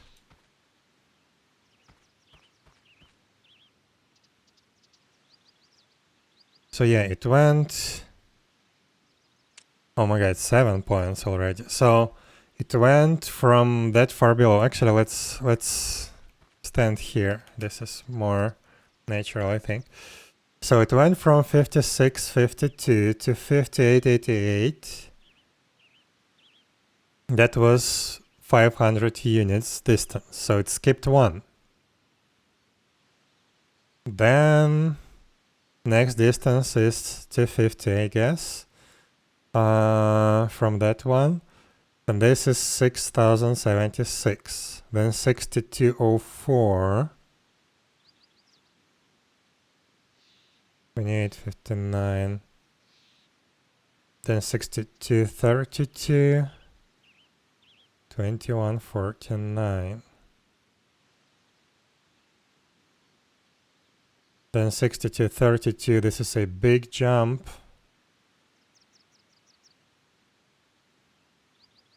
And this is a big jump also. But yeah, this should be good. Looks like it works. So let's see. Can we make it fall through?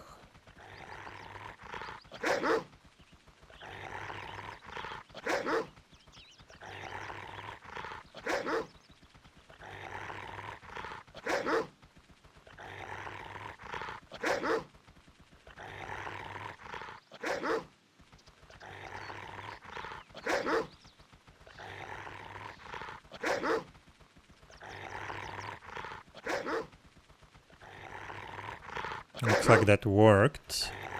But actually, now that I'm thinking about it, maybe we need to adjust, store the positions always when we pull them up, so the monster doesn't fall through on the client side. But if it's above, then we do different distance. So probably we need 2 separate distances to check. But yeah, this looks good. Doesn't fall through. Oops.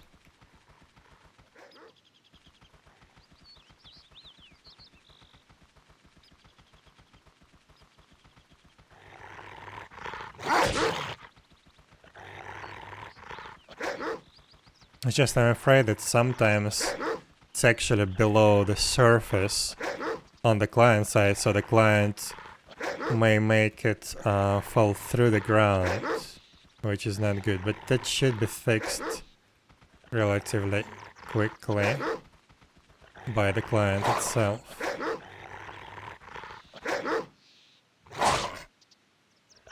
Oh my god, I'm stuck.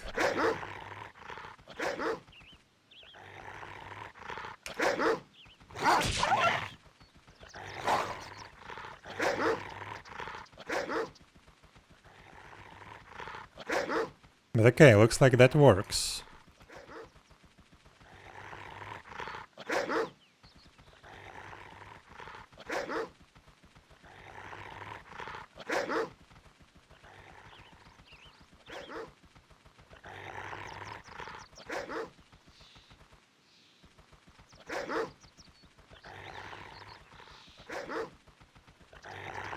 Okay. I think I'm gonna keep it, but now I want to double check like how does it hit the performance. So I'm going to keep it. I'm going to comment out the path generation debug code. Where is it? Here. And I want to enable the normal spawn points. So let's do that. Oops.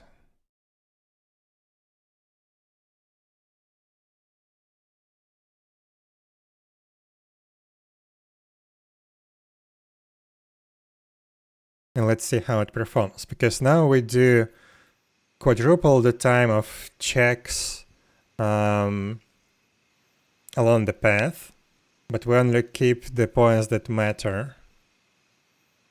Still probably gonna increase the server load, but let's see.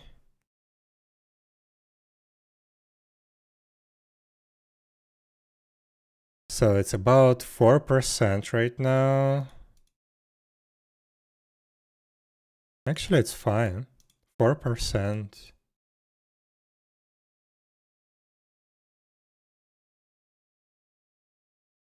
Yeah, it's a little bit more than it was before, but it's okay.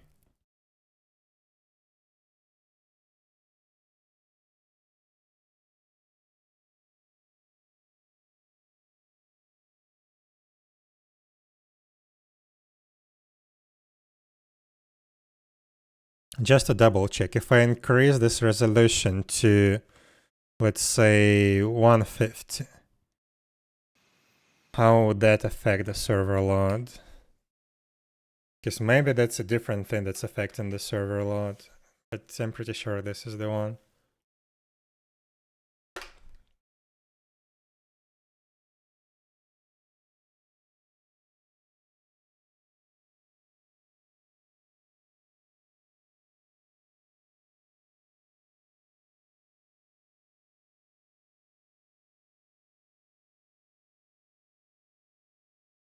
Actually, it's 4% again. Huh. Interesting.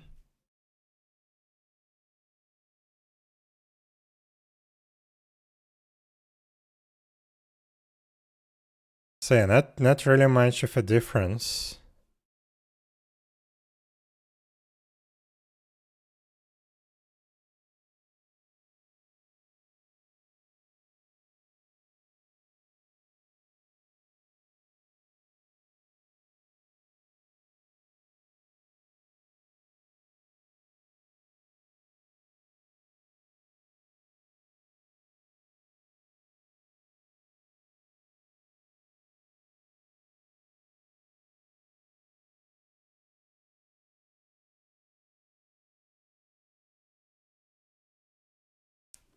So what I want to do is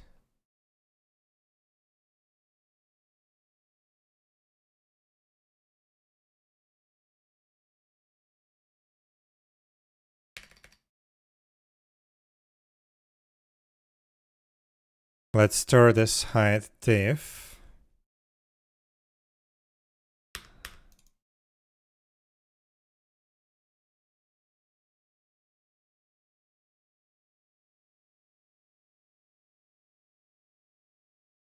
If height diff is less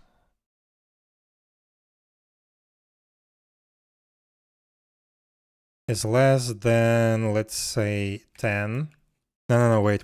This is in these units. So 10 divided by 100.1 f.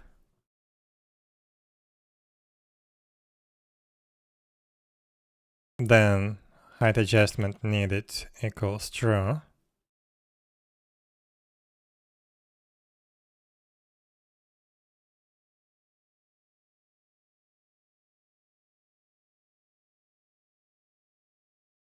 Or it's above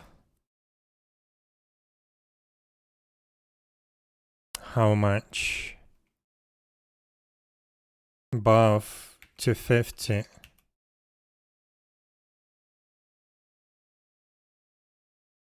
then also height adjustment needed.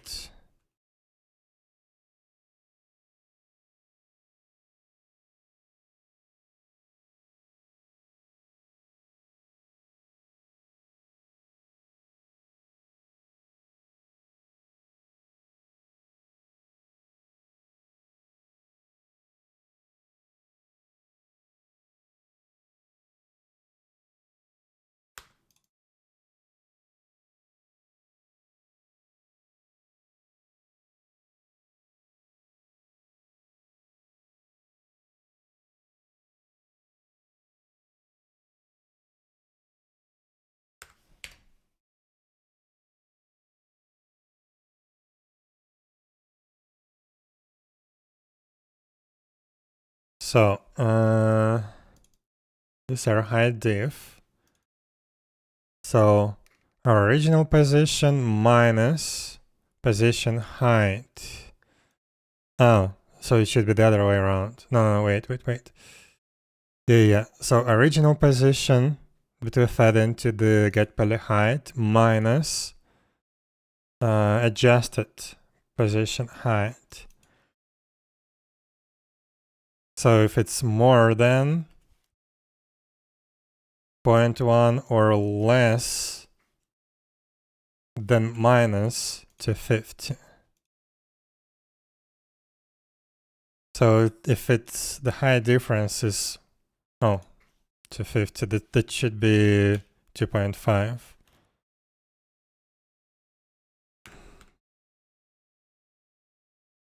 So again,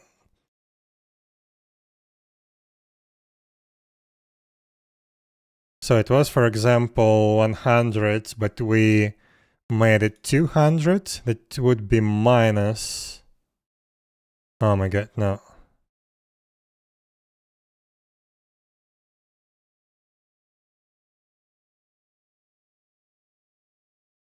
I'm so confused.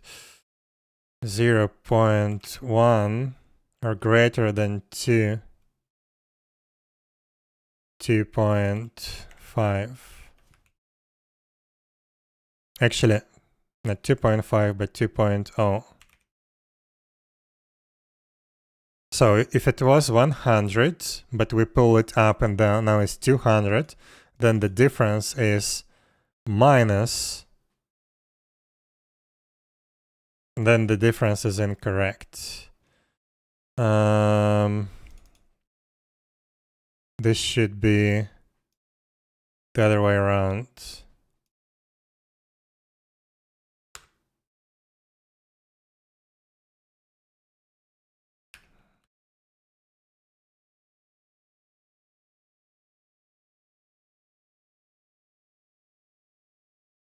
So if it became 200 minus original 100, then the difference is positive, which would be 100. So if it's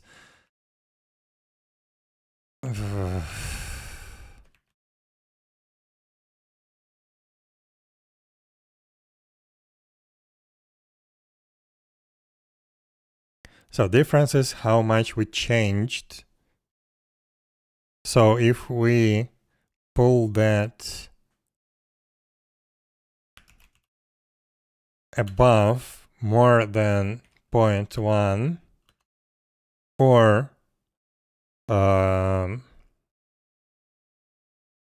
we pull that below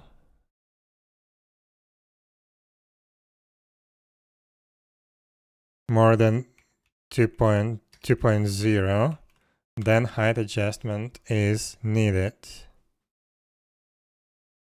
Okay, when it's needed, then we adjust. Okay.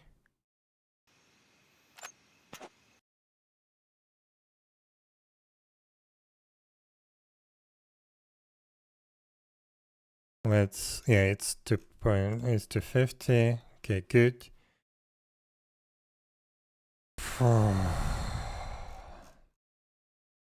My brain is not working already. Also, I need to make this configurable.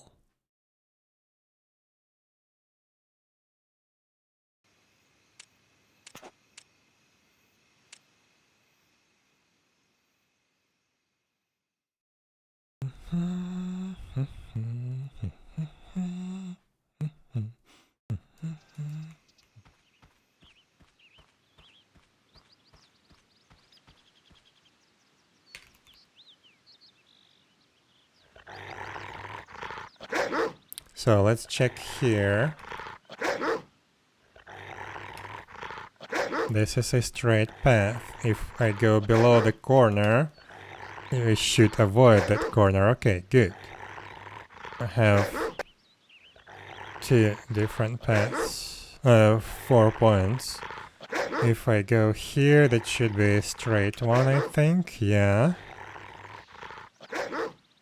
Here we already have 5. Why do I have 5?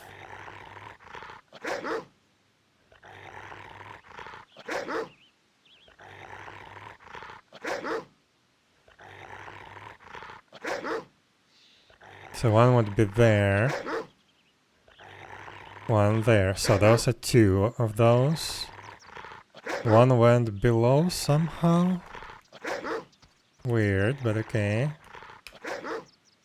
Here we have 6. So my normalized position is 6232. So here we have 56, 58, 60, 61, 62, 32. Okay. Here is the same. Nice.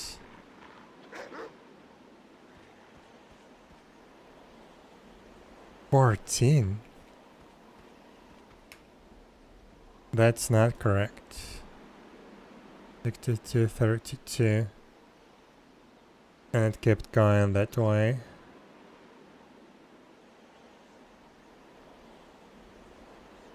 Should have skipped those.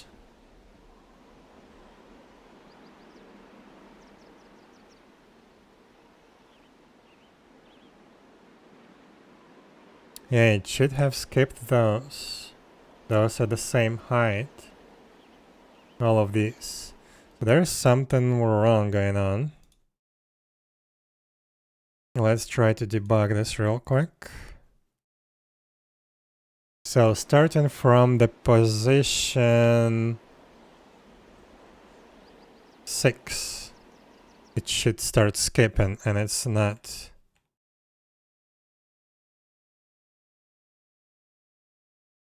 There is something weird going on. 1 sec.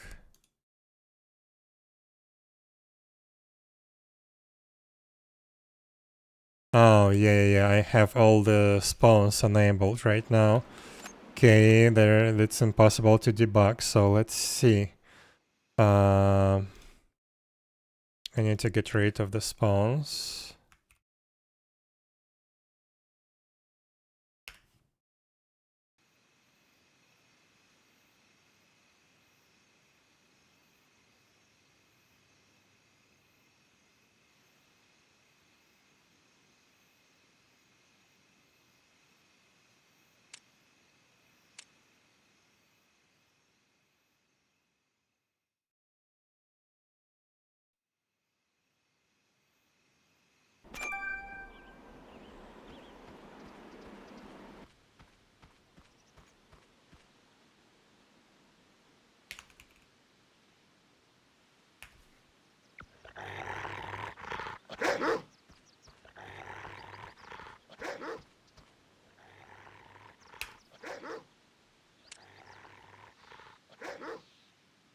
So this is actually correct. It skipped a bunch of those right here.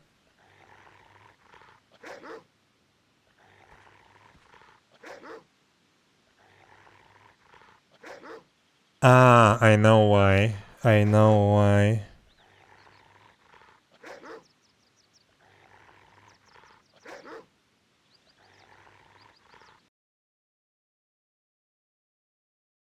Because when we build the path like here in reverse, so let's say I'm standing right here, monster is somewhere there, and we have a point here. We build the path like that. There is a lot of chances then this would be pulled up.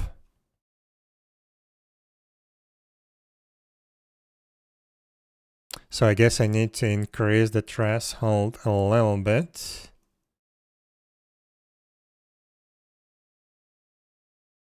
Wait, where am I? Oh, this is a wrong project. So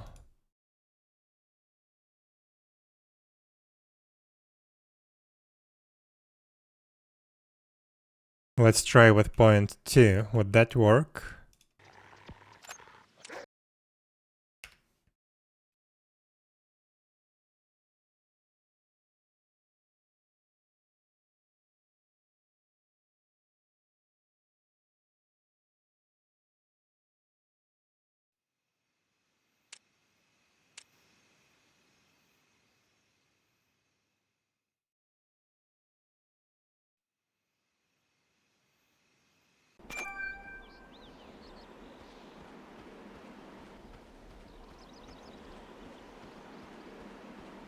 Oh, actually, I forgot to spawn the monster.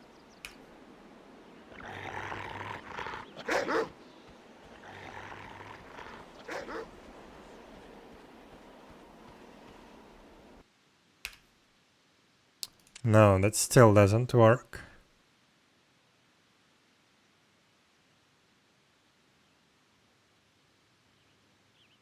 Weird. Weird.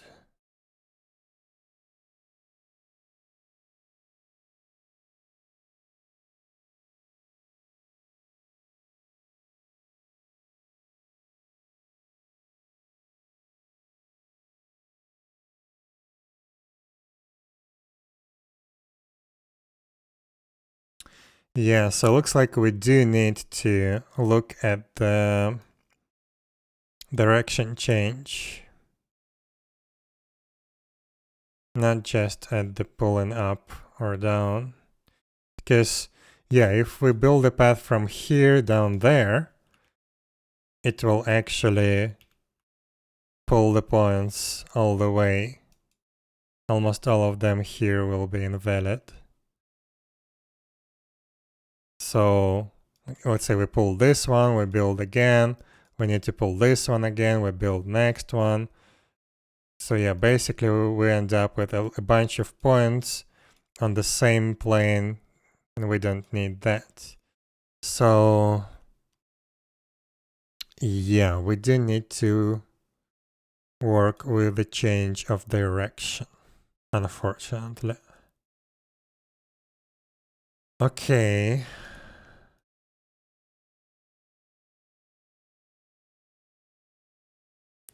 So let's do that, I guess. I already forgot how it looked.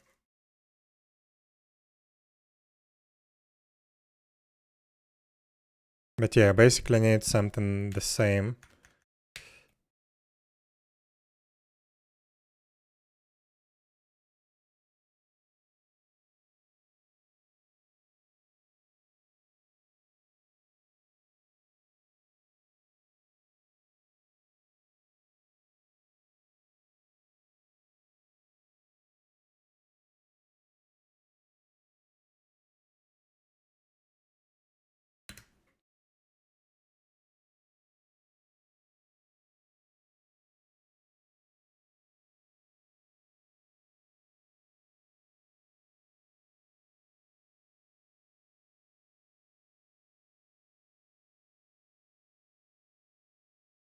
So instead of this, we need... So we've built the point right here.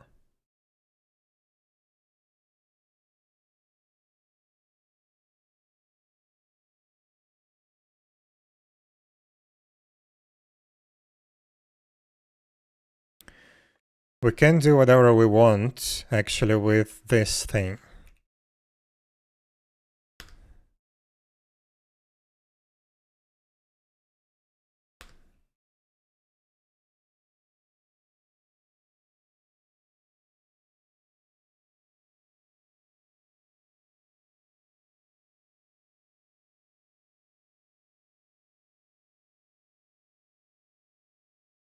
Here we need to check the direction.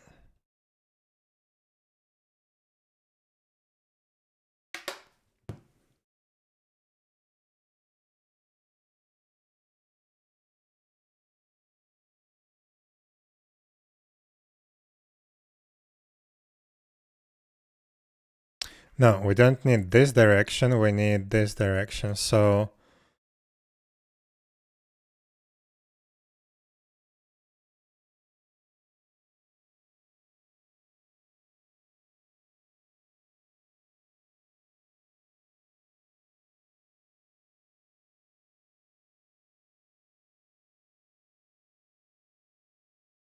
This is already when we've built the points, right? So we slice that, we build the point, we pull that up onto the mesh. We check the direction. So we need to measure the direction between these 2 points. So this should be gone. And here, actually maybe last direction, actually. We need to do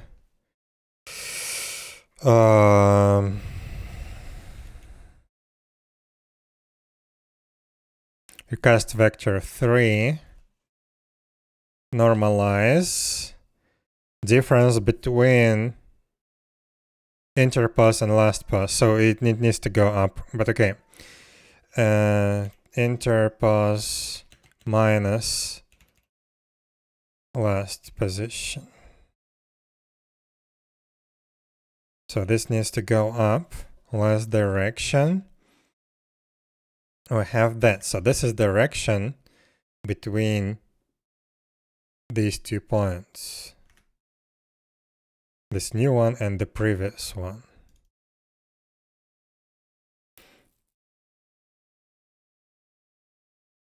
Actually,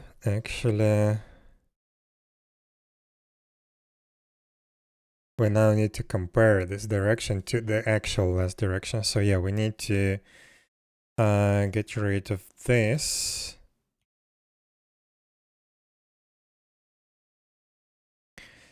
So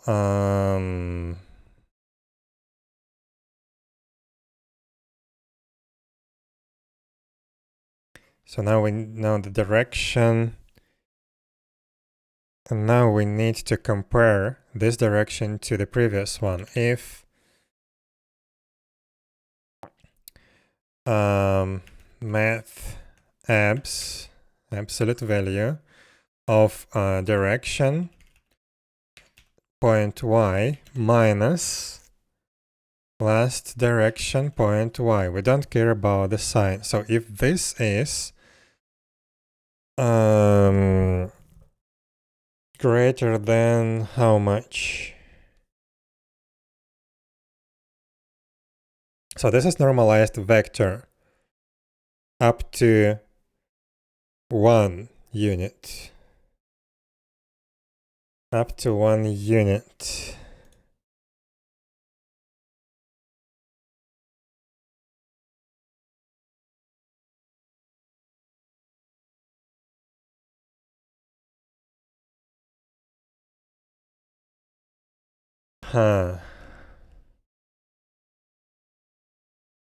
So if it's horizontal, it's basically 0 degree change.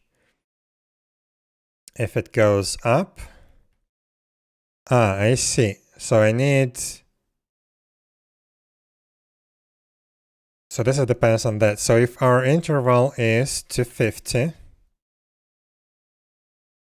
A is also 250, I think. We did another compromise. So 250 to 50, degree is 45. So 45 degree angle. 45 degree angle. And the 45 degree angle is actually 0.5. So if this is greater or equals to 0.5 f, actually I think we can do less a little bit. So this is 45,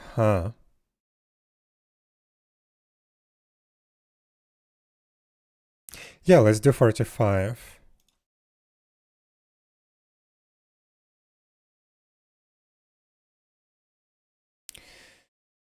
So actually var height adjustment needed equals that thing.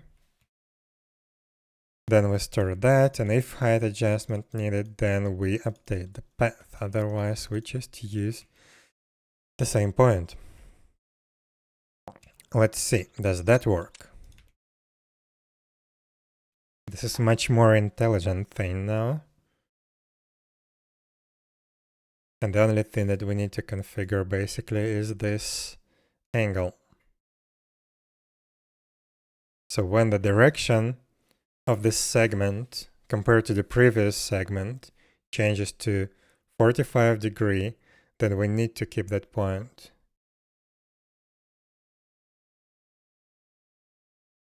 Actually, that's not the only thing that we may need.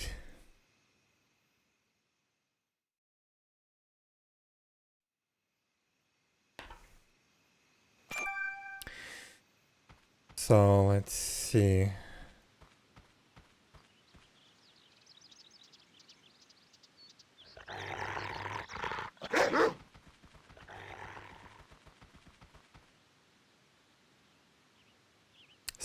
Only 6 points. Okay. So from 5652 to 6066, what is this distance? This is a lot, actually. This is almost at the top. Okay.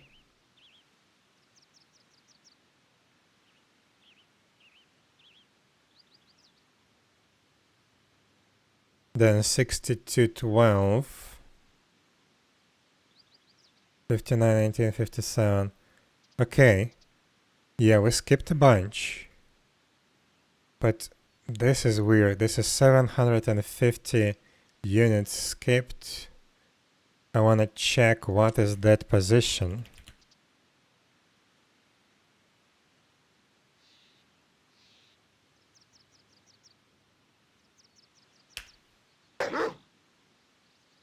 It's this one.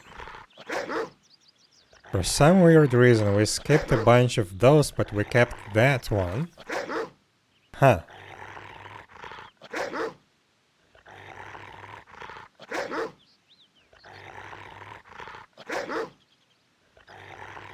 Interesting. But okay, this may be working. So let's see. Can we make the wolf get stuck?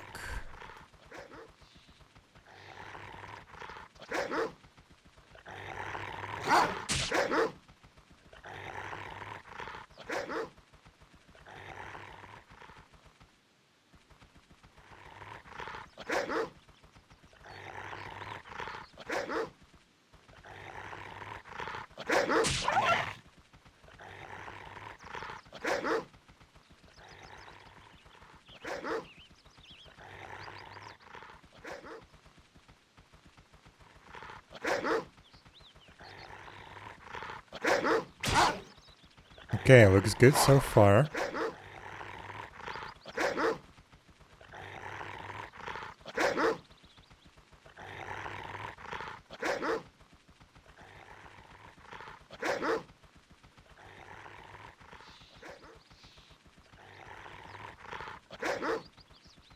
I think we managed to fix that. It's a little bit weird. I would need to check that a little bit more thoroughly. And actually it did fall through on the client side just now. That was weird, but did get fixed. But the most important thing is it doesn't fall through the map on the server side. And that's just awesome.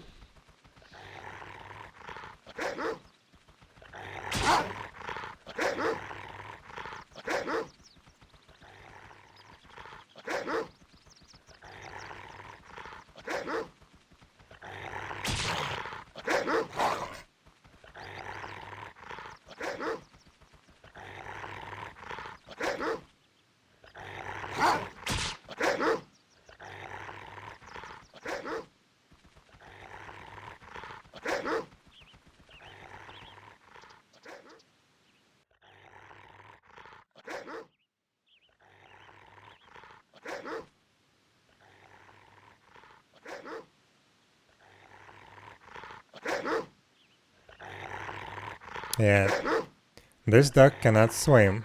That's good.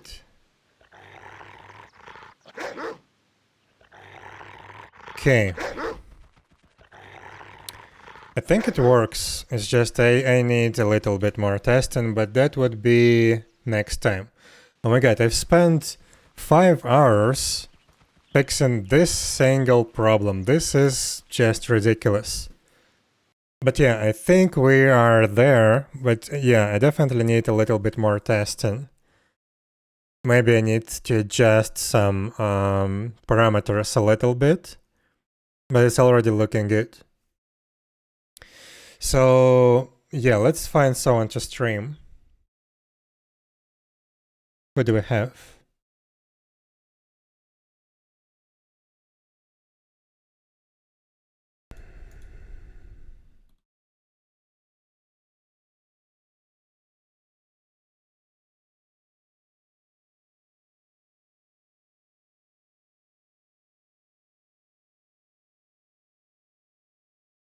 Someone to raid, I mean, I think I said someone to stream.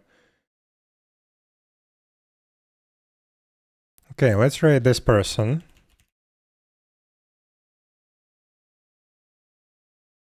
So yeah, we've spent the whole stream today fixing one weird problem. But yeah, now I think we are almost there. Maybe it's already a solution, we just need to fine-tune it and make sure that it works. But okay, that's done. So yeah, tomorrow is going to be a gaming stream because tomorrow is Friday. And we do games and relax on Fridays. So yeah, if you wanna see that, please follow or join our Discord. We will continue our playthrough of The Longest Journey. And I will be back with the development streams, I think on Sunday probably. I don't think I will be able to stream on Saturday. So I hope to see you soon, and bye bye.